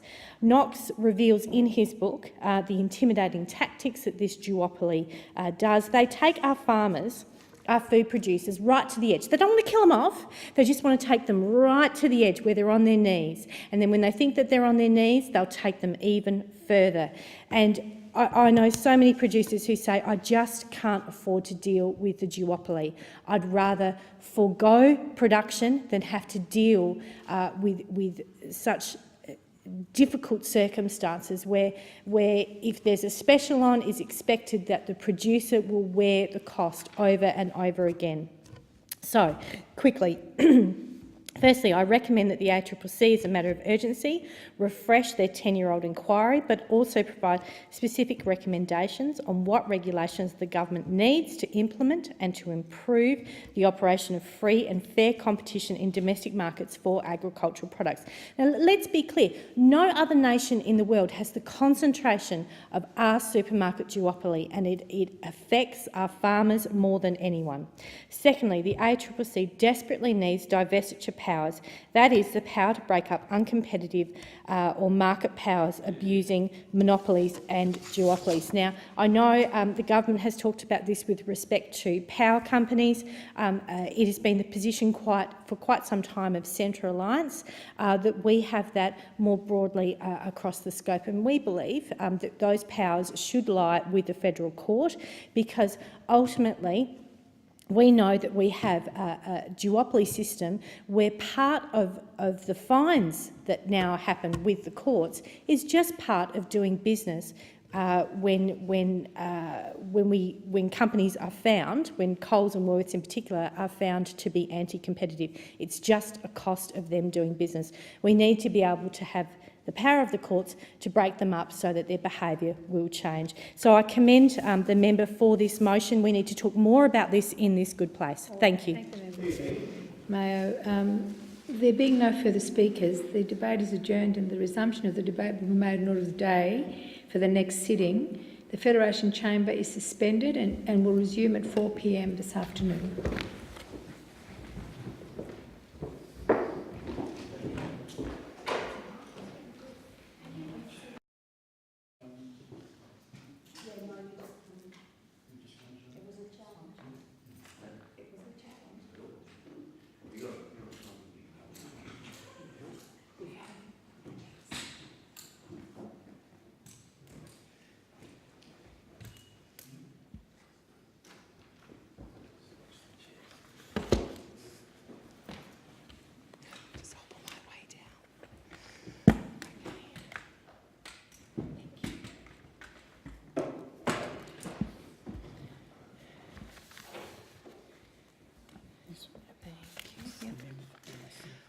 Are there any constituency statements by honourable members? I call the member for Denison.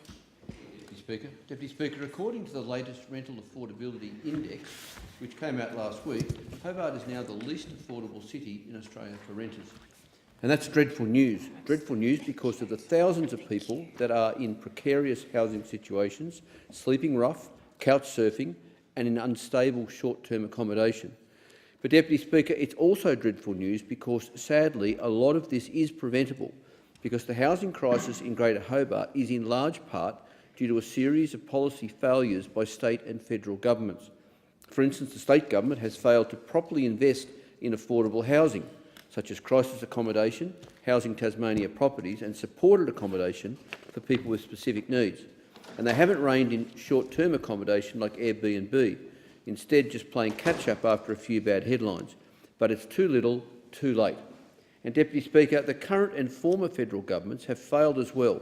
For example, there's been no reform on negative gearing, nor the capital gains tax discount, both of which skew the market in favour of wealthy investors. Moreover, there's been no increase to Commonwealth rent assistance, while the federal government really must also waive Tasmania's public housing debt, which is costing us $15 million a year in interest payments alone. Deputy Speaker, everyone has a right to safe, secure and affordable housing.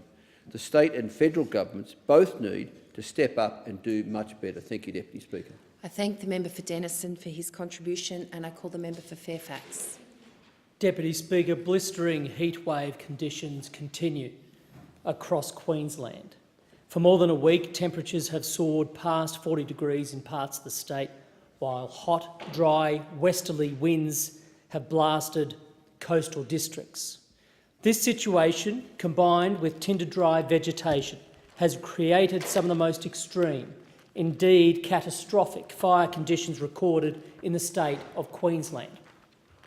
There are around 100 fires still burning, some so intense and fast-moving that ancient rainforests, usually immune to the ravages of fire, are themselves ablaze.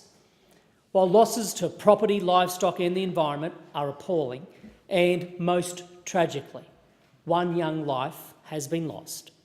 Whole communities will survive nevertheless, thanks to the superhuman efforts of our fire and emergency service volunteers and professionals. In just one incident, reported by helicopter crews airlifting families from a mountain top, rural firefighters chose to stay despite being surrounded by a ring of fire, an inferno if you like, rather than being evacuated. Extraordinary stuff. Now, safety is paramount and firefighters must never take unacceptable risks, but their courage and tenacity needs to be commended at the highest of levels, and our heartfelt thanks. I thank the member for Fairfax for his contribution and I call the member for Herbert. Thank you, Deputy Speaker. Deputy Speaker, I am outraged by the selfishness of this LNP government.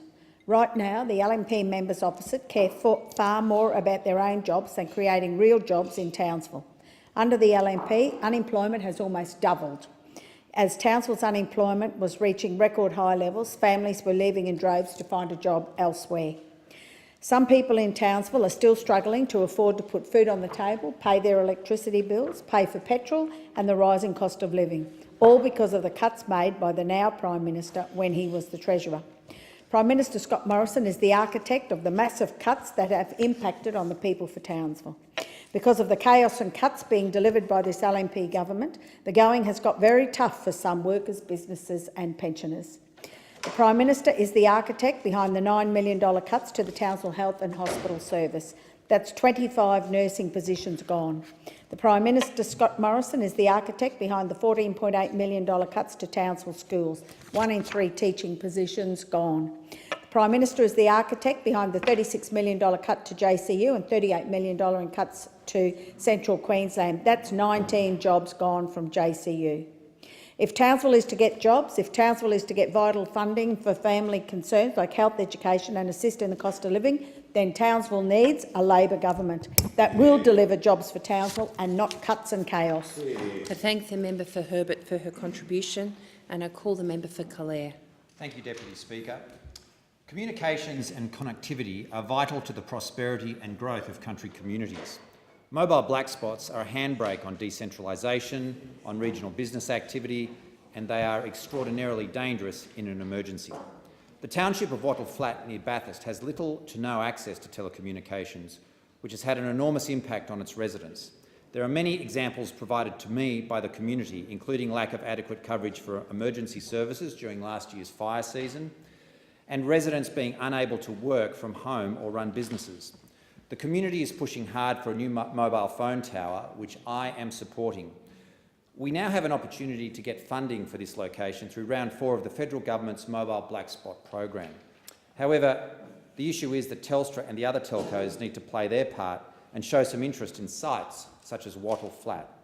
Without the telcos playing a role in submitting a funding application, there is no chance of securing a tower. The whole aim of the mobile black spot program is for government to partner with telcos in order to clean up these black spots. And so I've written to all 3 CEOs of the telcos, that's Telstra, Vodafone and Optus, and I've urged them to put an application in for Wattle Flat. I'm renewing that call today and ask the telcos to come to the party and make an application so that Wattle Flat can finally secure better communications. I thank the member for Calare for his contribution, and I call the member for Oxley. Thank you, Madam Deputy Speaker. Over the weekend, I was proud to attend and show my support for the Oxley CWA Christmas Bake Off, who also hosted our local Oxley Boomerang Bags Association, which I'm holding in the chamber today, hosted by Jennifer Bennett. Boomerang Bags are a not-for-profit started on the Gold Coast as a means to provide a sustainable alternative to plastic bags. Over time, the movement has grown to an estimated 800 communities across the world, with more than 200,000 bags made and at least 62,000 kilos of landfill waste diverted. The bags are given away or sold to friends, family, colleagues and strangers. They create a platform to start conversations, upcycle materials and work towards shifting society's throwaway mentality to a more sustainable one. In Oxley, our 30-plus regular volunteers have sewn over 1,000 sustainable bags for our community to use and reuse, just started in May this year. The plastic bag ban prompted by local Oxley group to provide an alternative while spreading awareness and advocating a cultural shift in our attitudes towards waste. These bags have been almost completely made from donated and upcycled fabrics, such as used linen, tablecloths, and the majority are even given away for free.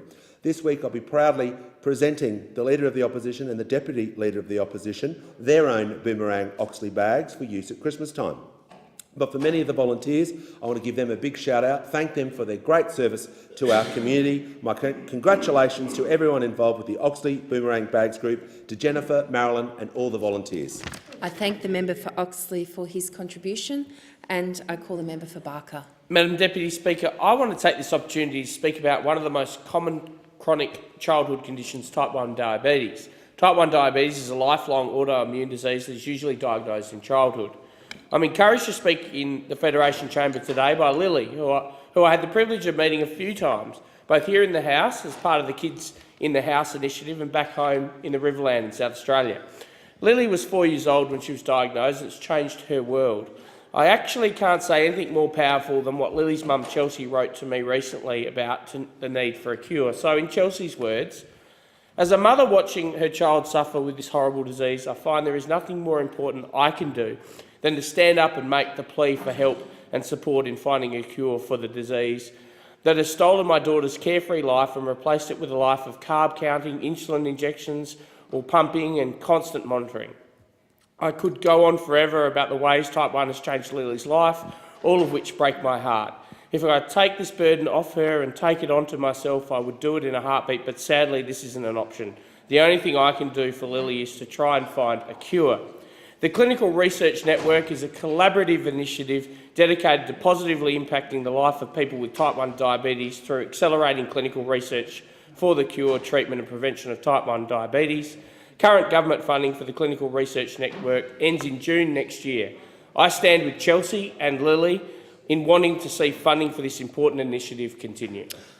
I thank the member for Barker for his contribution. And I call the member for Solomon. G'day, Deputy Speaker. I just want to say well done to all the Territorians named as finalists in the recent Australian Training Awards.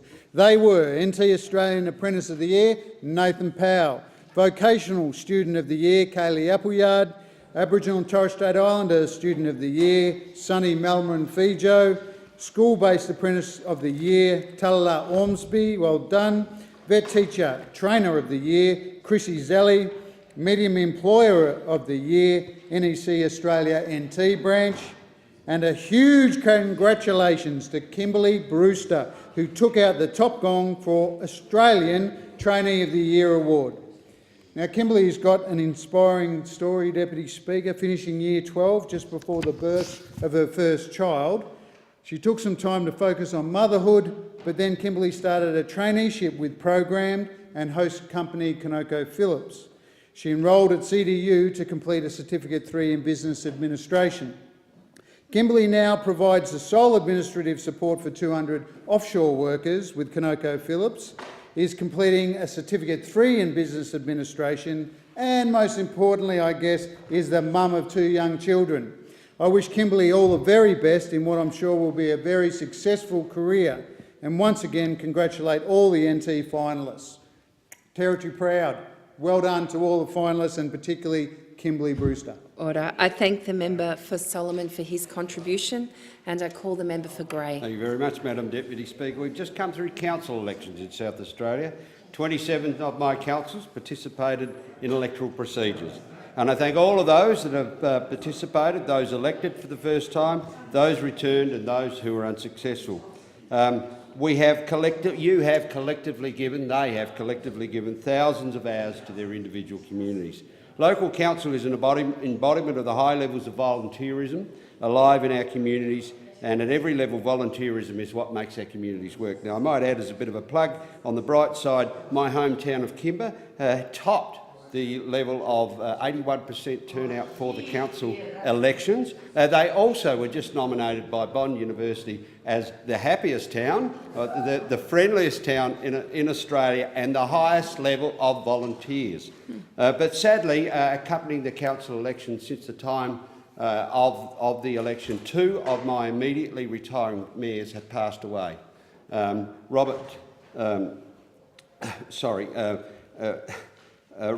Roger Neild in Cleve and Robert Starr in Cowell, and I attended Robert's funeral last Friday. It was a very moving event. These two gentlemen gave to the very last. They were volunteers of the first order of their communities, and it didn't matter how sick they were, they just kept turning up and fronting up and serving their community right to the end. I'm sorry, I'm a little moved by that. I just thank them for their service and my commiserations to their family. I thank the member for Grey for his contribution, and I call the member for Kingston. Thank you, Deputy Speaker. Well, on Friday I met with Prith Chakravarti, who lives in one of Adelaide's southern suburbs. It was very disappointing for me to learn that Pith had been approved for a home care package level 3 in 2019 and reassessed in 2018, and also once again told that he needs a level 3 home care package, but disappointingly still has not been able to access the money that goes along with this assessment. He is waiting. He lives alone and he needs care, and while his needs are increasing, he has had to make cutbacks to make his current level 2 package work for him, to see him through, until he receives the money that is associated with his approved level 3 package. The increase in transport costs associated with doctor's appointments, visits to his wife in the nursing home, have forced him to cut back on a number of other things, including cancelling his Meals on Wheels. Pith also needs proper nursing care, but is now only able to receive limited domestic care. A level 3 package would provide him with the extra funding he needs to maintain these basic requirements, and the assessment indeed has identified that he needs this level of support, but he has been told that there is an issue with Treasury. Treasury will not release the money for his package. He joins more than 121,000 people waiting for a home aged care package. Order. I thank the member for Kingston for her contribution, and I call the member for Ryan. Thank you, Madam Deputy Speaker. The Coalition has a proud record of establishing and caring for Australia's marine parks, the true wonders of nature. Today I rise to congratulate a fellow Thika Committee member in my electorate, Samir Punde, who was recently awarded a doctorate by the University of Queensland. Mr Punde's thesis, Decision Modelling in the Management of Australian Marine Parks, details 2 distinct challenges to managing fish numbers in marine parks in Queensland and Victoria. Through Samir's research, he established, without surprise, that illegal recreational fishing does indeed deplete fish stocks in marine parks, where fishing is excluded. Recreational fishing may often be thought of as a quick cast from the jetty, but through Samir's work it is evident that the effect on fish stocks is anything but small. The second challenge in our expansive marine parks is the decisions by rangers as to where and when they patrol. As members will know, the length and breadth of Australia's marine parks are often larger than some European countries, and with size being a challenge, Samir developed a tool which can be used as a predictive system. By predicting where fish can and will be found, Samir hopes that this tool will assist rangers in their efforts. Congratulations, Dr. Sunir Punde, and the very best for your future. I thank the member for Ryan for her contribution, and I call the member for Canberra. Thank you, Deputy Speaker. Canberra lays claim to producing some of the world's greatest sporting stars, and this year I've had the honour of presenting 63 awards to our local sporting champions. I know we're seeing many of these names up in the bright lights on the world stage before too long, so keep an eye out for Angus Elford, Chloe Arnold, Madison Arnold, Joshua Arnold, Marcus Bater, Jeremy Blick, Lily Bray, Georgia Bryant, Sophia O'Brien, Oliver Bryson, Noah Budd, Kai Callaway, Matthew Cameron, Tara Cannon, Nicholas Coghill, Lachlan Coonahan, Max Curry, Patrick Dunn, Sean Edwards, Zoe Evans, Joshua Grosvenor, Poppy Hancock, Lachlan Hope, Chloe Ives, Lucy Jelland, Sophie Jung, Georgia Keane, Kiara Keane, Jordan Kearney, David Kidd, Claire Kotowski, Noah Laliva, Chandler Layden, Tane Lockton, Olivia Malone, Samuel Manton, Samantha McAllister Scott, Alexander McDonald, James McAuliffe, Eloise Millington, Laura Monterosso, Ryan Navin, Ada Neighbour, Emily O'Brien, Benjamin Payton, Gabrielle Peterson, Riley Proudfoot, Rebecca Rainey, Zachary Router, Alexander Zanger, Johnny Sheridan, Catherine Smith, Charlie Snow, Mitchell Thomas, Lauren Thomas, Ali Thornton, Georgia Tongs, Sophia Vakar, Minsky Wakequale, Dylan White, Georgia Willie, and Eric Wong, and finally Lucia Zarek. I thank and thank the member for Canberra for her contribution and thank you, Madam commend Deputy her Speaker. and order. Order. And I call the member for Ford. Thank you, Madam Deputy Speaker. And as National Diabetes Awareness Month for 2018 comes to a close, I'd like to take this opportunity to commend and recognise a constituent in my electorate of Ford, Josie Hinkst, who was diagnosed with type 1 diabetes at age 5. I first had the pleasure of meeting Josie at St Joseph's Tobruk Memorial School in Beenleigh when she was only in grade 5. And Josie, now 17, has just graduated from Calvary Christian College and has been working as an ambassador for Juvenile Diabetes Research Foundation in my electorate for the last number of years and has done an outstanding job. Her mother Lisa is also a JDRF advocate, providing support, resources, education and a helping hand to parents of children diagnosed with type 1 diabetes, and I know they've also taken the opportunity to come and visit Parliament House on several occasions. Another local I'd like to recognise is Melinda Hartley, the proud mother of twins, Seth and Charlotte, who has also been heavily involved in the local community this year as an advocate for JDRF, both in my electorate but also more widely around the Logan area. And Madam Deputy Speaker, the news last week that we funded free glucose monitoring devices for an additional 37,000 eligible Australians has been very well received by those advocates. Both Lisa and Melinda are only able to afford the continuous glucose monitoring devices for their kids as a result of those subsidies, and I'm sure many others will also benefit. The member's time has expired. I thank the member for Ford for his contribution, and I call the member for Whitlam. Thanks, Deputy Speaker. When fires were menacing the outskirts of Gracemere near Rockhampton last week, a storm hit the Illawarra region, dumping more than 100 millimetres of rain across the region in a single day. It was confirmed the wettest November day in New South Wales for well over 25 years. The storms brought flash flooding and gale force winds. Across the state, SES crews attended to more than 1,000 jobs.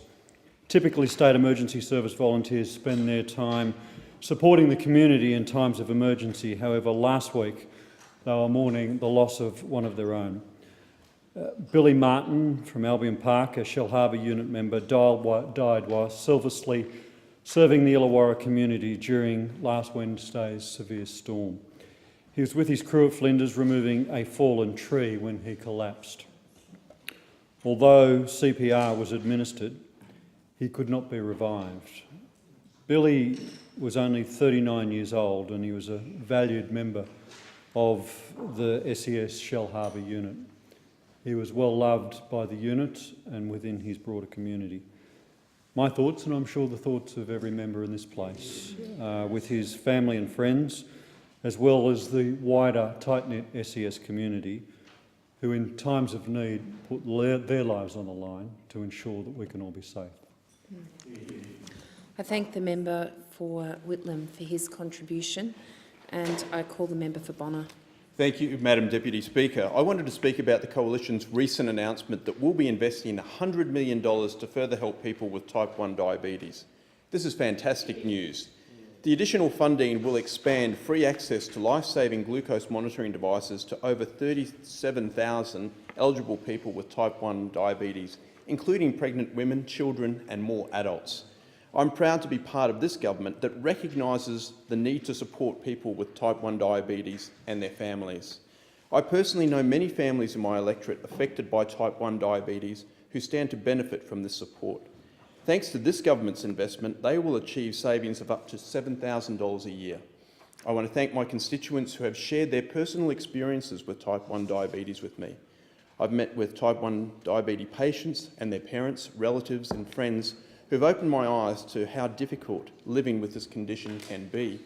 This year I've met with representatives from the Danny Foundation and JDRF Australia regarding continuous glucose monitoring systems, including the Freestyle Libre system, and I want to thank the Minister for Health for meeting with them as well as heeding their calls for further funding. It's great to see that fully subsidised access to these CGM devices will be expanded from March the 1st next year to people with type 1 diabetes who will need it most. And I'm pleased to see that most of the people will have access to the glucose monitoring system, and I thank everyone involved for that. I thank the member for Bonner for his contribution, and I call the member for Chifley. Thanks, Deputy Speaker. It's absolutely staggering to witness the brazen denigration of hard-working public servants by ministers in this government. The minister in question in this instance is the Minister for Human Services, Michael Keenan. Now, under this government, jobs in Centrelink cut, the use of contractors up, phone calls and delays up, complaints up, and in that climate of dissatisfaction, you would think that that would prompt a rethink.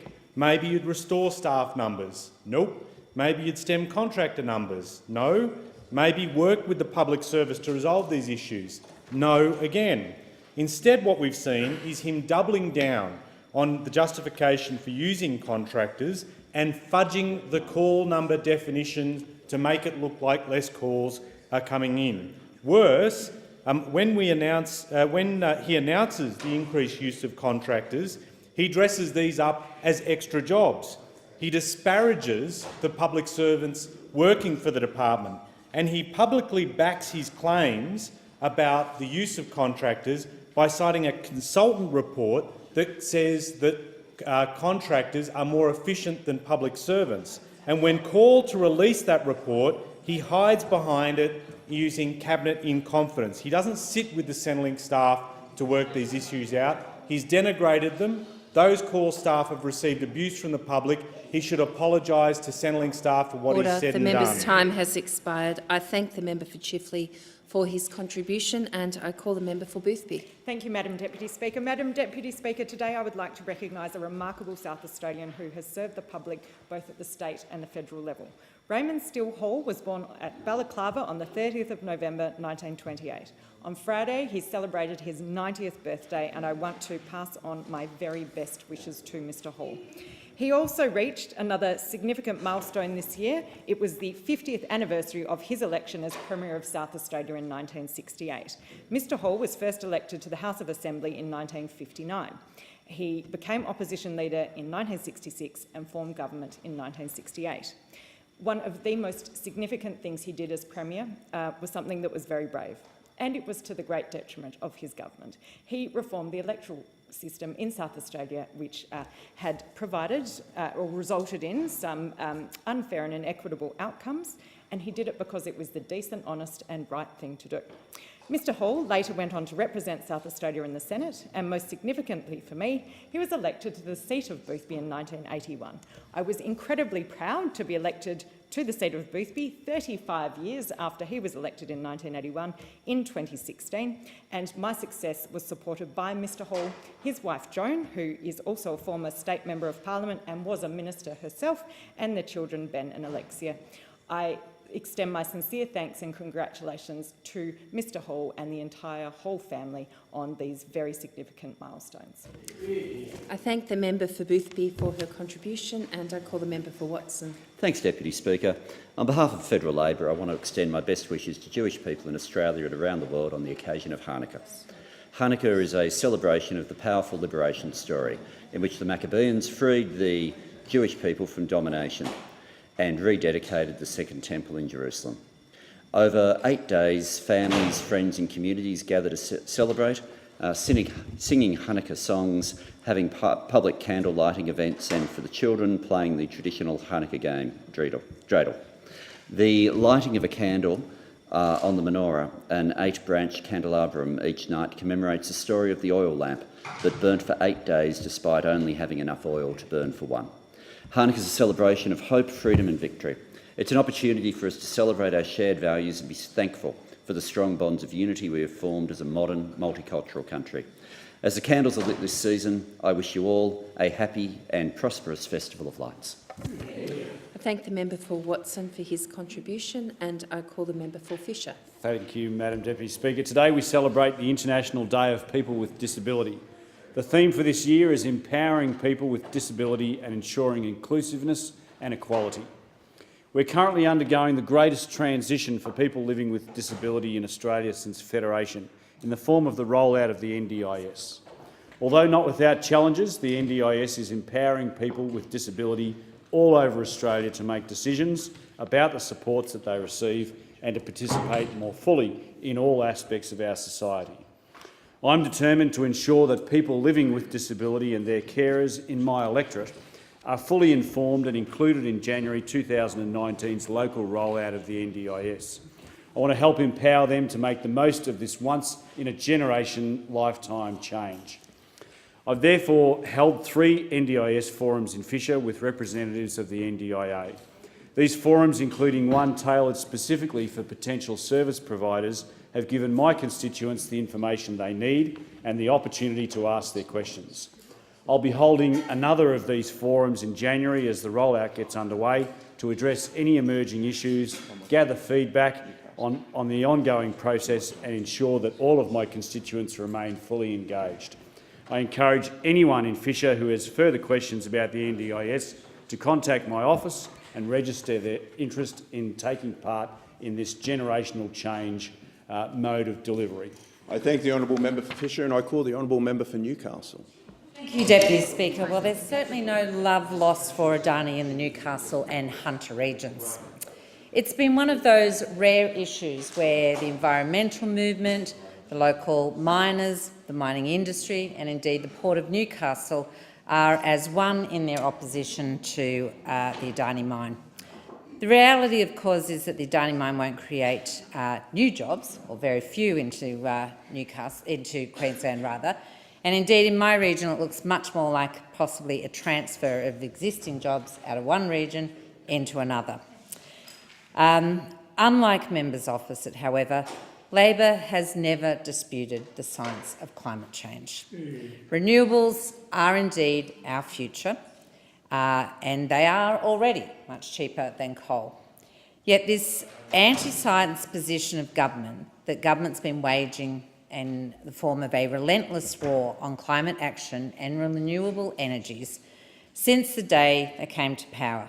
Indeed, we're seeing it played out in pre-selection bouts now, and seeing those that are being rewarded and protected are indeed those who are amongst leading the charge on climate change denial for the government.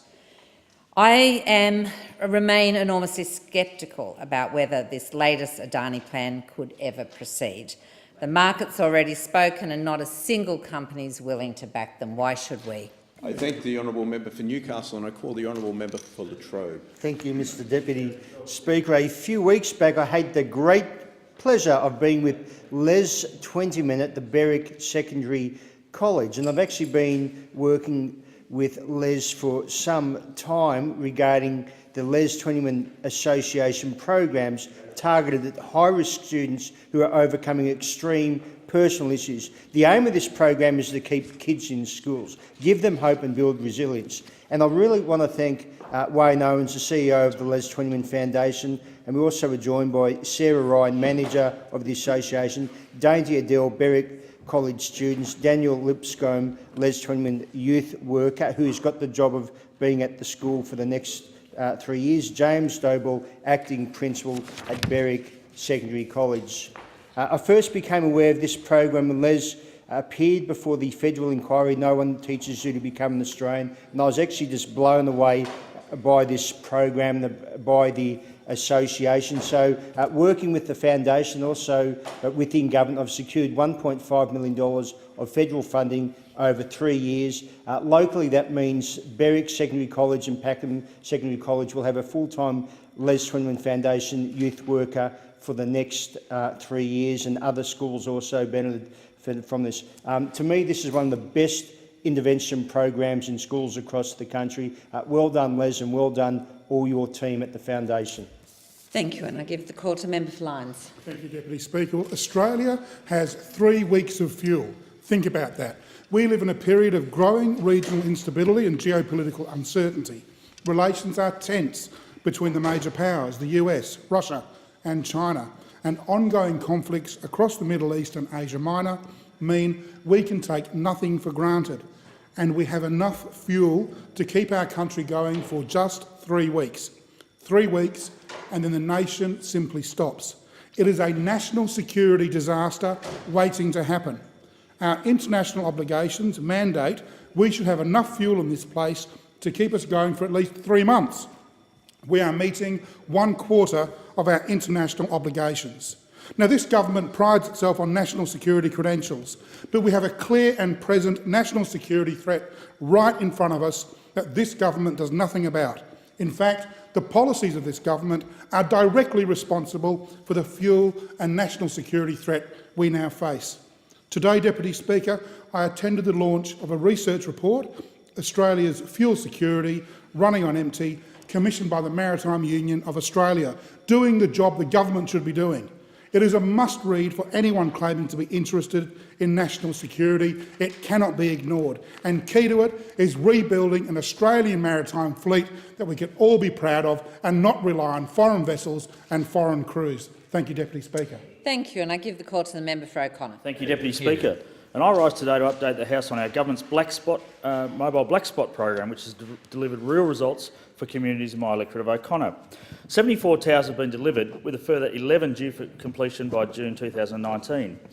3 towers in the southwest of my electorate became frustrated due to the complexities of negotiating lease agreements at Napier and obtaining suitable site and planning approvals at Ocean Beach and Salmon Holes.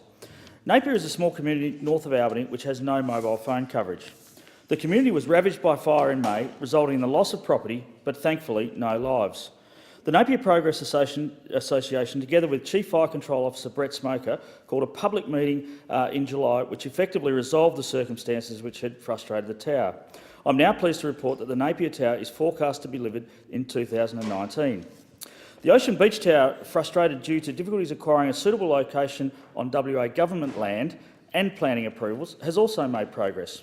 An alternative site has been identified which will provide good coverage to residents living at Ocean Beach, as well as the caravan park and the popular William Bay tourist area.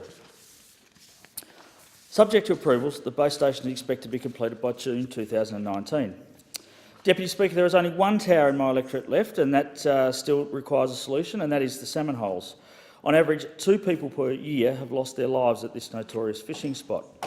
I've met with local emergency service volunteers who are desperate to find a solution, and I'll continue to work hard on this until the Salmon Holes has mobile phone coverage. Thank you. I give the call to member for Dobell. Deputy Speaker, on Saturday I was privileged to join the annual memorial service for merchant mariners lost in time of war at the Merchant Navy Memorial Norah Head on the Central Coast. Today's Australians are gradually learning about the vital role performed by merchant mariners during time of war, and the Central Coast has a special significance in the defence history of Australia. The sinking of the MV Nimbin, some 12 kilometres off Norah Head on the 5th of December 1940, and the lifeboat arrival of 25 survivors from the ill-fated Iron Chieftain on the beach at North Entrance on the morning of the 5th of June 1942 wrote the coast into Australian history. The MV Nimbin and the SS Iron Chieftain were two of the 54 merchant ships attacked in Australian waters during World War II, of which 38 were sunk. About 14,000 Australian merchant mariners served during World War II. The need for wartime service secrecy prevented the publication of the names and locations of shipping casualties. I would like to acknowledge a number of community groups and individuals who participated in the service. The Norah Head Lighthouse Reserve Trust, represented by Neil Rose, Father Peter Middleton, Mission to Seafarers, Maritime Rescue New South Wales, Rural Fire Service, Wyong Operational Support, Dennis Outram, MUA, the Mannering Park Sea Scout, Soldiers Beach Surf Life Saving Club, Brackets and Jams, Trickley Pipes and Drums, Pipe Major Duncan Lister, Auntie Bronwyn Chambers, Captain Ian Stevenson, Bob Wilson and the Trickley RSL Sub-Branch, Gorican High School students Alexis and Chandlin, host Yasmin Catley MP for Swansea, and MC David Harris MP for Wyong. Thank you. Perfect timing. I give the call to Member for Robertson. Thank you, Deputy Speaker. And every year in my electorate of Robertson on the Central Coast, we run our annual Christmas card competition, and this year was our biggest yet, with over 600 entries from local primary school students. My team and I really loved all of the entries, and we loved them so much that we decided to turn every single one into a personalised set of gift tags as a way to say thank you to all of those who got involved. And today I'd like to really congratulate this year's winner, 12-year-old Sienna Rose from Holy Cross Catholic Primary School. Sienna Rose had the most beautiful watercolour design of a cockatoo at a local beach, and it was an incredibly creative take on this year's theme, Our Christmas Day. Well done, Sienna, on your design. Pearl McQueen from Avoca Beach Public School won second prize, and Ella Baker, aged 6, from Erina Heights School was awarded the third prize. Congratulations to both of you on your outstanding designs. And can I also pay tribute to some highly commended ones as well, by Chloe Tunnicliffe from St Philip's Christian College, Jessie Edge of Woodport Public, Caden Leamoth from Gosford East, Lily Nguyen from Chertsey Public, and Taylor Scott from Woy Woy South Public.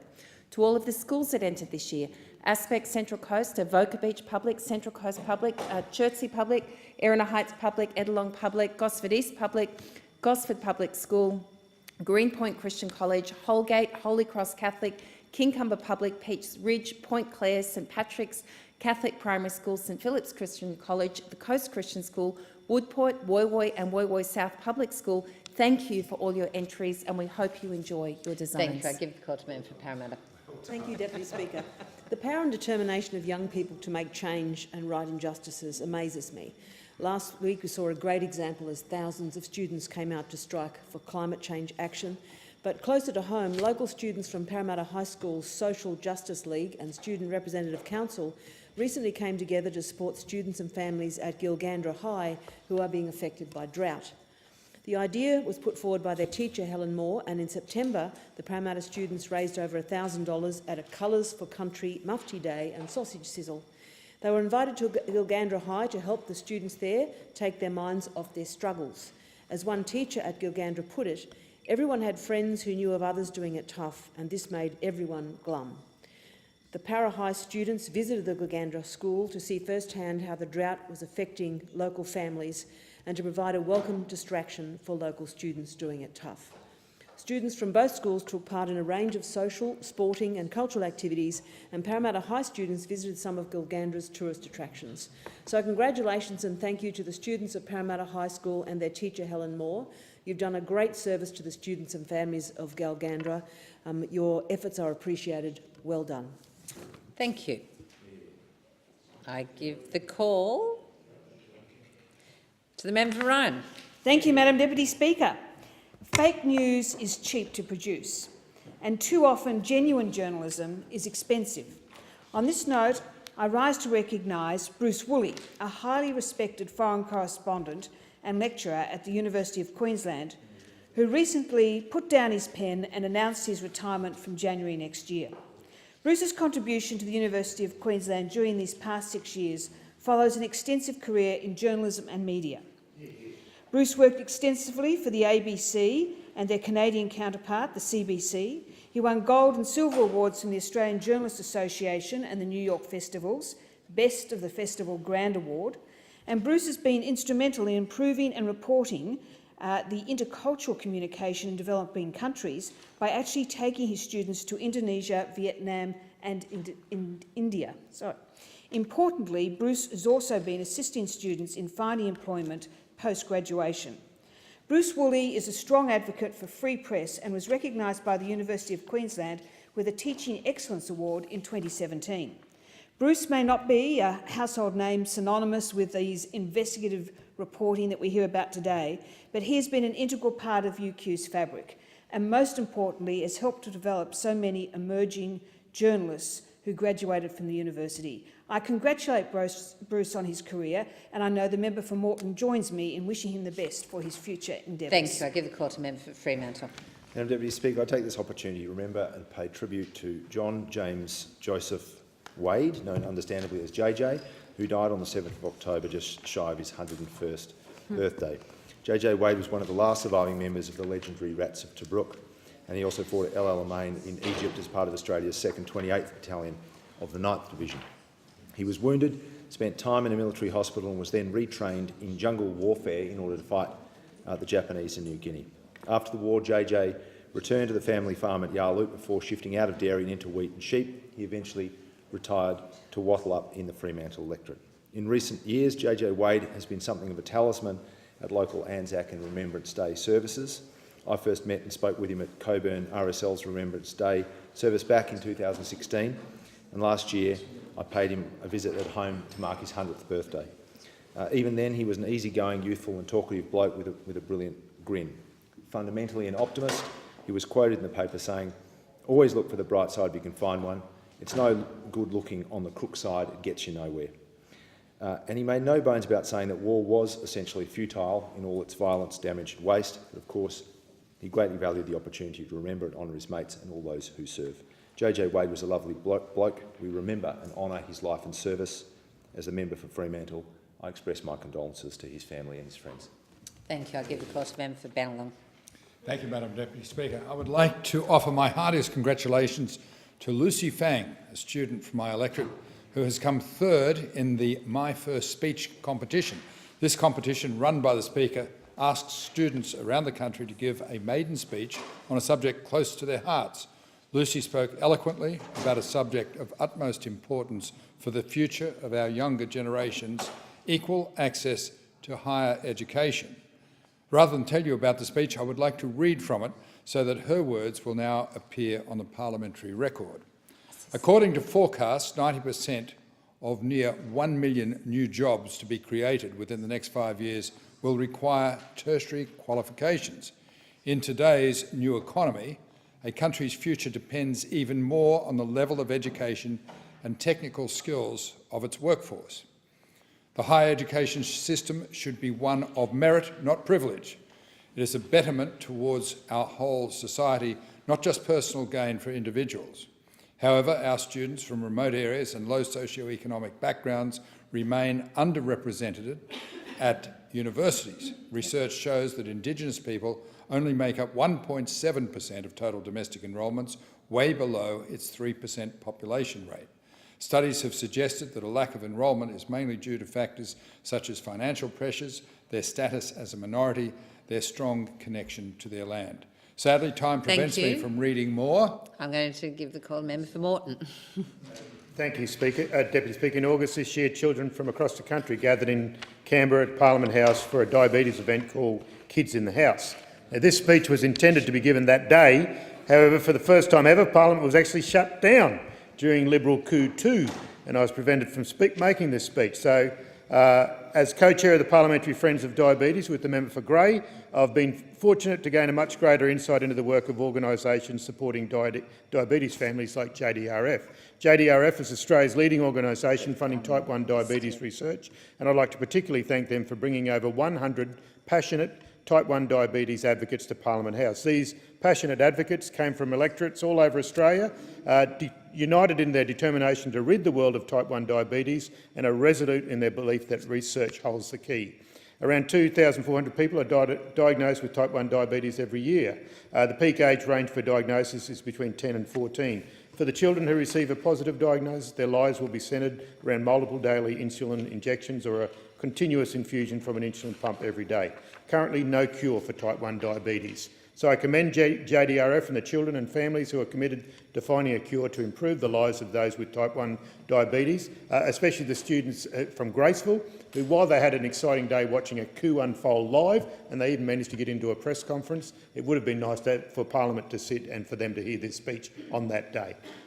Give the call to the member for Brisbane. Well, thank you, Deputy Speaker. Following on from that contribution from the member for Moreton, I was reflecting on this visit by JDRF, and on that day I met with Maggie, a young girl from Enoggera in Brisbane who also has type 1 diabetes, and it was wonderful to meet with her and her mother Leah and her brother Max to discuss the work of JDRF and to hear more about how type 1 diabetes impacts so many aspects of Maggie's everyday life. She drew me a beautiful picture with coloured pencils, actually, which is still displayed in my office today, and I was looking at it just last week, thinking about Maggie and reflecting on the recent announcement that our government is expanding funding for free glucose monitoring devices. The additional $100 million in funding from the government will help more kids like Maggie, as well as pregnant women and more adults with type 1 diabetes.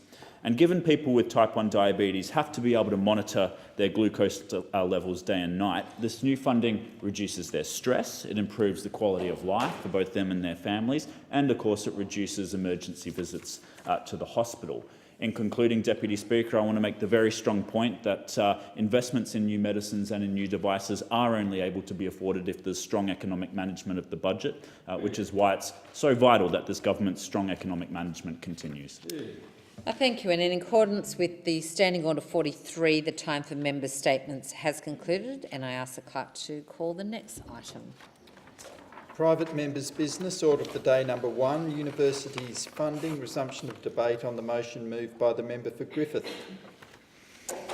I'll give the call to the member for Parramatta. The question is that the motion be agreed to. Thank you, Deputy Speaker. The government's $2.2 billion cut to universities is equivalent to 9,500 Australians missing out on a university place in 2018, and that number again in 2019. This is an unacceptable hit to Australian students, particularly the young people of Western Sydney in my electorate of Parramatta. The educational attainment gap is pronounced in Western Sydney. There's a 31% gap between us and the Greater Sydney levels among 25 to 34-year-olds. We just enrol at a lesser rate. The impact of these cuts, which are effectively a student cap on Western Sydney University, will be devastating. Universities Australia chairwoman Margaret Gardner said the freeze amounted to a real cut in funding due to inflation, even if universities simply maintain current student numbers. And for universities that are still growing their student numbers to meet the needs in their local communities and regional economies, this will be an even deeper cut. Let's just look at the students that attend Western Sydney University. There are just under 40,000 of them. 21.7% come from lower socioeconomic status. 60% are the first in their family to attend university.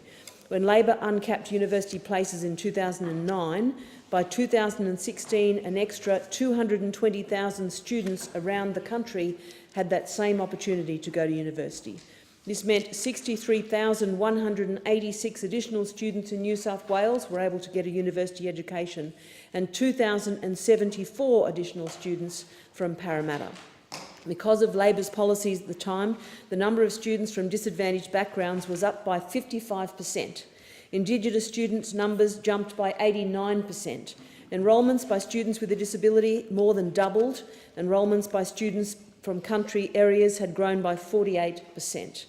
This government's funding cuts means less students from disadvantaged backgrounds getting a tertiary education, less kids from Western Sydney going to university. That's why Labor has promised to abolish this government's unfair cap on student places. Almost 200,000 more Australians will benefit from Labor's policy over 12 years. Western Sydney University is a fantastic university doing great things to try to close Western Sydney's educational attainment gap, something the government's cuts will hinder. These cuts would reduce WSU's ability to fund critical outreach programs, take part in industry-partnered programs and devote resources to government-partnered programs focused on addressing Western Sydney's pronounced educational equity gap.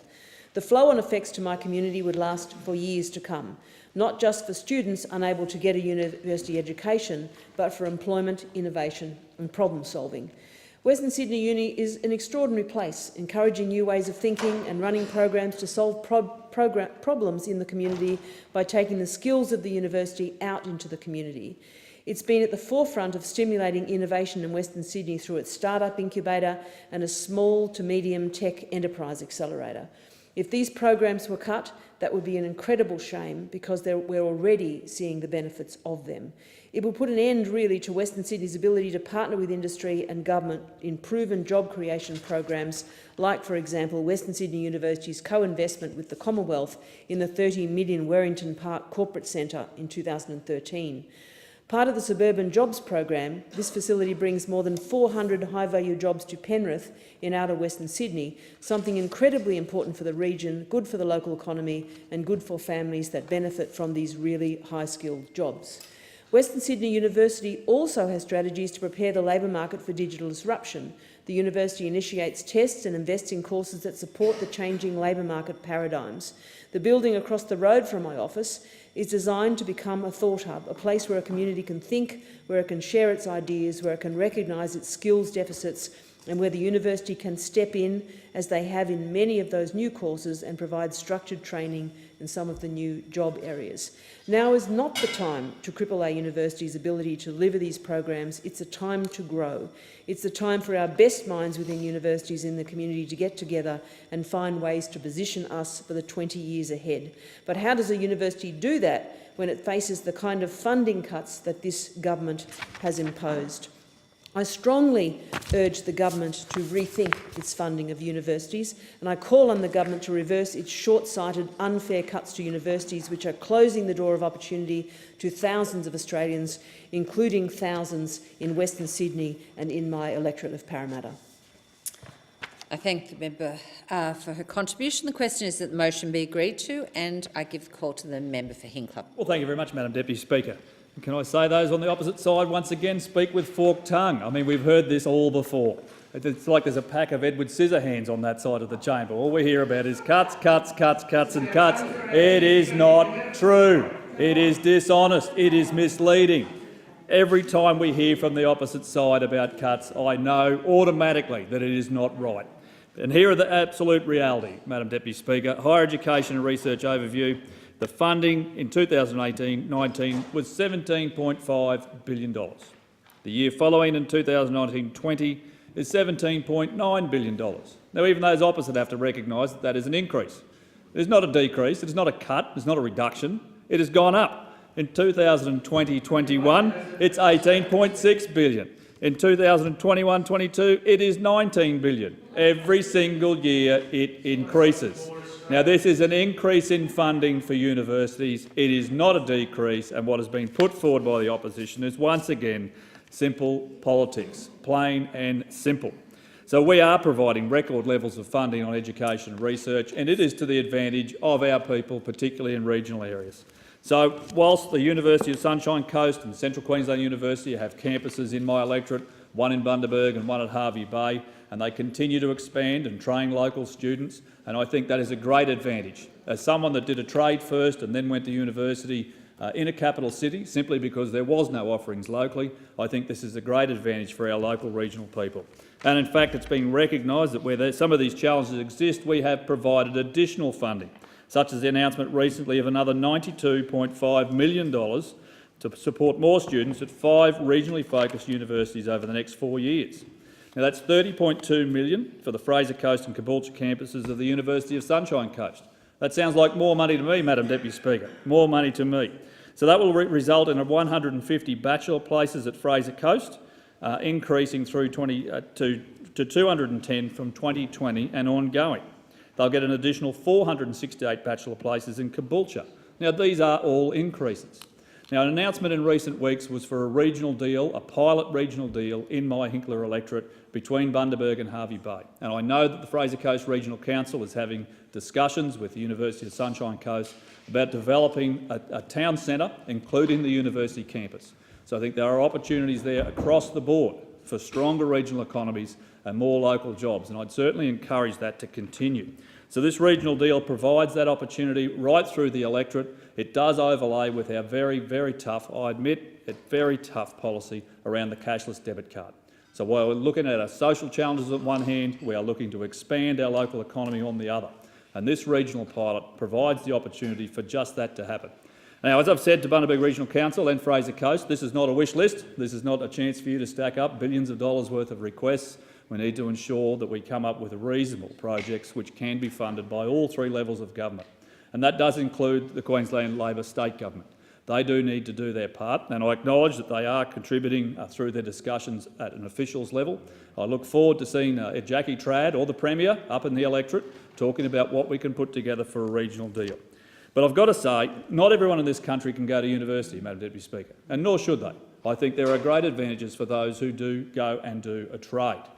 Now, we have put $245 million on the table for Queensland through the Skilling Australians Fund, $245 million.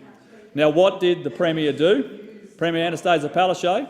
Well, she said, no, we don't want $245 million. We don't want to assist up to 50,000 apprentices and trainees in my electorate right throughout Queensland.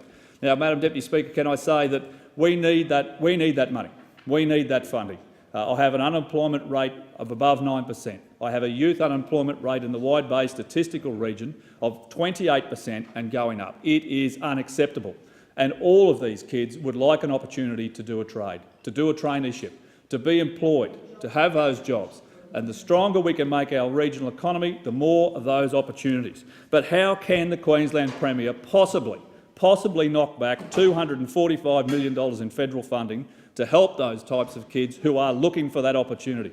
$245 million. This is not $5 in the back of your pocket. This is a substantial investment, one of only 2 states or territories across the country not to sign up to the Skilling Australians Fund. It is disgraceful. And I call on the Premier, take the opportunity. It is not about you. It is not about the Labor government. It is about the people we represent, the opportunities we can provide for those children, including mine, who will be looking for work in the years coming forward. I call on them again to do the right thing.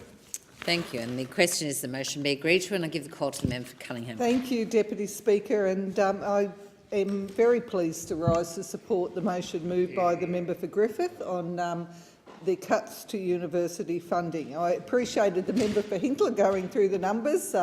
What those opposite always do is say, oh, if you look from this year to that year, the number gets bigger, and completely fail to recognise, firstly, that population increases will drive that, but also, secondly, that in fact there may be a thing called inflation, which means that the amount of money and the capacity to utilise that to provide spaces for students is actually decreased if you don't seriously address the funding that's required. And indeed, that's exactly what the government has done. There is a $2.2 billion cut to universities across the country. The member for Hinkler talked about the University of Sunshine Coast, and I'll leave it to my colleague, who I'm sure knows a great deal about regional Queensland. But I would be very, very surprised if any of us who have university campuses in their electorates have got those universities, including the University of Sunshine Coast, saying, oh yeah, there's no cut, there's no problem, we don't have any issue with the government's funding. I would suggest that it is exactly the opposite. In my own state, in New South Wales, universities are losing $736 million in funding. In my own seat, the University of Wollongong will lose $51 million in funding. And that means as the new university year starts after Christmas, as students start looking to enrol at university, there are hard decisions for those universities on the back of these funding cuts. And I have to say that for my own university, it's been a fairly poor investment by this government since they were first elected. I'm very proud that under Labor governments federally, we've seen significant investment in my university that's actually driving not only opportunities for students to study, but also for our regional economy as a regional city to develop and grow. And there's been some great initiatives working with local businesses. For example, we put just over $25 million into the Sustainable Buildings Research Centre at the University of Wollongong, doing excellent work on renewables, and I want to talk about a little project at the end of my speech that's been a great example of that. The Australian Institute of Innovative Materials, which turned 10 recently, and I celebrated with them, we put $42.8 million into that institute. The SMART facility, which does infrastructure work, $35 million. And the Early Start facility, which is in the education space, is a great facility on early education, $31 million.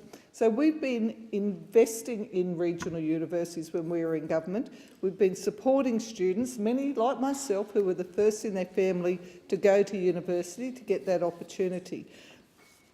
By contrast, we have these cuts that the member for Griffith has been rightly so critical about. And I want to say the member for Hinkler also mentioned the other post-secondary sector, the technical further education, our TAFEs and vet providers, particularly through apprenticeships and traineeships, but more broadly the further education, people who are looking to get a second chance at learning, are critically important, and the government has cut $3 billion out of that sector over the time that they've been in government. And you've seen the result of that.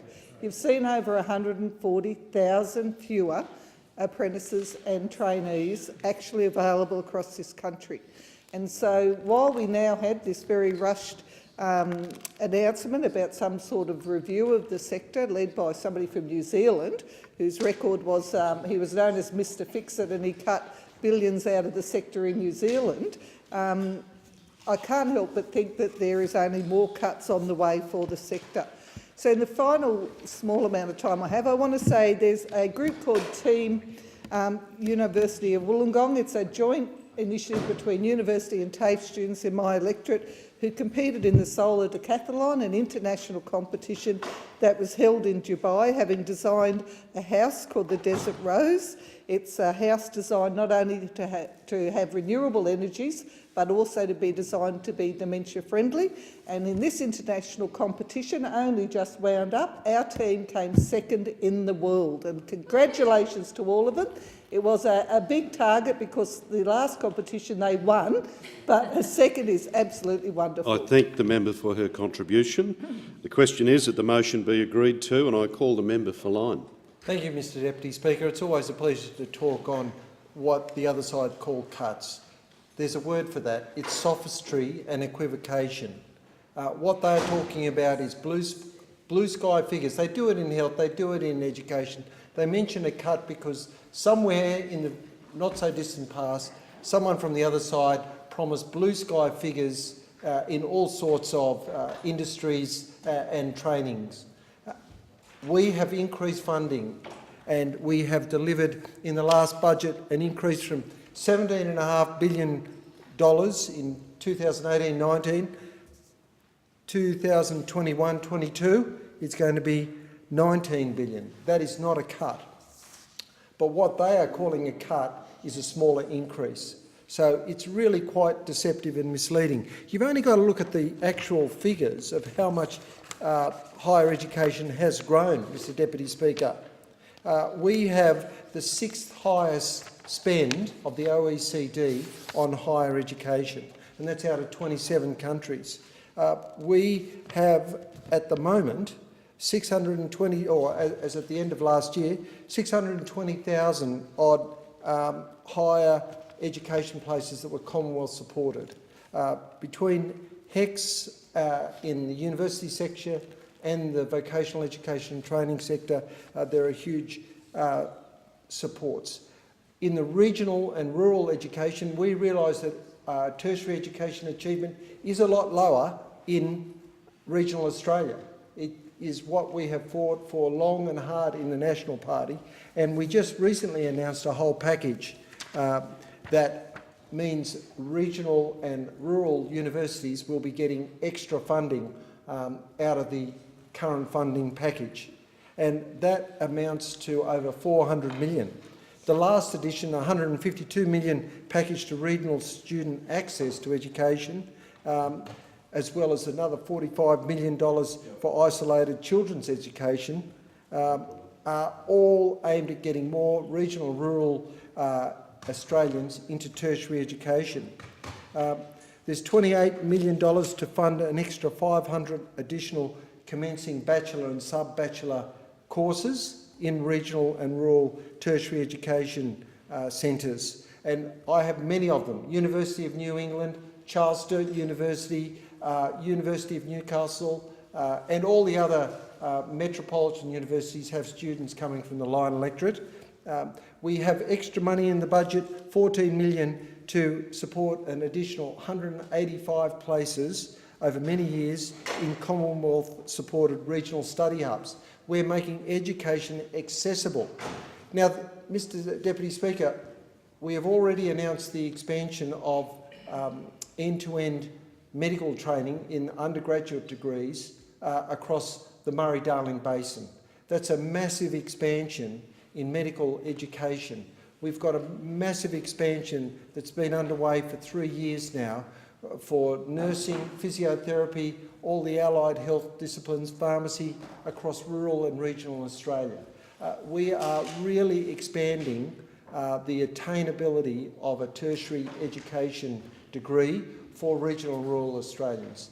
But of that 1.5 million people in higher education in the university sector, there's about 15% that don't finish. Yet we have a skills and trade shortage. We're bringing in people from overseas because we don't have enough of our technically trained people. We've just announced the Skilled Australia Fund.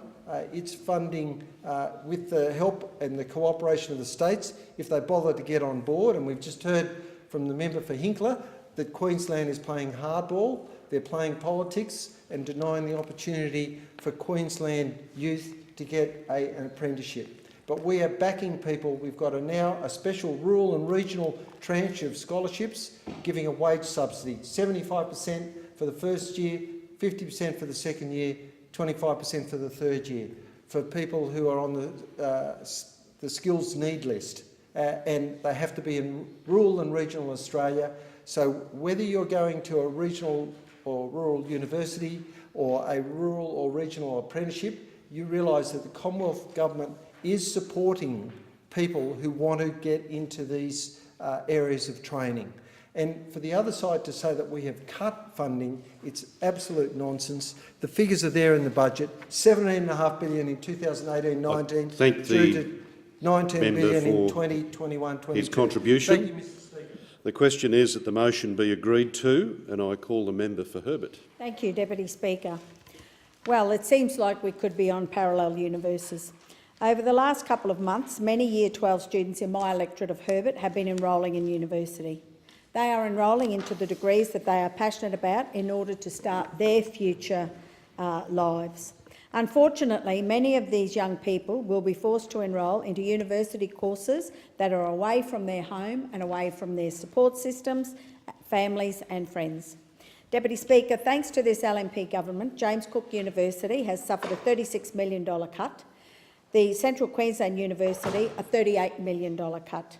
These cuts have resulted in 17 job losses at James Cook University, which has decimated the creative arts courses.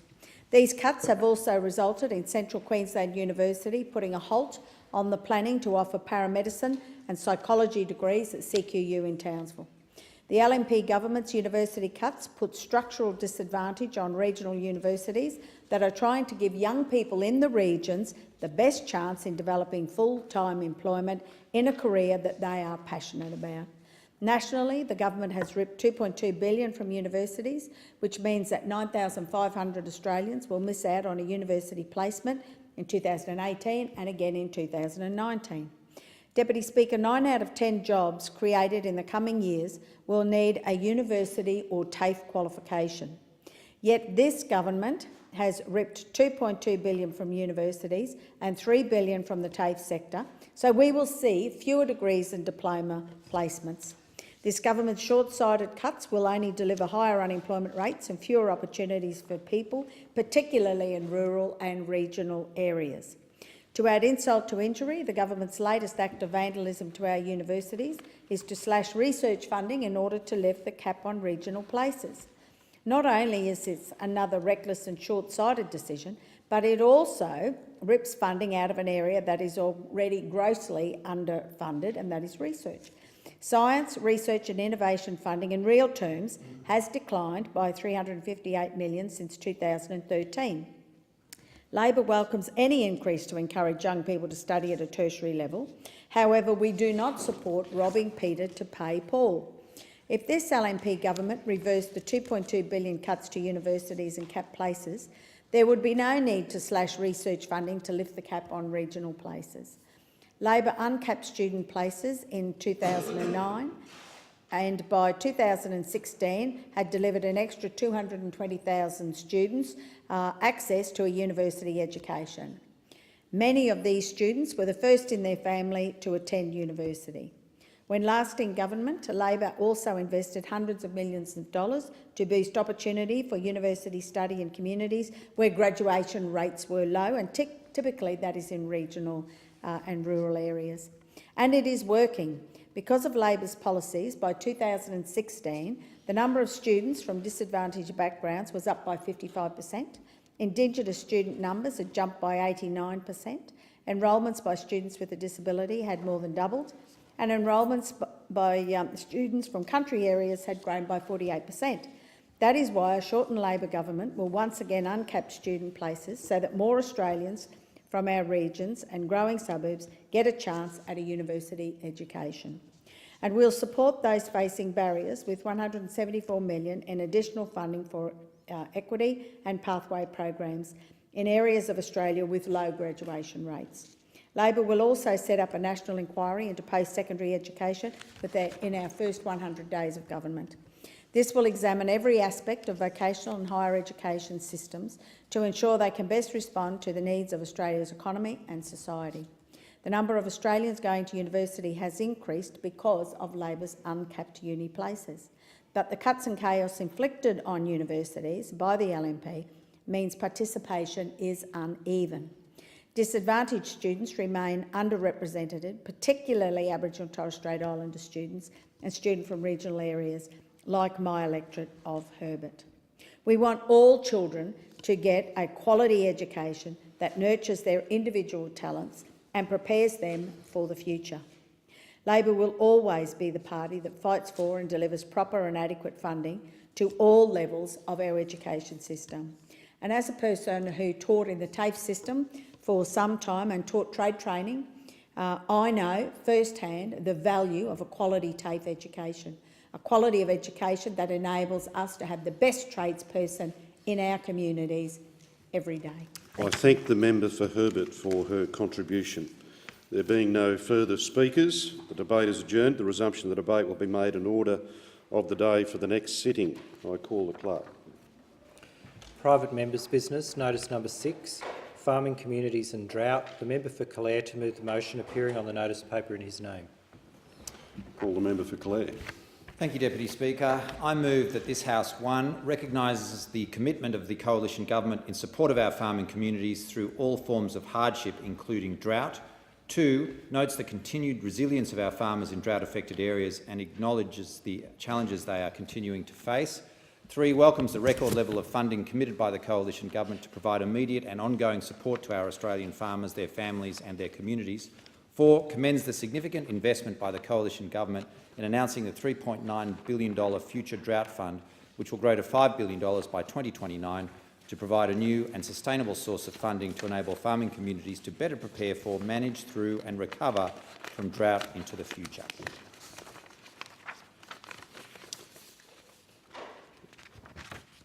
I call for a seconder to the motion. I second the motion and reserve my right to speak. Thank you, Mr. Speaker. Thank you, Deputy Speaker. This drought is biting hard right across New South Wales, Queensland and many other parts of Australia, and it's hitting communities of central western New South Wales especially hard. Our farmers, Deputy Speaker, as you know, are extraordinarily resilient, but many have been struggling with this drought, many different aspects of this drought. And if we want our farmers to be a key source of our national success and prosperity, as they have been, we need to be supporting them to get through it, to make sure that they are here for our nation when the rains come. Helping our farming families and their communities has been a real focus of this government, and as part of the government's ongoing immediate and long-term drought response, we have committed nearly $6 billion, growing to $7 billion, in assistance, including additional funding and improvements to existing support. Now, it's about $6 billion at the moment, going to grow to $7 billion. That is the biggest drought package in our nation's history, Deputy Speaker. That's how important getting on top of this drought has been to this government, the need to support our country communities, the need to support our farmers, to make sure that they can once again be the powerhouse of our economy, as they have been, and they will be once the rains come. Our support and assistance measures cover a range of areas, including financial assistance, investment in infrastructure, rural and regional mental health, combating pest and weed impacts, and making information easier to access. And this support to our farmers is based upon preparedness, risk management and support in times of hardship. And it's not dependent on where a farmer lives or them being in a particular industry. It's about helping all farmers in all parts of Australia who are affected by drought. Now, the Future Drought Fund supports initiatives that improve drought resilience, preparedness and recovery. And the government's initial $3.9 billion upfront will be invested and will provide a sustainable and ongoing source of funding for drought resilience. In time, it's going to grow and it will create a sustainable source of funding, and the fund will provide grants to assist primary producers, non-government organisations and regional communities to prepare for and respond to drought, encourage primary producers and communities to adopt self-reliant approaches to manage exposure to drought, provide services, research, assist adoption of technology, advice and infrastructure to support long-term sustainability in the event of drought, and enhance the public good, and that is benefits that are not solely for individual farm entities. And that's just one part of this widespread program. Another is the Regional Investment Corporation, Deputy Speaker, which is going to be based in Orange. And already, I was in Wellington on the weekend, and already farmers are talking about the positive impact the RIC, as it's known to its many friends, is having in the country. The loans are being written. The loans are being written. Yep, the loans are being written, and they're talking about the great work that is going to occur with these funds right around Australia. The farmers are starting to talk. So if the member for Hunter wants to somehow dismantle it, which he says he's going to do, not only will he be ripping jobs out of country Australia, but he'll be ripping a valuable source of investment and drought preparedness from farmers, because it is making an impact. The loans have just started to be written, and it is making a very positive impact out there. And the RIC received more than 340 applications for up to 32 new jobs, with 85 of those coming from the local region. So if the member for Hunter wants to come into this House and say, no, all of those jobs are going, well, I wish his candidate for the seat of Calare all of the very best. If they're going to rip jobs out of all of the areas where decentralisation has occurred, I wish them all of the best, because to me it's not going to be a campaign winner in country Australia, but good luck and Godspeed to him, Deputy Speaker. We've also got improvements to the farm household allowance, which include obviously the cash payments, but total payment for a couple up to around $37,000, and for a single around $22,000. So we're supporting our farmers, and we're going to stand shoulder to shoulder with them through these very difficult times. I thank the member for Calare for his contribution, and I call the member for Hunter. Thank you very much, Mr Deputy Speaker. If you are looking for a motivation lying behind the member for Calare's motion today, you just heard it at the end of his contribution. What this motion is about is not our farmers and the impact of a terrible drought. It's about the political survival of the member for Calare. And that shone through so strongly towards the end when he amusingly started to talk about the Regional Investment Corporation, so-called. And I was a bit intrigued by it, actually, because none of his ministers ever mentioned it anymore. Not in the House during question time, not outside on the doors, leaving me very curious as to why ministers never ever mention the boondoggle, the pork barrelling exercise now called the Regional Investment Corporation. And I was so amused to hear the member for Calare say that his farmers in the district are championing the Regional Investment Corporation and expressing joy about the difference it's making in their lives. What a load of rubbish.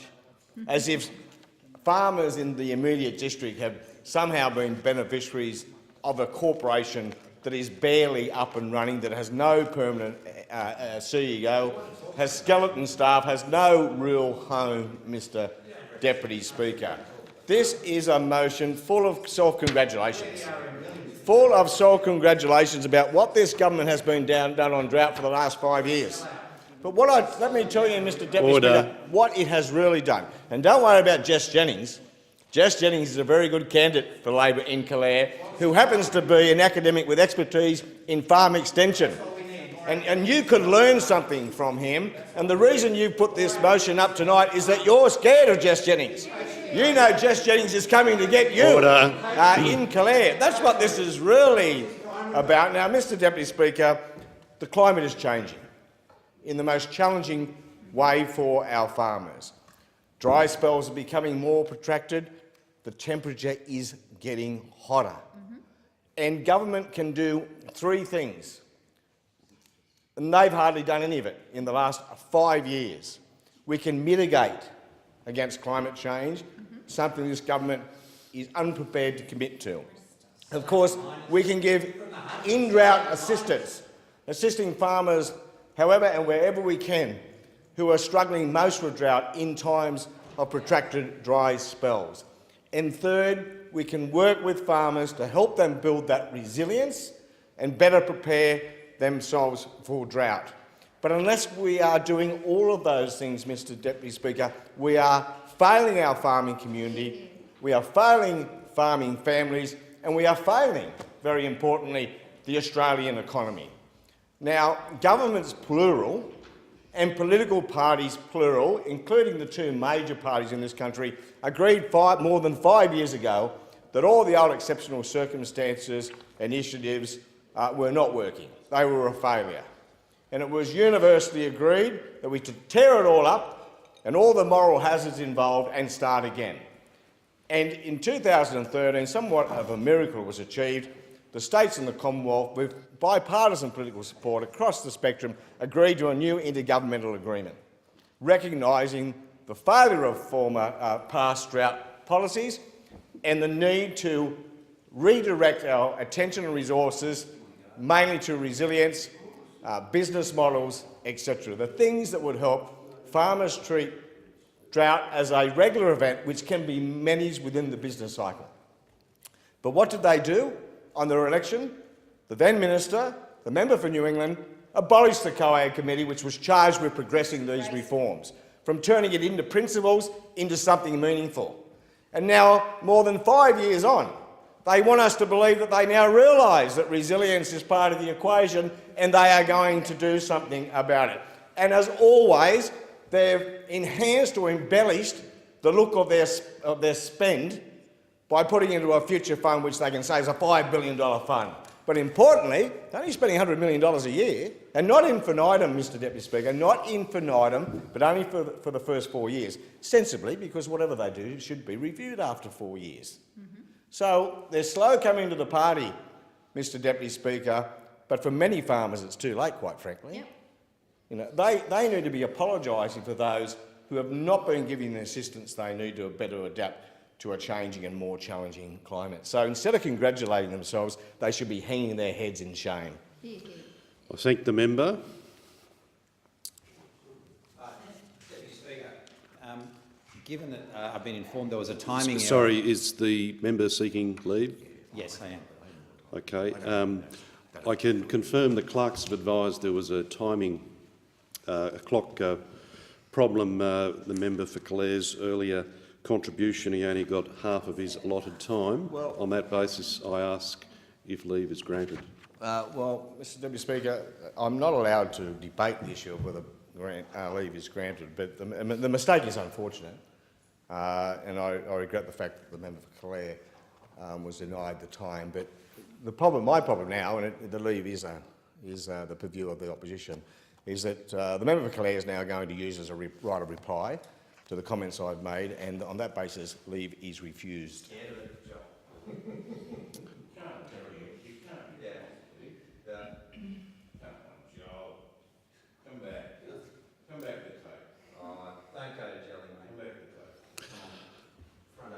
Leave is not granted. I call the member for Grey. Well, thank you, Mr Deputy Speaker. I must say I'm disappointed in that attitude from the Shadow Minister for Agriculture. This is an important issue, and it was clear that the member had a 10-minute speaking session. Anyway, drought is trying, but it is part of the Australian landscape, and I'm a strong supporter of the positive measures this government, the coalition government, has provided over a period of time for farmers to prepare for drought. None better, of course, than the FMDs, which were established by the Howard government, and following lobbying by myself and a number of other members from rural areas, were doubled in the last 2 years. The investment limits were doubled. The immediate tax write-off for fodder storage, nothing could be more important in preparing for drought than having more sheds, more grain sheds, more hay sheds to hold more fodder. The immediate tax write-off for water infrastructure and fencing. These are schemes that are supporting farmers to prepare for drought, to make their properties drought-proof, if you like. But sometimes, beyond any ability of rural business and individual business to cope, the droughts go on. So in that area, this government has been very responsive, of course, with the farm household support, the $12,000 bonus or the $12,000 extra cash payment, the farm business improvement and drought concessional loans, and we were just the other speakers were just speaking briefly about the Regional Investment Corporation, and I must say from a South Australian point of view we'd always been very disappointed with the results that our South Australian Department, PIRSA, in managing these drought loans had achieved, and very pleased to see it brought into the national level. The Rural Financial Counselling Service, which of course is available to farmers and has had its budget substantially increased to deal with the load. Support for farmers seeking to engage multi-peril crop insurance. In South Australia, more lately, I petitioned Ministers Mackenzie, McCormick and the Prime Minister to extend the Drought Communities program from the eastern states to South Australia. 60 councils in New South Wales and Queensland had received or were eligible to receive up to $1 million each. And I thank Minister for Mackenzie for making for $17 million available to 17 regional councils in South Australia, 13 in my electorate of Grey, and it's a real shot in the arm for local businesses, and I'm looking forward to those projects rolling out. I have a couple of councils I think that are a little unfortunate to miss the criteria, and I continue to speak to the Minister about those councils. I thank Rural Aid and their buyer bail for coming to South Australia. In early August I contacted Wayne Thompson from Rural Aid to bring that program to South Australia to allow South Australian donors to support South Australian farmers and allow South Australian farmers to register their requirements on their website. And that is exactly what they have done, and there have been deliveries of hay into South Australia, and I was very pleased to be in the paddock east of Yadunda in a droughted paddock with Wayne Thompson a few weeks ago when they dropped off a loan, and the farmers are visibly moved, not just by, I think, the hay supplies, but by the fact that they know that people care and actually want to help them out. So that's very rewarding, and I also congratulate Gary Willis from EP Grain and Mentally Fit EP for their effort in collecting and distributing hay on Eyre Peninsula. Now, I was out inspecting some droughted properties at Weld's End and Geranium Plains with Steph and Simon Schmidt. And Steph mentioned to me that the NAB had raised the prospect of giving interest rate reductions to droughted farmers in areas that were drought declared. And I was a bit concerned about this, as was she, because South Australia does not have drought declarations. I met with NAB subsequently in the Parliament here. They changed the wording of their availability of that help for farmers and are using a PIRSA map from South Australia now. So that has put South Australia on exactly the same footing as the other states when it comes to NAB. I subsequently contacted Anna Bligh from the Australian Bankers Association. I said, Anna, do you think you could press the rest of your major banks to deliver a similar service? She said, yes, I will try, and within 2 weeks we had a letter from the ABA committing just that, which I have been furnishing now to my farmers and other people within the electorate to make sure that when they go in to negotiate with their banks, they know that their banks are committed to helping them through this tough time, and I thank them for that support. I thank the member for Grey for his contribution. The question is that the motion be agreed to, and I call the member for Bendigo.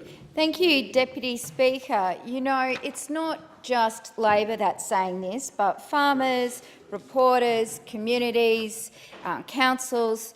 You cannot just talk about drought. You need to also talk about climate change. And if you don't talk about the two together, you are quite frankly not doing your job. Farmers for Climate Action have been loud and vocal on this issue for quite some time, calling on the people in this place, and in particular their elected representatives, the government, about making sure that we have real action on climate change and that we are getting ready to tackle drought.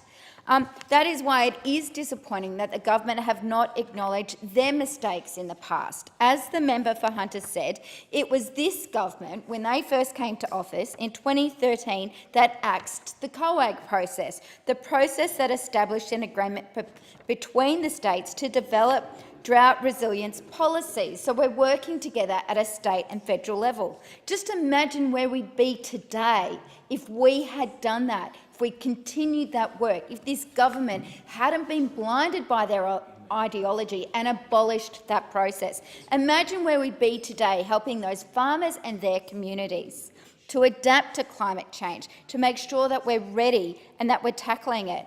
Agricultural issues and climate change across states, the cooperation that's needed. You know, Deputy Speaker, I do get disappointed that you hear from the Nationals all the time, what about the farmers, what about the farmers? They are important, but what they never raise in this debate is the impact of people who work on the farm, the impact of the supply chain jobs. Just take what is happening to our rice industry in the Riverina. I've been there, I've spoken to those farmers, I've been up on the header and spoken to them. But what I also did was visit Sunrise and spoke to a number of the workers there. Now, unfortunately, because of the impact of drought in the Riverina and the cost of water on the temporary market, it's gone up to $400. Because of that, they are now scaling back their operations. 100 jobs in the supply chain of Sunrise will go. That is a big impact on that community. Food manufacturing. When we have a drought, because we haven't acted sooner, it does have an impact throughout the supply chain. It's not just the food manufacturing jobs that are impacted by drought. It is a lot of the businesses that support farmers that also go through tough times. If we are going to be a country that grows things, then we need to be a country that has long-term drought preparedness policies. We need to look at carbon farming. We need to look at ways that farmers can diversify. We need to share experiences about how to best use the resources that we have. Everybody agrees that you need water to grow things, and the way in which we manage water going forward needs to be methodical, needs to be calm. You just can't throw cash at it. There needs to be science involved in this. We need to work towards it. One of the previous speakers spoke about the RIC, as it's called, the Regional Investment Corporation. I want to acknowledge the role that the Bendigo Bank is playing as it has been outsourced and subcontracted to do a lot of this work. It works closely with its farmers through its community banks, through its own rural finance corporation that it has within Bendigo Bank, making sure that they're working with farmers, ensuring that they have the capital to do these investments, but most importantly, because cash flows is low, working on hardship with them. Previous speaker also mentioned the importance of rural financial counsellors. Completely agree. And that's why it was so disappointing that this government, one of the things that they did was sack all of the rural financial counsellors in my electorate. They closed that office down. They sacked those rural financial counsellors because we were past the drought, not realising that the next one was just around the corner.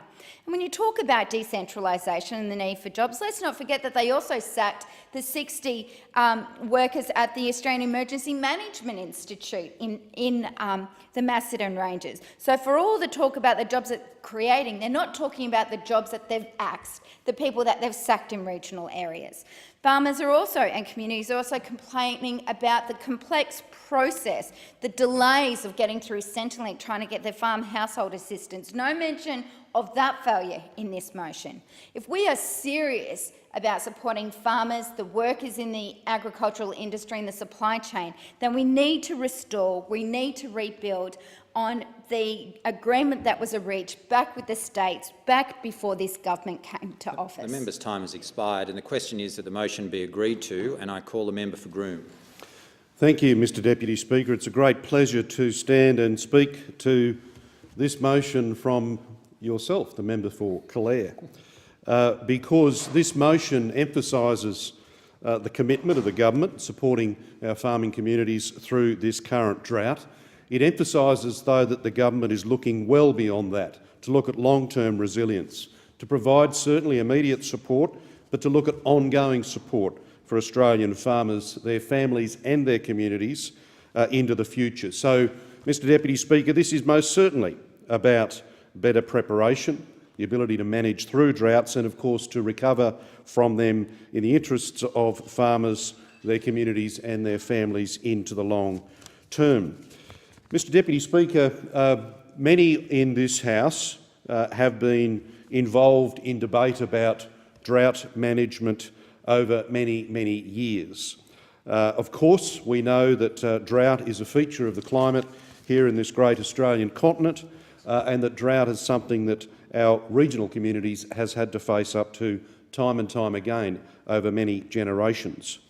But we continue to fine-tune and better direct support and policy into the future for the support of those communities so that they can prepare for and respond to the impact of drought. This government particularly wants to encourage self-reliance, more so than ever before, in farming communities, in grazing communities obviously, the organisations that support them, both from a government and non-government perspective, and of course, as I've said a number of times, those communities that make up regional Australia. So to look at an approach that is properly focused on the services of support, the research necessary in the long term, the adoption of technology, whether that be in water management, as some speakers have spoken about, in crop management, of course in livestock management, is essential, as is infrastructure that will support long-term sustainability for our regional communities.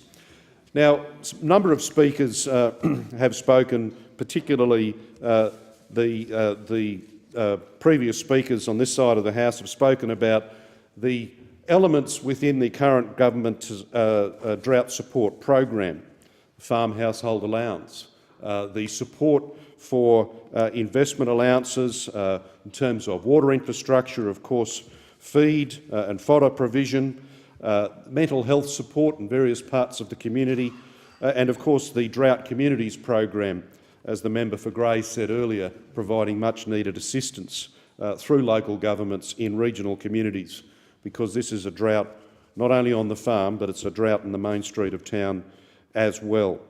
Again, the focus has been on preparedness as well as the immediate response challenge.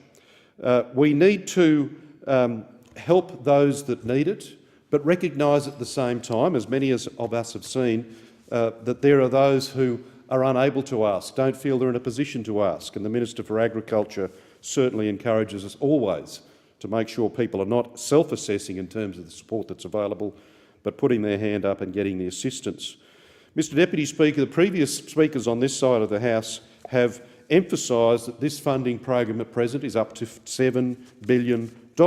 Now, that is a record amount. That is in stark contrast to what the Productivity Commission said all of those years ago in reviewing drought policy to get away from just a reactionary approach to a preparedness approach. Now, I've heard some comment about that. I've heard the comment about COAG. And, Mr Deputy Speaker, I profess to know a little bit about it because I was one of the state ministers who sat around the table at that time. I can confirm from that perspective, from the perspective as a regional member of this parliament, that the current drought package, and more particularly now the support going forward, is breaking the mould. This is finally delivering what we need for regional communities around the country. It's not just about government response, obviously. It's not just about industry response, but the community response continues throughout the communities that we represent. And I can mention so many people, but most particularly my good mate Bill Manton, running drought fodder drives and support into Western Queensland. He is doing a sterling job, as are so many people around the country who are truly interested in the fortunes of regional Australia. Well, I thank the member for Groom, and the question is that the motion be agreed to, and I call the member for Patterson. Thank you, Mr Deputy Speaker. You'd be forgiven for thinking the newest slogan for the Morrison government is better late than never, and the Future Drought Fund is no exception, sadly, to this. For years, the Abbott-Turnbull-Morrison governments buried their heads in the very dry earth of Australia, hoping that drought would simply go away. But rain has not fallen in sufficient quantity. Produce is not growing as we would have it. Dams are certainly not overflowing. Our farmers are still struggling. And I only have to have a quick flick through my Facebook feed as I see a number of people that I am friends with still out feeding stock, taking photos of withering dams. It is still a tragedy. And finally, the coalition government has decided to do something about this crisis. Once again, Deputy Speaker, it is better late than never. The Future Drought Fund was announced on the morning of the Drought Summit held in October of this year. It was announced without consideration for the discussions that were just about to take place, that were held at that summit. It was announced, curiously, without listening to any of the experts on the day, any of the drought-affected farmers who had travelled from all over Australia to give their opinions at that summit. The Future Drought Fund was announced, and then the Morrison government used the Drought Summit as a photo op, really, rather than a well-overdue discussion with the people who were actually living through this disaster.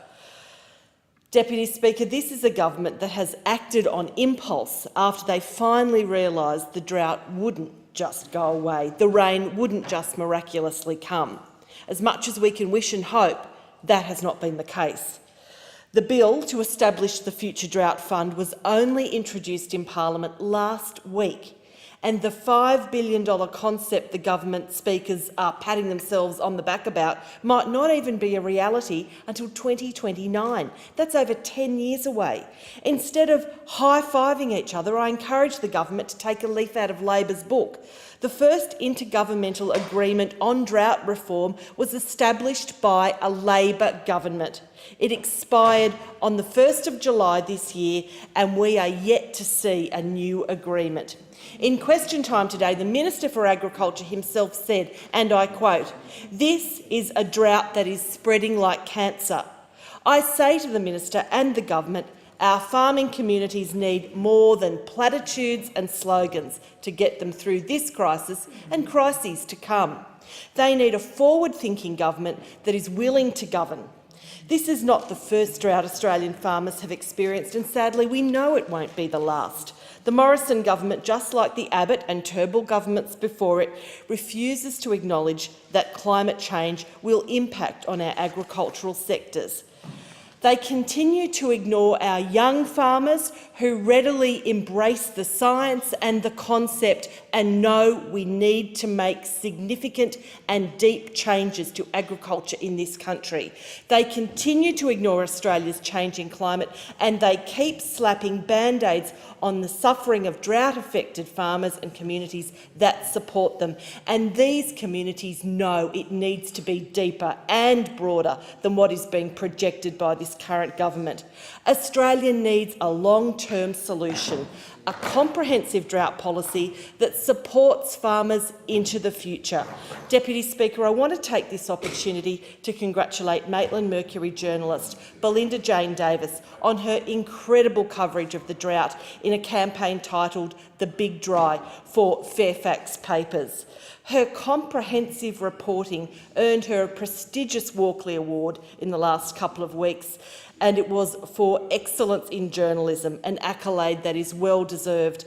And in the words of Belinda Jane, I say to farmers across Australia who are affected by this disaster, together we will get through this difficult time. And BJ, thank you for your work. You raised the issue so energetically in our community and you never turned your back on our farmers. But it's going to take more than awareness campaigns. It's going to take action. It's going to take evidence. It's going to take experience that we do need to take into account, but more than effort or ever, it's going to take the effort of a government that will produce some action rather than just slogans. I thank the member for her contribution. Deputy Speaker, in this particular debate, there was a mistake made early where the proposer was given 10 minutes to speak, and because we, as like all members of Parliament, we watch the clock to see how long we've got to go. He adhered to what the clock was saying and finished his speech after 5 minutes. He actually had 10, and I hope that the chamber would be reasonable enough for the member to once again seek leave to finish his comments. I thank the member for Macmillan. The member for Calare. I'd like to conclude my remarks. Is leave granted? Leave is granted, although I will be seeking some clarification around the 10-minute ruling, because it has not been the case that every single proposer of a motion has been given 10 minutes in this chamber. The selection committee makes various decisions, and I think it is not an automatic right, but I acknowledge that the Speaker had assumed he had 10 minutes. And, you know, for whatever reasons, the clocks have not worked in that as they should have. So leave is granted, but it should not be assumed that this is an automatic right to all movers. On behalf of the member for Newcastle, and she has a reasonable request that you seek some information while Mr G is speaking, and to clarify the 10 minutes, please. I thank the chamber. I just ask the chamber to bear with me. I've already sought advice from the clerk. I'll just do that again, if you bear with me.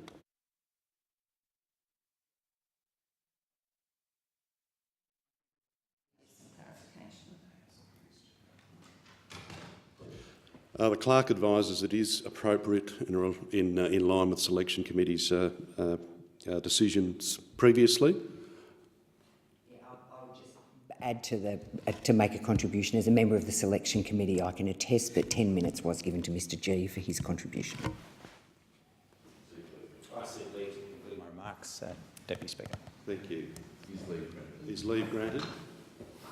Leave is granted. Member for Calare. Thank you, Deputy Speaker, and I thank members opposite. I wanted to mention the importance of the Drought Communities program, which provide grants to eligible local governments to support local community infrastructure and other drought relief projects for communities impacted by drought. Now, as we know, each council will receive up to $1 million for eligible projects, with the government recently extending the number of councils eligible from 60 to 81. The important thing about the Drought Communities program is it recognises that the impact of drought isn't just at the farm gate, it's in country communities throughout Australia, and many of them smaller country communities too, Deputy Speaker. And so in the electorate of Calare, for example, The Blaney, Oberon, Mid-Western and Dubbo regional councils and also Cabonne councils are all eligible for the funding, where a number of projects have already been identified. And one of the great projects which Dubbo Regional Council has identified through Mayor Ben Shields is $560,000 for a water supply for Stewarttown. The allocation of a water source for Stewarttown would allow a bore and storage tank to be installed to provide water for 250 residents of the village. $80,000 for a refurbishment of stock water bores in the Blaney community. $400,000 to enhance the Blaney showground. I believe that also improvements are planned for Carcore as well. $46,000 for an upgrade of the kitchen at the Mandurama Hall. And there is a considerable list. So all of these projects will make a real difference to the lives of people in those communities and who've been hit hard. And when drought hits, it's not just the farmer, it may be the tyre fitter, the folks who run the grocery store. The knock-on effect is absolutely huge. I mentioned the Regional Investment Corporation, and the member for Hunter did make some rather unkind comments about the Regional Investment Corporation, but I relay the story of being in Wellington on Saturday night, which is part of the great food basket of New South Wales and Australia, and I was speaking to Norm Smith. Norm and Pip run a merino farm just outside of Wellington on the 12-mile road. And the farmer's already talking to them. Norm was relaying the story of one farmer with very, very positive words to say about the investment funds available through the Regional Investment Corporation. He mentioned that there was another couple who were in the process of acquiring farming country in the Peak Hill area, and they were going to use funds provided by the RIC to basically transform that farm, including drought-proofing it. And again, the story was a very positive one of the experience of the Regional Investment Corporation, and that's just two stories from a corporation which is just starting out. And if this is the experience from the first few customers of the Regional Investment Corporation, I think the future bodes very well. And I just really think the member for Hunter should take a less antagonistic and more positive approach and work with us on these projects like the Regional Investment Corporation, because they will actually make a real difference to the lives of people in country Australia. And it's not political. I mean, if the member for Hunter looks at the last election results in and around Orange, I mean, we were lucky enough to take and win and be successful in every single booth in Orange. If you look at Cabonne, which is the farming, federal and state, Cabonne, in Cabonne, again, every booth. When I was the state member, and also I was lucky enough to be able to do that as the federal member as well. If you look at the Gulgong Mudgee areas, the story there is the same. At the last federal election, and also when I was lucky enough to run as the state candidate, and when I was the state candidate in Forbes and Parkes, again, we were lucky enough to win every booth in those areas. And so, including booths that had never traditionally been coalition voting booths. So, Deputy Speaker, the RIC is not political, but it is making a real difference to the lives of people in country Australia already. And the member for Hunter, if he wants to kick around here in the R.M. Williams boots, well, he's got to walk the walk and not just talk the talk and not sell out country Australia and regional communities. Member's time has expired. The time allotted for this debate has expired. I call the clerk. Private members' business, order of the day number 2, home care packages, resumption of debate on the motion moved by the member for Bass. Question is the motion be agreed to, and I call the member for Lawler. Thank you, Deputy Speaker, and I'm pleased to speak on the motion moved by the member for Bass, and I note that this was last debated on the 20th of August. It is now December the 3rd, Deputy Speaker, and we are still seeking action from this government on the aged care crisis in this country. We know we've had the government agree to a Royal Commission into aged care, but it seems that nothing has been done since they conceded that that needed to occur, Deputy Speaker. We are still waiting in this place for news of the details around that Royal Commission. We're also waiting, have been waiting, Deputy Speaker, until quite recently for a release of the data around the number of Australians now waiting for aged care packages.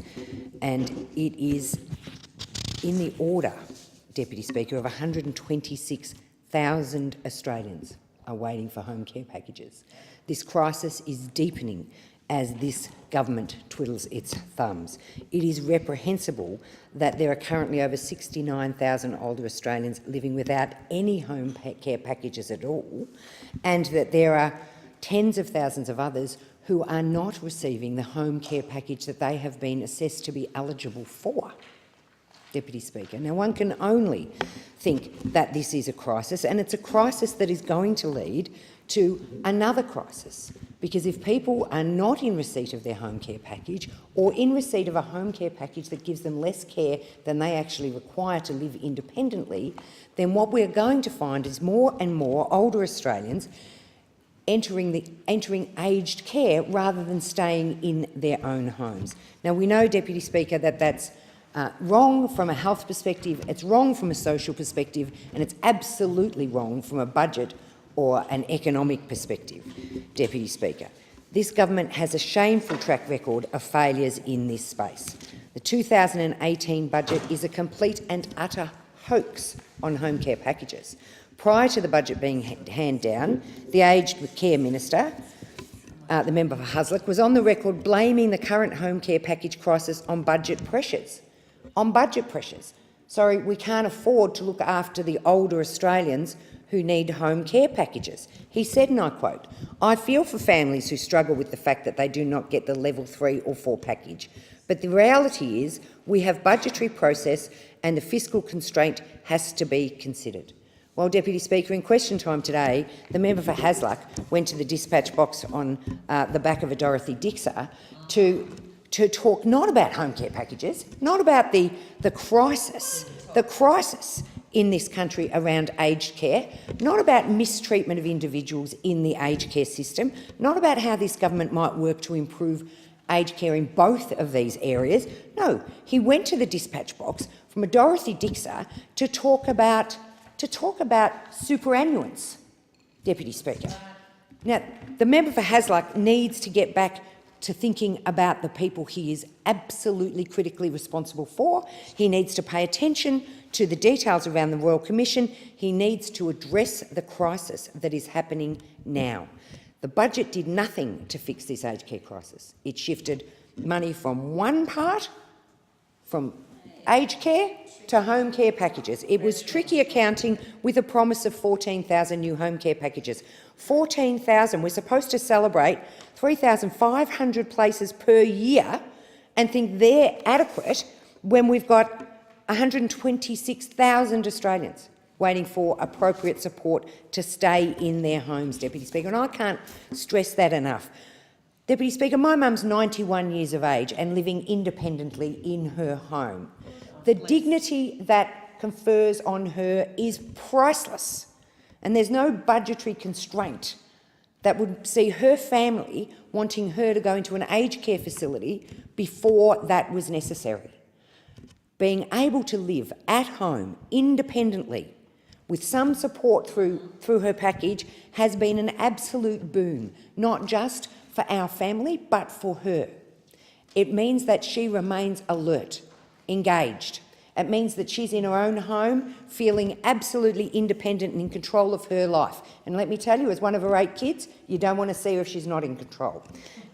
Deputy Speaker, the member for Hasluck needs to get to work and do his day job. I thank the member for Lawler, and I call the member. The question is that the motion be agreed to. I call the member for Patterson. Thanks, Mr Deputy Speaker. It is no secret that Australia has an ageing population. A 2017 report from the Australian Institute of Health and Welfare reported over 1 in 7 people were aged 65 and over. In my electorate of Patterson, that number is bigger. Over 28,000 of my constituents are aged over 60 years. That's 1 in 5 people. And I love representing people who are more experienced, as they tell me. My OBEs, my over-bloody-80s, are very proud of the experiences that they've had in their life, and I say good on them. And for that, they want to live proud and independent lives. As lawmakers in this House, we have an obligation to support our ageing population. The Morrison government has sadly failed in this obligation. The statistics prove it. The latest data on the government's home care packages wait lists revealed more than 126,000 older Australians now languishing, waiting for care. It also stated that over 69,000 Australians are without any home care packages at all. There are almost 300 older Australians who have waited more than 2 years for their approved home care packages without any care whatsoever. The 2017 budget committed 14,000 new home care packages over 4 years. Yet, as Labor predicted, this number is distressingly inadequate. The latest figures show that the waiting list for home care packages grew by more than 20,000 between July and December of last year, and this number is only expected to climb dramatically. We are in an aged care crisis, and it is the product of this Abbott-Turnbull-Morrison government. As the wait list for home care packages grows longer and longer, fresh stories emerge daily about older Australians waiting for care, and in pretty dire circumstances, many of them. Older Australians are entering residential care or even emergency departments rather than being able to stay at home and receive the home care they have been approved for. Members of my community are feeling this pain. I was recently contacted by John, whose 81-year-old mother Mary lives in Maitland in my electorate. Due to Mary's age and number of illnesses she suffers from, she requires help at home to perform basic tasks such as cooking, cleaning and bathing. Mary is entitled to an aged care package, yet today, as of today, it is the 530th day she has been waiting for it. 530 days.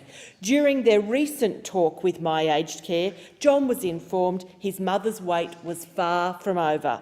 Mary is expected to wait at least another 6 months to receive her home care package.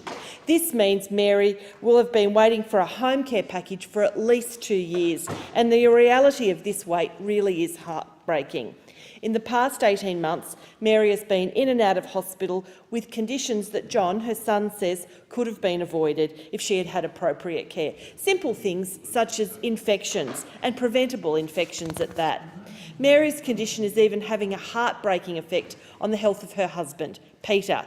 Peter's in his late 80s and he is Mary's primary carer. And how often do we see this? John has described the home care package process as long and frustrating, and I guarantee he is not the only person experiencing this frustration.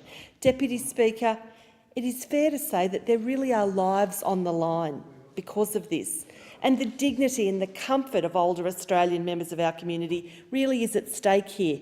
I'm calling on the government, in fact I'm begging the government, pleading with them to invest in fixing this home care package waiting list and properly address the growing crisis.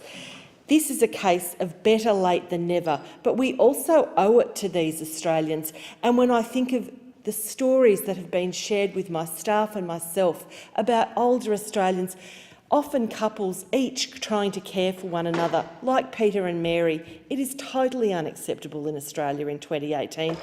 Older people have been told they are able to age gracefully at home and that should be encouraged. Well, we should be providing the support and the home care packages to see that this is true. It is evidence-based medicine. We are ageing and we should be able to provide the correct care and appropriate packages to see that in place. I thank the member for her contribution. Colloquial language is acceptable. It's a point of order. Colloquial language is acceptable in the Parliament, except when you use descriptive language like the OBE. That's what we can't do. So in future, members need to accord this chamber that you can't use such language in here. Note the comments from the member for Macmillan. Thank you. The there being no further speakers. Oh, sorry, my apologies.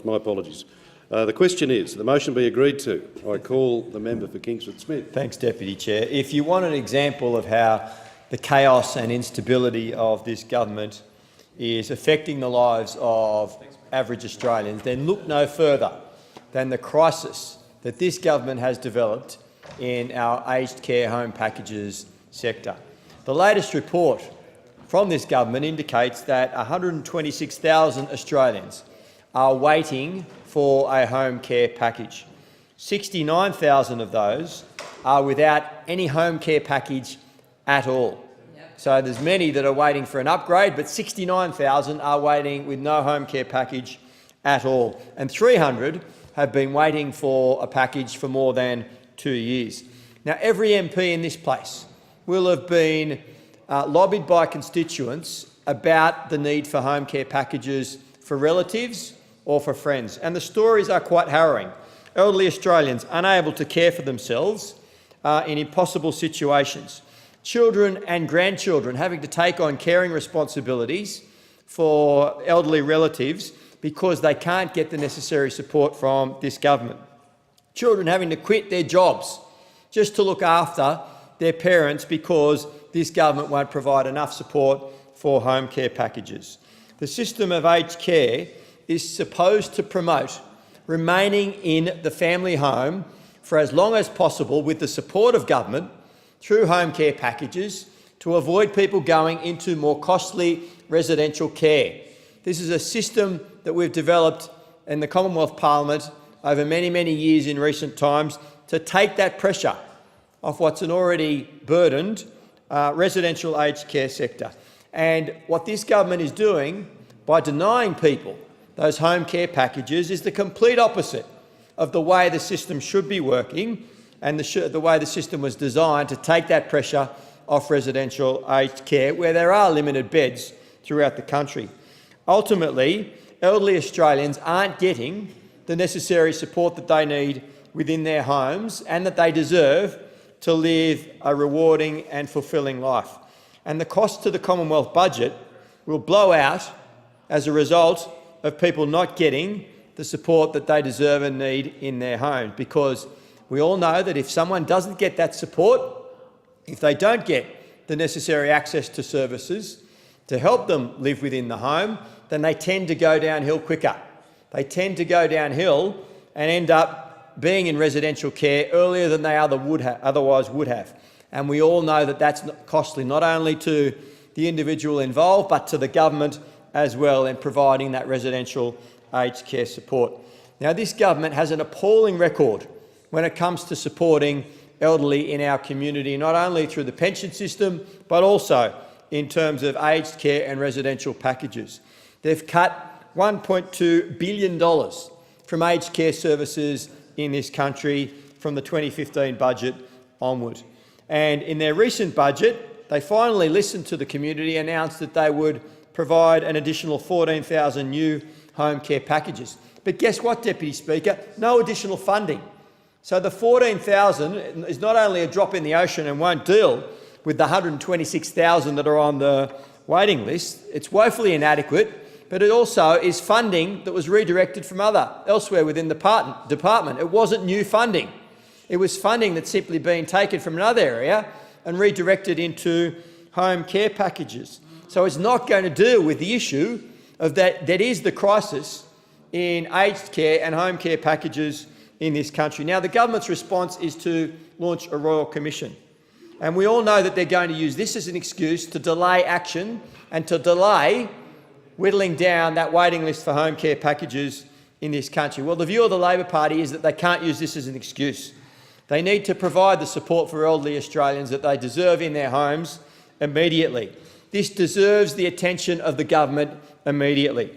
And this is why, Deputy Speaker, Labor is proposing to look at restricting negative gearing, to cut back on capital gains tax deductions, to finally properly tax family trusts, and to ensure that the franking credit system in this country works more efficiently and effective, to ensure that we have the funding to provide that extra support for people in their elderly years, both through home care packages and through residential care. It is only the Labor Party that is listening to the welfare of elderly people in this country, and it is only Labor that is responding to those concerns about home care packages.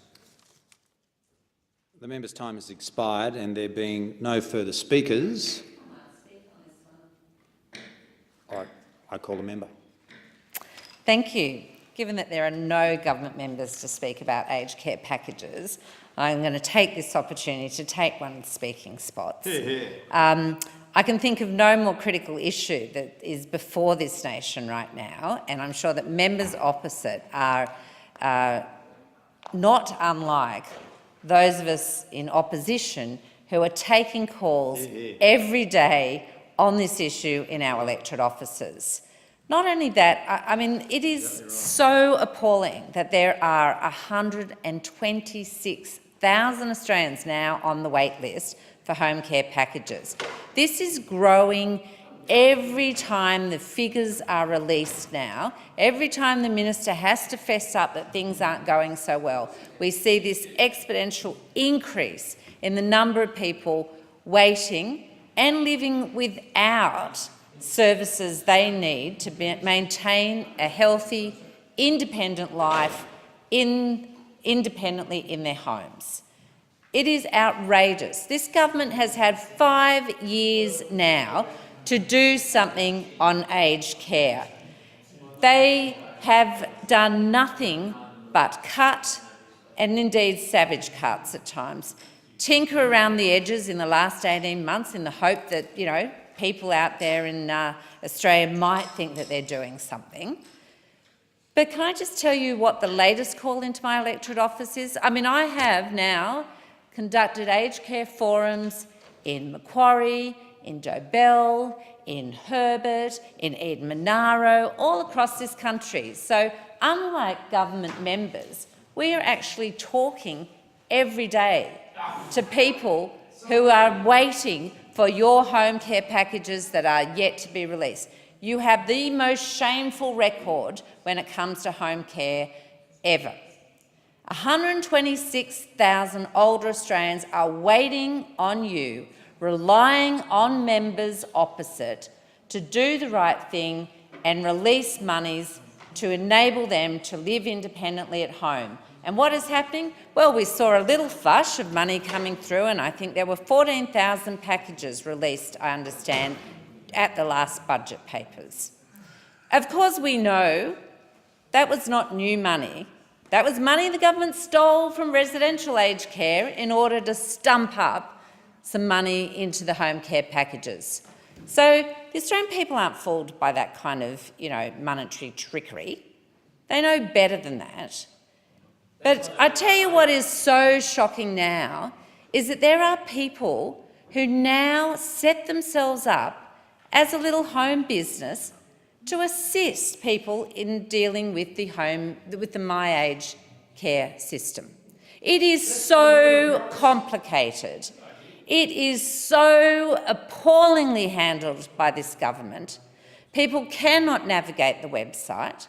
People spend hours and hours on the phone to the point where they give up. So now there are people going around Australia saying, I will hang on the phone waiting for an answer for you, and I'm going to charge you money to do so.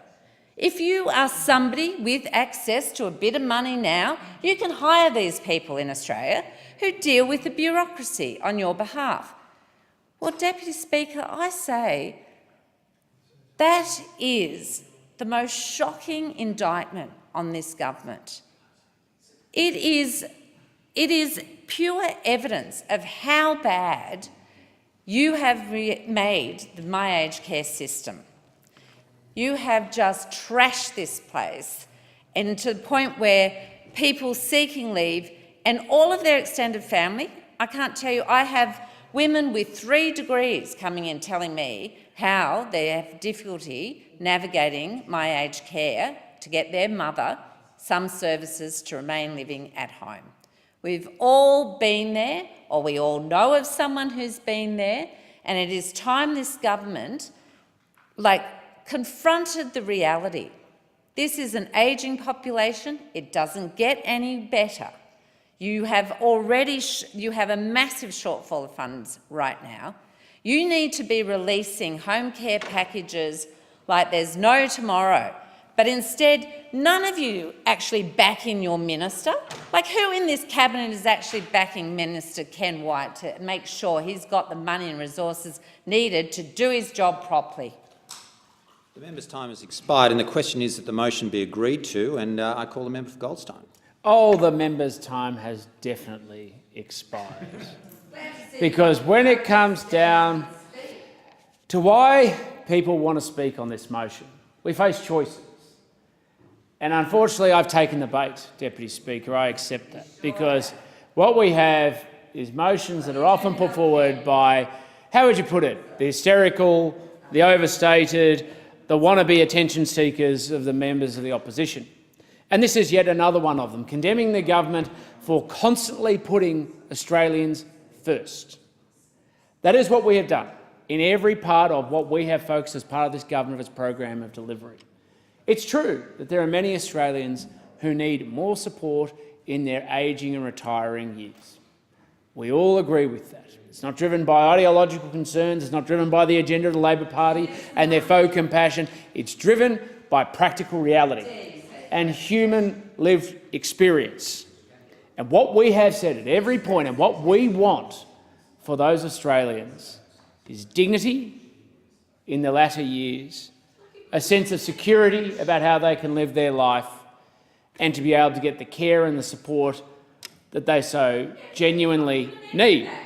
And that's why we actually heavily support the home care package system. It's why we've expanded it continuously to be able to do so. But the fundamental underpinning of why we've been able to do that, why we've been able to increase the amount of money and support to home care packages, why we've been able to put more into the marketplace to make sure that those vulnerable Australians get the support and assistance they need to stay in the community and the home they love, surrounded by friends and family who love them, is because we have put a focus on building the economy to deliver. Now, the economy is not an end, it is merely a beginning. But the members who crudely interject on the other side should understand that if you don't have the financial capacity to be able to deliver home care packages, there are no home care packages at all. And we are doing everything we can to make sure that those Australians who need that support and that assistance are getting it. And one of the challenges we face, of course, is making sure that we are meeting what people need. Deputy Speaker, you know as well as I do that and because you're a sensitive person who's well aware of the conditions and the circumstances of the people in your community, in the same way that I am, in the same way the member for Berowra is, in the same way the member for Wide Bay is, understands directly the challenges that their community faces, particularly with an ageing population. And what we're seeing is a change in demand around aged care overall. It doesn't sit, home care packages do not sit in isolation. I'd hate to break it to the members of the opposition. We have aged care services, traditional aged care services, where people are going into aged care at a latter stage of life, often with a higher acuity, who need greater assistance and support. And we're providing the support and assistance to do that, working with the community sector, working with the private sector, as well as charitable organisations. But what we're seeing, and it's a wonderful thing, is more people who want to seek the opportunity to be able to stay in their life, in a later stage in their life in their own home, because of the security and opportunity it provides people to be able to stay in an environment of comfort. And yes, we understand, we've got to deliver that, and we've got to be able to assist people with that. But what doesn't help that discussion is this sort of pandering rhetoric from the opposition without actually paying any attention to the substantive issue about how this government is actually driving that delivery at a community level. I would have thought it was a case of celebration with the increase in the home care packages this government has delivered, but instead it's become a rather trifle and pointless exercise in the Federation Chamber this afternoon or this evening for the opposition to try and score points. Now, don't get me wrong, Deputy Speaker, I actually do think there was some validity in some of the discussion that was made by the opposition. There was a critique of the fact that bureaucracy is complicated. Well, I agree. Bureaucracy is complicated. That's why I'm a great believer in deregulation and streamlining bureaucracy. I actually want people to be able to get assistance and support for the services that they seek. Unfortunately, I don't think we're going to be hearing the deregulation agenda from the opposition as part of this discussion. In fact, they thrive. They're backed up by the entire trade union movement, whose only purpose is designed to thrive and survive off the complexity of an industrial relations system that favours them, the Labor Party. And so we're making decisions. We have decisions that need to be made, Deputy Speaker, about the future of aged care in this country. We have decisions that need to be made, but they come directly from this government's focus on the economy to deliver the services that people rightly expect. I thank the member. Are there any further speakers for the motion? There being no further speakers, the debate is adjourned and the resumption of the debate will be made in order of the day for the next sitting, and I call the clerk. Private members' business, notice number 7, 70th anniversary of the United Nations Genocide Convention. The member for Goldstein to move motion appearing on the notice paper in his name. Call the member. Thank you, Deputy Speaker. And as the member for Goldstein, it is a privilege to be able to get up and move the motion to commemorate the 70th anniversary of the adoption by the United Nations General Assembly of the Convention on the Prevention and Punishment of the Crime of Genocide. And Deputy Speaker, I do this for a number of reasons. I do it because I have one of the largest Jewish communities in Australia, and the tragedy of the Holocaust and legacy of that genocide remains prevalent for so many people in the community that I'm proud to represent, and the community to the north of mine, the federal electorate of Melbourne Ports, and I understand the member from Melbourne Ports is speaking after me. Because of my Armenian heritage and understanding that the first genocide in the modern era came against people who had lived their lives, and it wasn't just a human genocide in the murdering of people marched through the Syrian deserts, but like with the Jewish people as well, there was a cultural genocide too, not just to remove the memory, not just to remove people's lives and their capacity for them to be able to continue their family line, but the cultural genocide to erase their memory, their legacy, their culture, their traditions, their capacity to be able to hand their culture on to the next generation. It was Raphael Lemkin, a Jewish lawyer from Poland, who coined the term genocide, noting that he became, quote, interested in genocide because it happened so many times. It happened to the Armenians, and after the Armenians there was a very rough deal at the Versailles Conference because the criminals who were guilty of the genocide were not punished.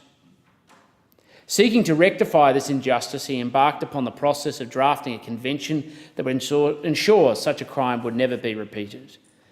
And as an Australian, I'm proud, of course, of our country's incredible role in both providing relief and support to the survivors of the Armenian genocide, the first international aid effort, and particularly from this great state of Victoria under the then Lord Mayor, and of course our role in the adoption of the UN Genocide Convention as one of the founding members of the United Nations.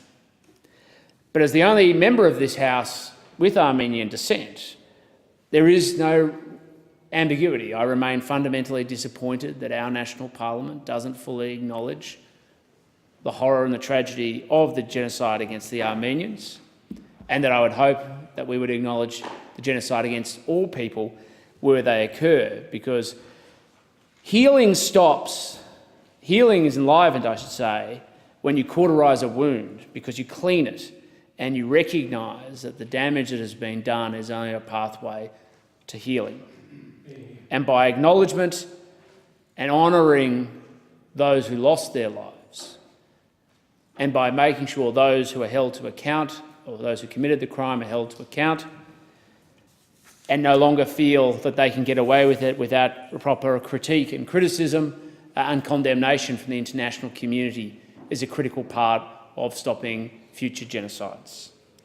In addition to his work on the Holocaust, Dr. Lemkin also wrote about the Ottoman government's systemic extermination of 1.5 million Armenians, as well as, of course, for Greeks and Syrians as well.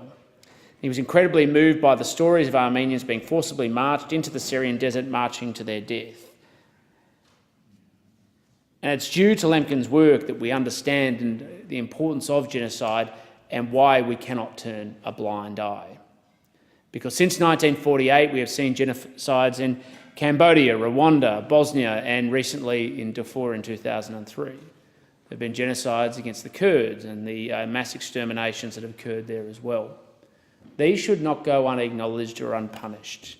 Our collective responsibility as members of a community of nations, and as a state beholden to the Genocide Convention we honour today, is to prevent, to call out and to punish the perpetrators of genocide where it occurs in the world.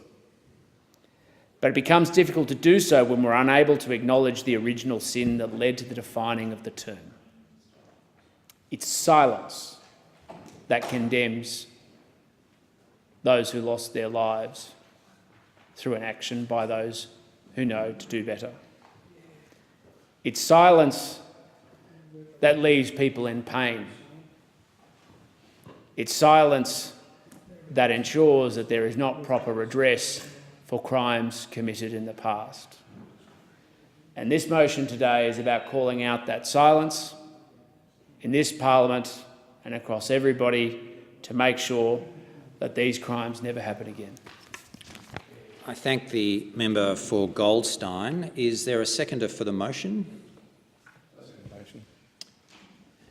And the member for, does the member wish to speak or reserve? Indeed.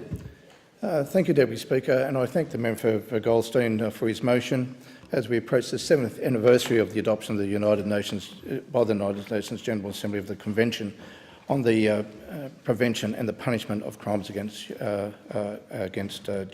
crimes of genocide. I also acknowledge the grave injustices of the genocide against the Jewish community and the Second World War, and trust that whilst there's an indictment against humanity, I trust we have learned as an international community something since where we can actually make good on wrongs. But I take this opportunity, Mr Deputy Speaker, to raise awareness about a present-day genocide that is occurring as documented by United Nations in the Rakhine State in Myanmar against the minority Rohingya Muslims. The current situation in Myanmar is it's not just mere violence or abuse, it is the atrocities, the humanitarian crisis of a catastrophic proportion, which has resulted now in the displacement of over 700,000 people into neighbouring Bangladesh. Myanmar security forces have perpetrated the gravest crimes on civilians. The situation has been described by the United Nations and Human Rights Watch as a textbook example of ethnic cleansing and crimes against humanity. Evidence from a number of investigations also carried out by Human Rights Watch have documented a series of brutal crackdowns by security forces against the Rohingya Muslims, including extrajudicial killings, torture, suffering of the Rohingya men, women and children, the destruction, arson and taken over of more than 300 villages by the Myanmar military, as well as the endemic rape and sexual violence. It's important to note that there has been a long history of discrimination against the Rohingya. The government of Myanmar continues to deny Rohingya citizenship, along with the provision of basic government services such as health and education. However, the violence that is now occurring is of a different kind. It is now a campaign of ethnic cleansing. Now, Deputy Speaker, Bangladesh has opened its doors to the Rohingya refugees, with people from Bangladesh continuing to show tremendous generosity and hospitality in the face of grave crisis. Despite the challenges that the nation faces domestically, Bangladesh has shown itself to be a compassionate and caring nation. Now, Bangladesh is not a rich country by any means and is not well equipped to handle the influx of refugees of this magnitude. And while agencies such as UNICEF, Oxfam and Save the Children are working hard on the ground to secure humanitarian assistance and basic services to the Rohingya, A large number of displaced refugees make the charge very, very much more difficult. As the late Kofi Annan, former General Secretary of the United Nations and Nobel Peace Prize recipient, and importantly former Chair of the Advisory Commission on the Rakhine State, said, "We recognise the challenge facing the Rakhine State and its people are complex, and the search for a lasting solution will require determination, perseverance and trust." Now, while I'm pleased that Australia is playing a crucial role to find a lasting peace to this humanitarian crisis engulfing the Rakhine State, clearly, Deputy Speaker, a lot more needs to be done. I call on the government to take a stronger stance with the authorities of Myanmar and to implement the recommendations of the Advisory Commission by reinforcing our commitment for the support for the unimpeded humanitarian access to all parts of the Rakhine State and as well as the refugee camps in Bangladesh. For those of us who supported Aung San Suu Kyi in her quest for peace and democracy in Myanmar, I've got to say it is incredibly disappointing to witness her silence and worse, her feigned ignorance concerning the ethnic cleansing of the Rakhine population. We must work closely with our regional partners to ensure that the Government of Myanmar recommits to the pursuit of peace and a process for national reconciliation. The situation before the Australian Government and the United Nations is urgent. We cannot merely play the role of bystander in the hope of change. Clearly, as part of the concerned international community and having a seat on the UN Human Rights Council, we have an obligation to act, not simply despair when basic human rights are at stake, particularly when it involves people within our region and within our sphere of influence. I thank the member. The question is that the motion be agreed to, and I call the member for Barara. Thank you, Deputy Speaker. Today I rise in strong support of the motion of my friend the member for Goldstein to acknowledge the 70th anniversary of the Convention on the Prevention and Punishment of the Crime of Genocide.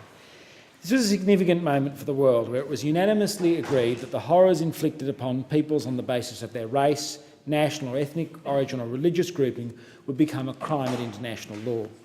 70 years ago, the Convention on the Prevention and Punishment of the Crime of Genocide was approved by the General Assembly, Resolution 260A3, on the 9th of December 1948. Australia's Foreign Minister, Dr H.V. Evatt, was in the chair of the General Assembly when the conventions were passed, and Australia was one of the first countries to adopt the convention. The convention made genocide a crime under international law which should be both prevented and punished.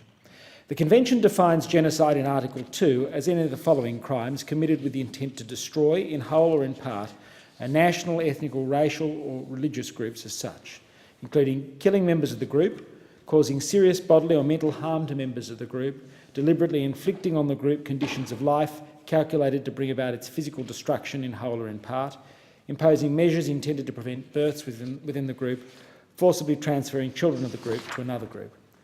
Article 3 made the following acts punishable: genocide, conspiracy to commit genocide, direct and public incitement to commit genocide, attempts to commit genocide and complicity in genocide. 1948 was within 3 years of the end of the Second World War, a war which saw the Holocaust, the Shoah, under which the murder of 6 million Jews at the hands of the Nazi regime and its collaborators took place. This figure represents nearly 2/3 of the Jewish population of Europe. In April 1945, General Dwight D. Eisenhower, the Supreme Commander Allied Forces Europe, wrote of Ohrdruf, a subcamp of Buchenwald he had just visited. Eisenhower must have been an amazing leader and a man of extraordinary foresight. He said, and I quote, "The things I saw beg a description. The visual evidence and the verbal testimony of starvation, cruelty and bestiality were so overpowering. I made the visit deliberately in order to be in a position to give first-hand evidence of these things if ever, in the future, there develops a tendency to charge these allegations to propaganda." Eisenhower organised delegations of politicians, journalists and filmmakers to view first-hand what had happened in the death camps in order to bear witness to what was then, and it's hard to imagine now, a sceptical public. One journalist was asked by a colleague if the scenes in the camps were as bad as they were described in the newspapers. "No," he responded, "they were worse." Sadly, in the 70 years since the Holocaust, the denial of the Holocaust is growing around the world, especially in the Muslim world, but even in the West, younger generations are more ignorant of the Holocaust than they should be. As a member of this House, I've been outspoken on the importance both of the recognition and the prevention of genocide and in upholding human dignity as a fundamental human right. I've spoken out against the persecution of Christians in the Middle East, of Yazidis and Kurdish minorities, as well as drawing the House's attention to human rights abuses in North Korea, including the murder of mixed-race children. On this, the 70th anniversary, we are reminded of the importance of recognition in an act of prevention and prosecution. Let me say in this House that I think the world has been too slow to recognise and call out the Armenian genocide a century ago for what it was. And it's time every nation in the world, including our own, recognised the Armenian genocide for what it was. It's time the Erdogan regime in Turkey owned up to their own history as well.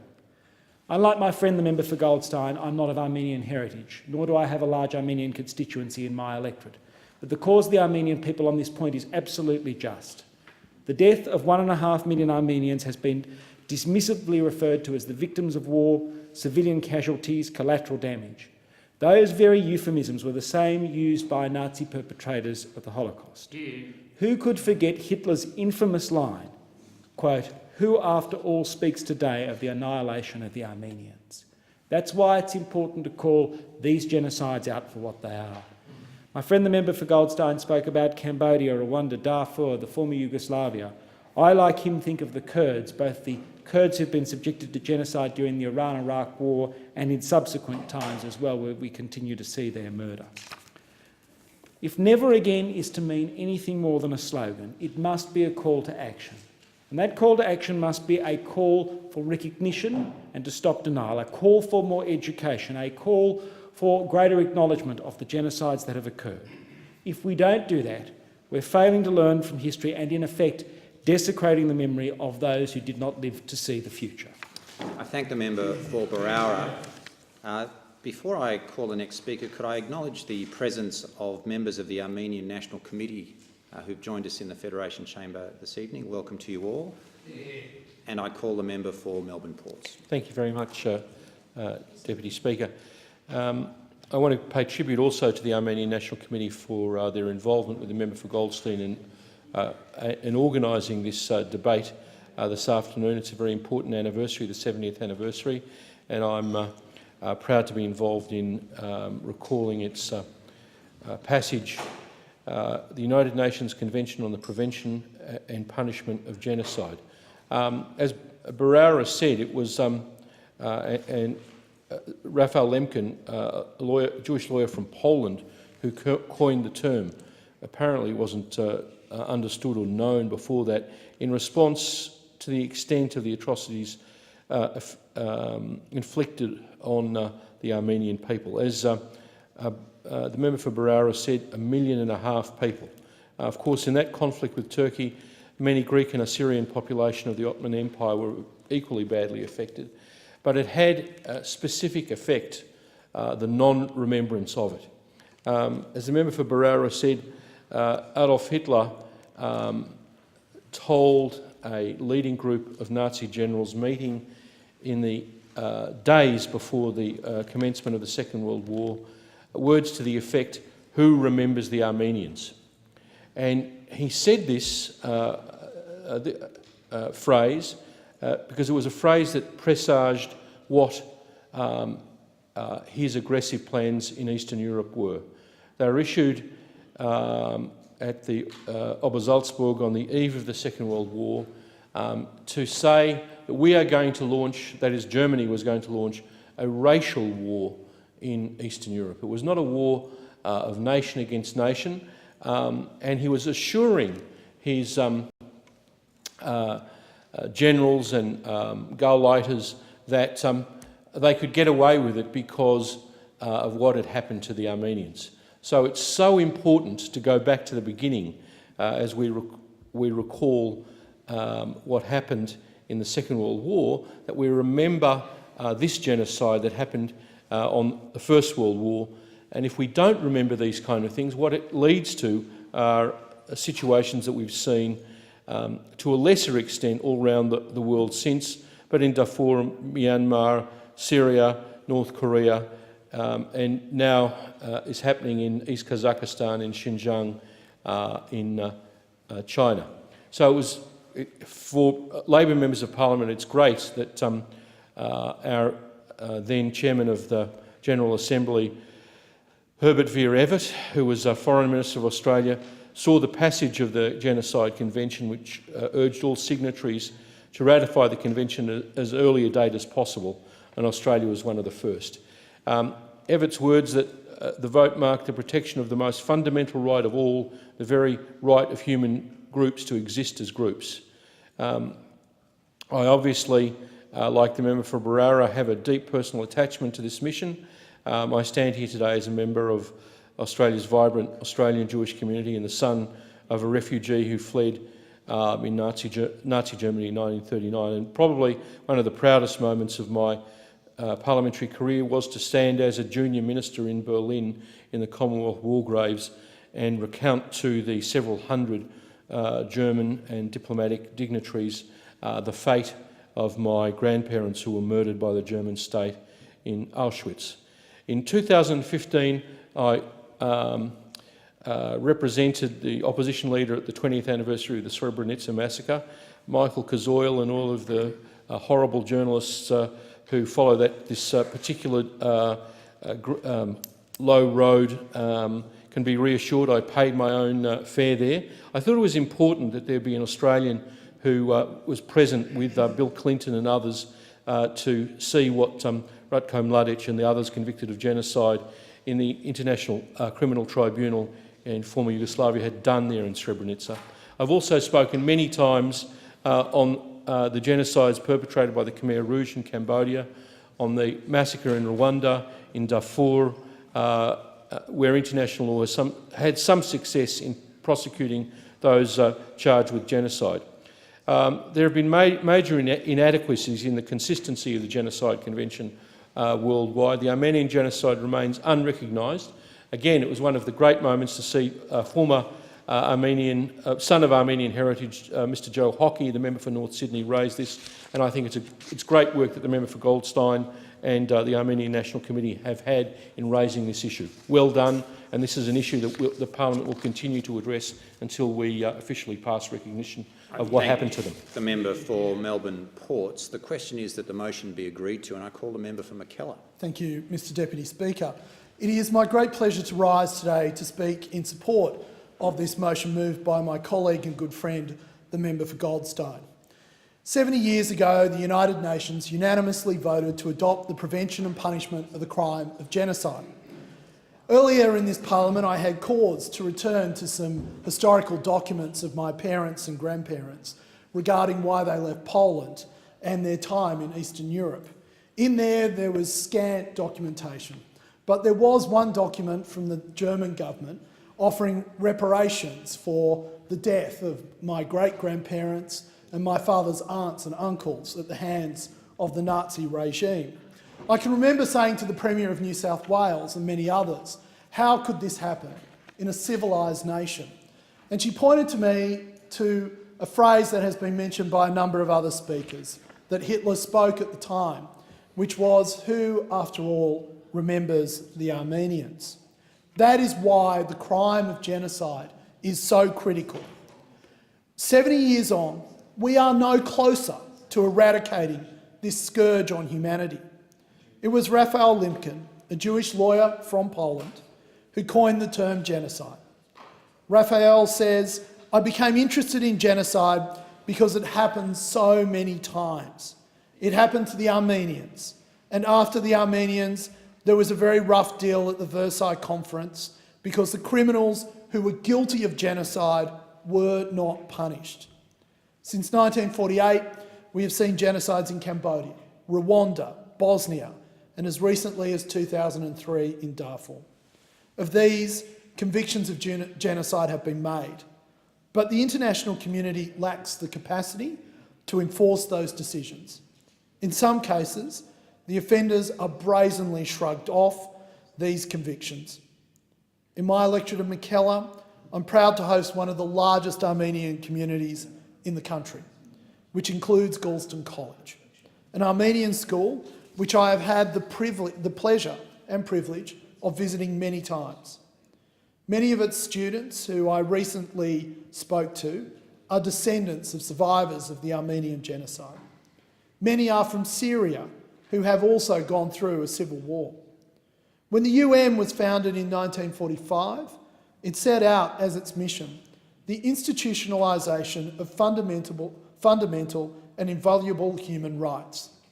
This plight should be close to the heart of every Australian, as we recognised our foundational role in the establishment of the United Nations, the drafting of the Universal Declaration of Human Rights, and our facilitation of the Convention I stand in support of now. Australia has always been a strong advocate in the defence of those fundamental rights and freedoms. This is no better encapsulated than in the spirit of the Anzacs at Gallipoli. What our soldiers witnessed only confirmed this, when they saw the unspeakable horrors perpetrated against the indigenous Armenians, Assyrian and Greek Christian minorities of Anatolia. In October, I stood in the House to recognise Anzac prisoners of war who suffered alongside Armenians held captive in desecrated churches. Those Anzacs that rescued Armenian men, women and children against all odds and witnessed the atrocities perpetrated on those people. As I said in my speech then, this act of kindness and sheer belief to not let evil prevail must not go unnoticed. The experience of the Armenians was one of the first, but unfortunately it wasn't the last. As others have mentioned, we still see the world remain silent while genocides are perpetrated.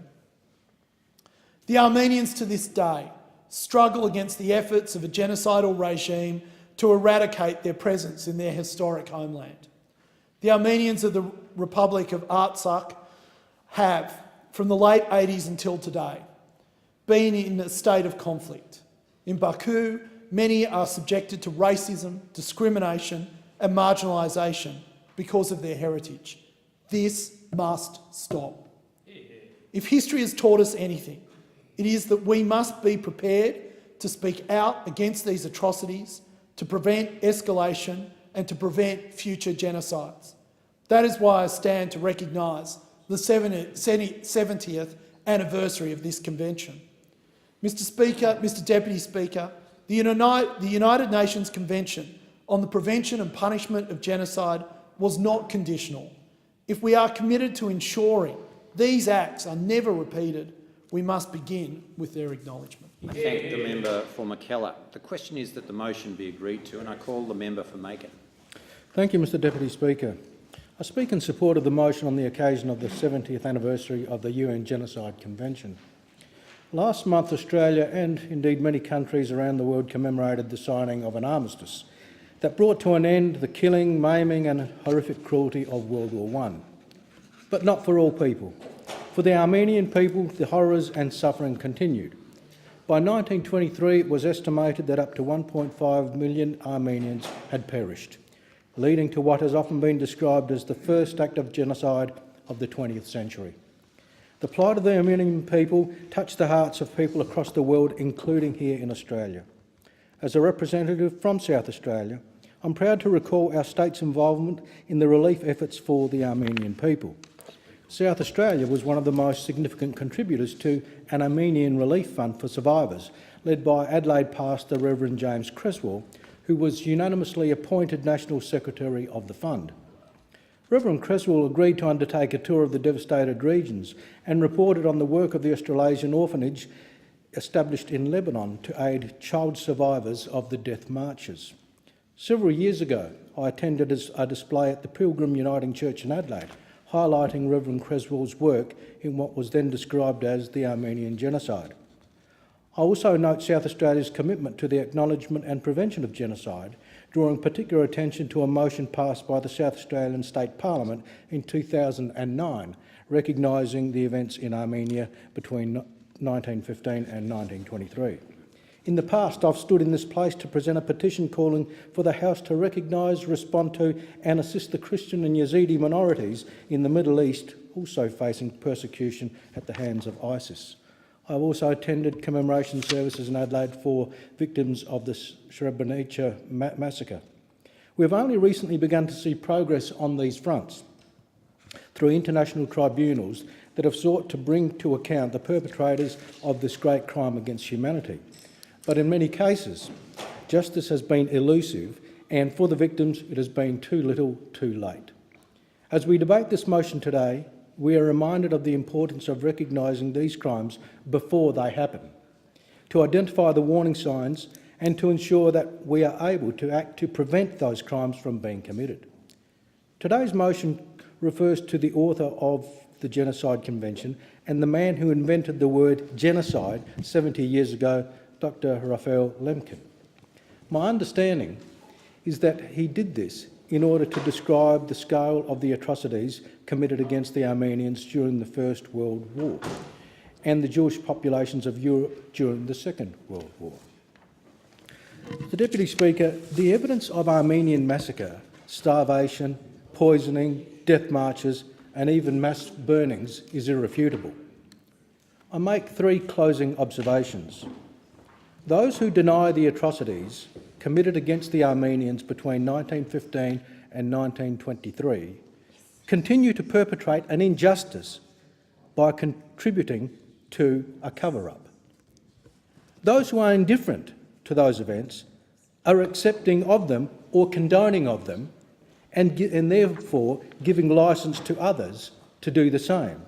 And indeed we saw that on many other occasions in the 20th century. Conversely, recognition of atrocities will bring a sense of closure and solace to survivors and family descendants. It will also send a message to the world that such acts of horrific cruelty to others are not acceptable, and if perpetrated, those responsible will ultimately be held to account. To date, some 29 countries have recognised events in Armenia as genocide. On the 70th anniversary of the UN Genocide Convention, and as a founder and signatory of the Convention, Australia should ensure that the Convention is honoured whenever and wherever genocide occurs. Thank the member for Macon. The question is that the motion be agreed to, and I call the member for Deakin. Well, thanks very much, Mr Deputy Speaker. And firstly, can I thank the member for Goldstein for moving this motion, all of the speakers, also the Armenian National Committee for their work. This should not be an exceptional series of statements here today. As my colleague has just said, it is irrefutable that genocide occurred and was perpetrated on the Armenian people. It shouldn't be exceptional that we talk about that. It shouldn't be exceptional that we recognise that as a country. And indeed, on the 70th anniversary of the adoption of the Convention on the Prevention and Punishment on the Crime of Genocide, it's absolutely certain that Australia will, and the sooner we do it, recognise this genocide. I'm very proud that we're one of the first to have become a signatory to this convention, but we've got to remind ourselves why we signed it. Why on earth did we sign up to that convention 70 years ago? And that's because we cannot, as a parliament, as Australians, we cannot be complicit in an act of genocide. And by allowing the denial of genocide, sadly, you become complicit to some extent. The genocide, in some respects, is still taking place.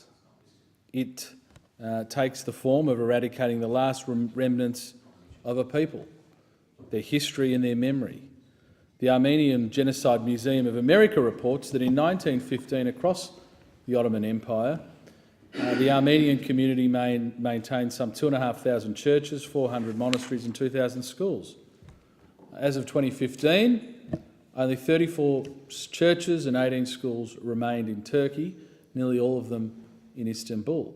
This effectively indicates the total eradication of the Armenian civilization in its historic homelands. But it doesn't end there. Turkey's sister state, Azerbaijan, has taken up this task, this very grim task of removing the last traces of the Armenian people from the region.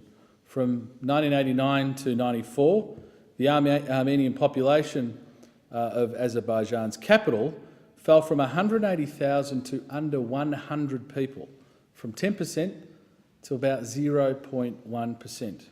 And in the early 2000s, the Azeri government destroyed several thousand Armenian cross stones considered by UNESCO to be intangible pieces of cultural heritage. So let's not kid ourselves. This is continuing and it is still being perpetrated on the Armenian people. Now, our failure to recognise and appropriately condemn these acts of genocide, in a sense, create issues for us today. And many speakers have noted the genocide that has occurred against Christian and Yazidi minorities in the Middle East. How on earth are we to have credibility in standing up and fighting against an evil ideology as described by Daesh if we're unable to recognise the genocide, the most horrific genocide that occurred against the Armenian people? I've long thought, as there are in many countries laws that don't allow the denial of the Holocaust, that similar laws should apply in those jurisdictions with respect to the Armenian genocide. It's no different.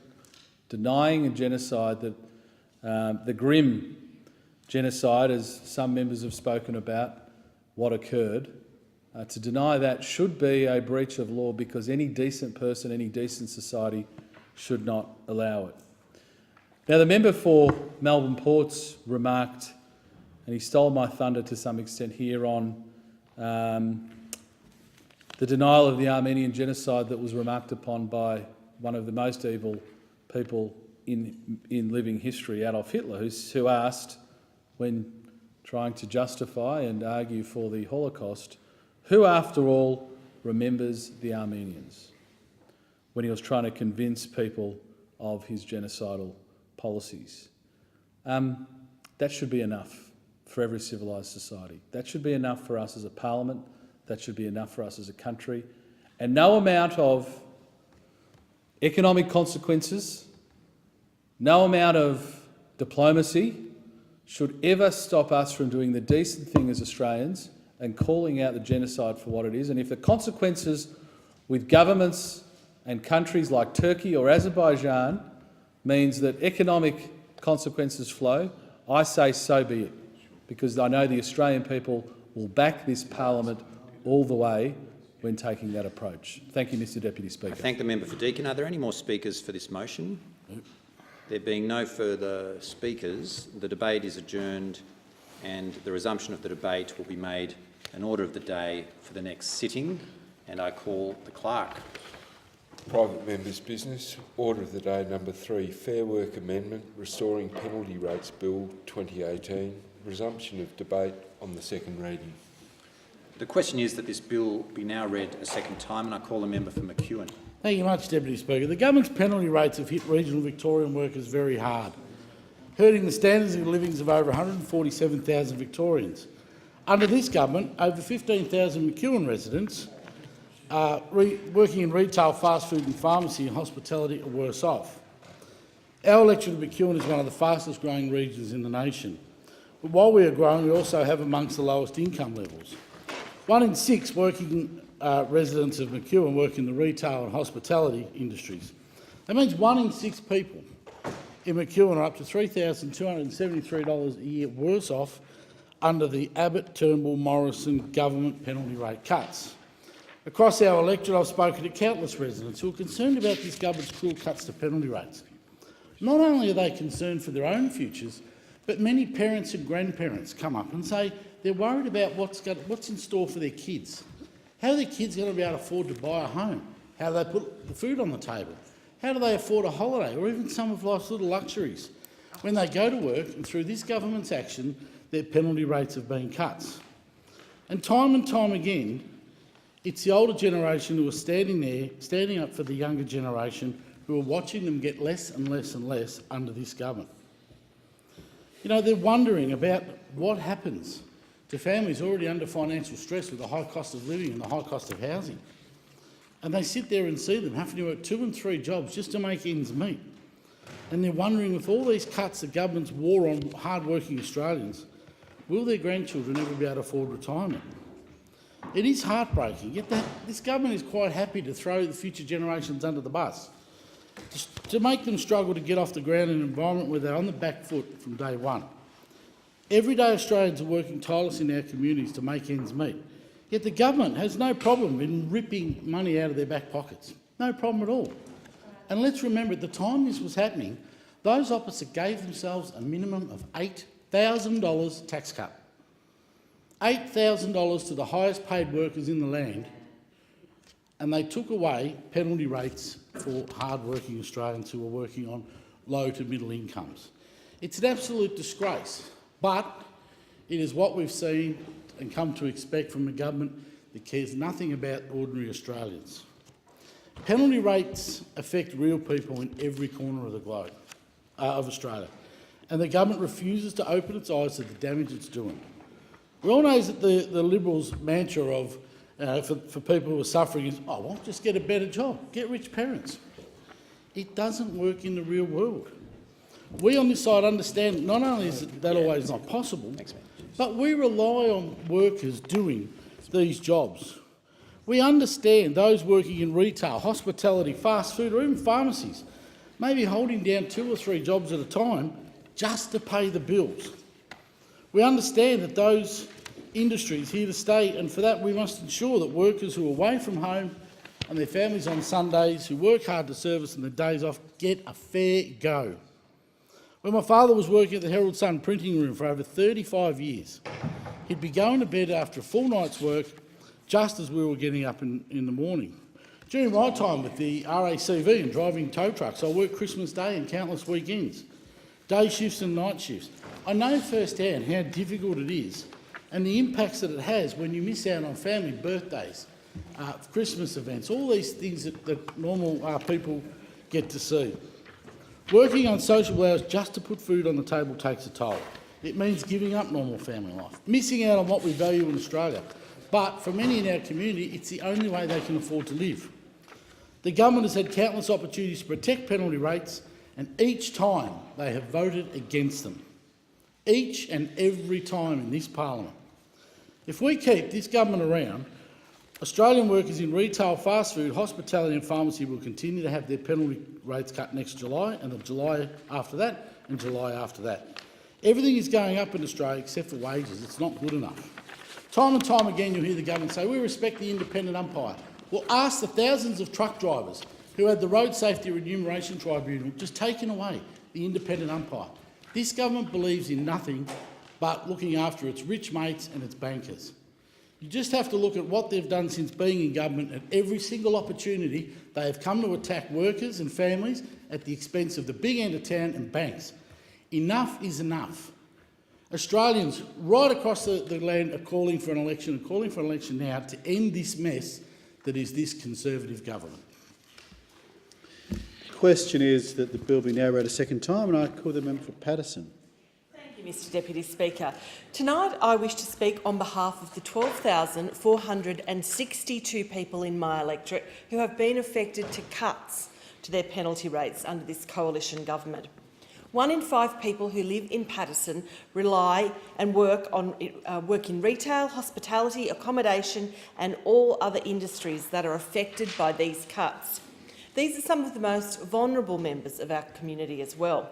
Contrary to what the government might believe, these are real people with real families who rely on their penalty rates to raise their families, pay their mortgages, that's if they can afford to have a mortgage, pay electricity bills, buy food and pay the many other bills that are going up and up under this government.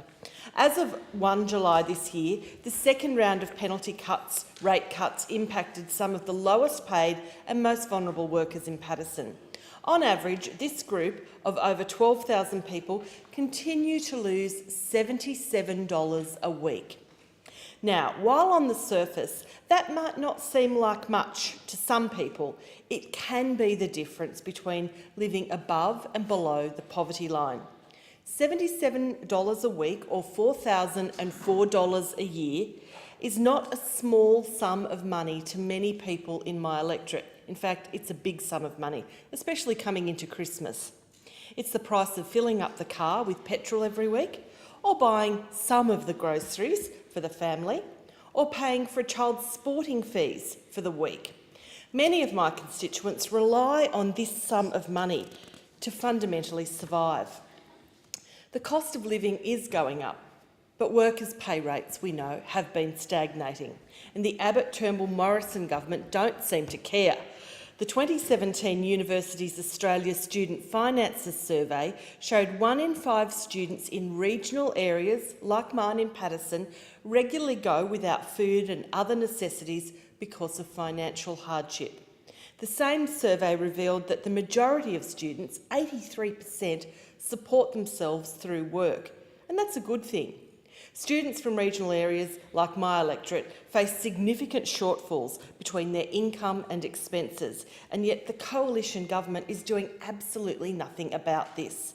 While the Prime Minister may never know what it's like to rely on $77 a week to just get by, he should be ashamed of himself for imposing this on families who know the pain very well. 700,000 workers in Australia are affected by cuts to our penalty rates. And while this private member's bill was introduced by the Leader of the Opposition quite some time ago now, it remains increasingly evident how important this bill actually is. Unlike the Morrison government, Labor understands that penalty rates are not a luxury, they are very much a necessity. And I'm proud to stand with the Leader of the Opposition as part of a really united team that is committed to restoring penalty rates in the first 100 days of a shortened Labor government. In real terms, this is what these cuts mean. It's actually interesting. I was at the airport last night getting to come to Canberra, and there was big lines in the security queues because of the weather. The wind had delayed flights, there were people all over the airport, queues, big waits, and people very frustrated. And I overheard one of the security people who were looking at the X-ray machine, looking at our luggage as she X-rayed it, and she said to the other one, "I think we'll be here till well beyond 10:30, 11 o'clock tonight," with a tone that gave the inference that they had been there for many hours and they would be working overtime. And she said to her colleague, "Thank goodness it's a Sunday," also implying that they were being paid penalty rates. So that's the difference when people really are being put upon to change their lives, to work outside of what most of us would be considered a normal working week. And one of the other reference points I often make in this argument is when children stop going to school Monday to Friday, 9 till 3 generally, then maybe we will be able to say there's no such thing as penalty hours or penalty rates. But I would suggest, and I hope that that never happens, Monday to Friday, roughly 9 till 5 is still regarded as the working week.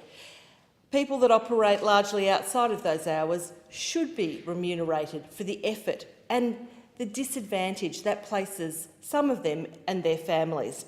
To the 700,000 Australians who have been affected, I say to you, your voice matters, your living conditions matter, your vote counts, and so do your penalty rates.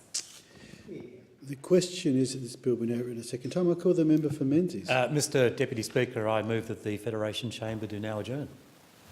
I second the motion.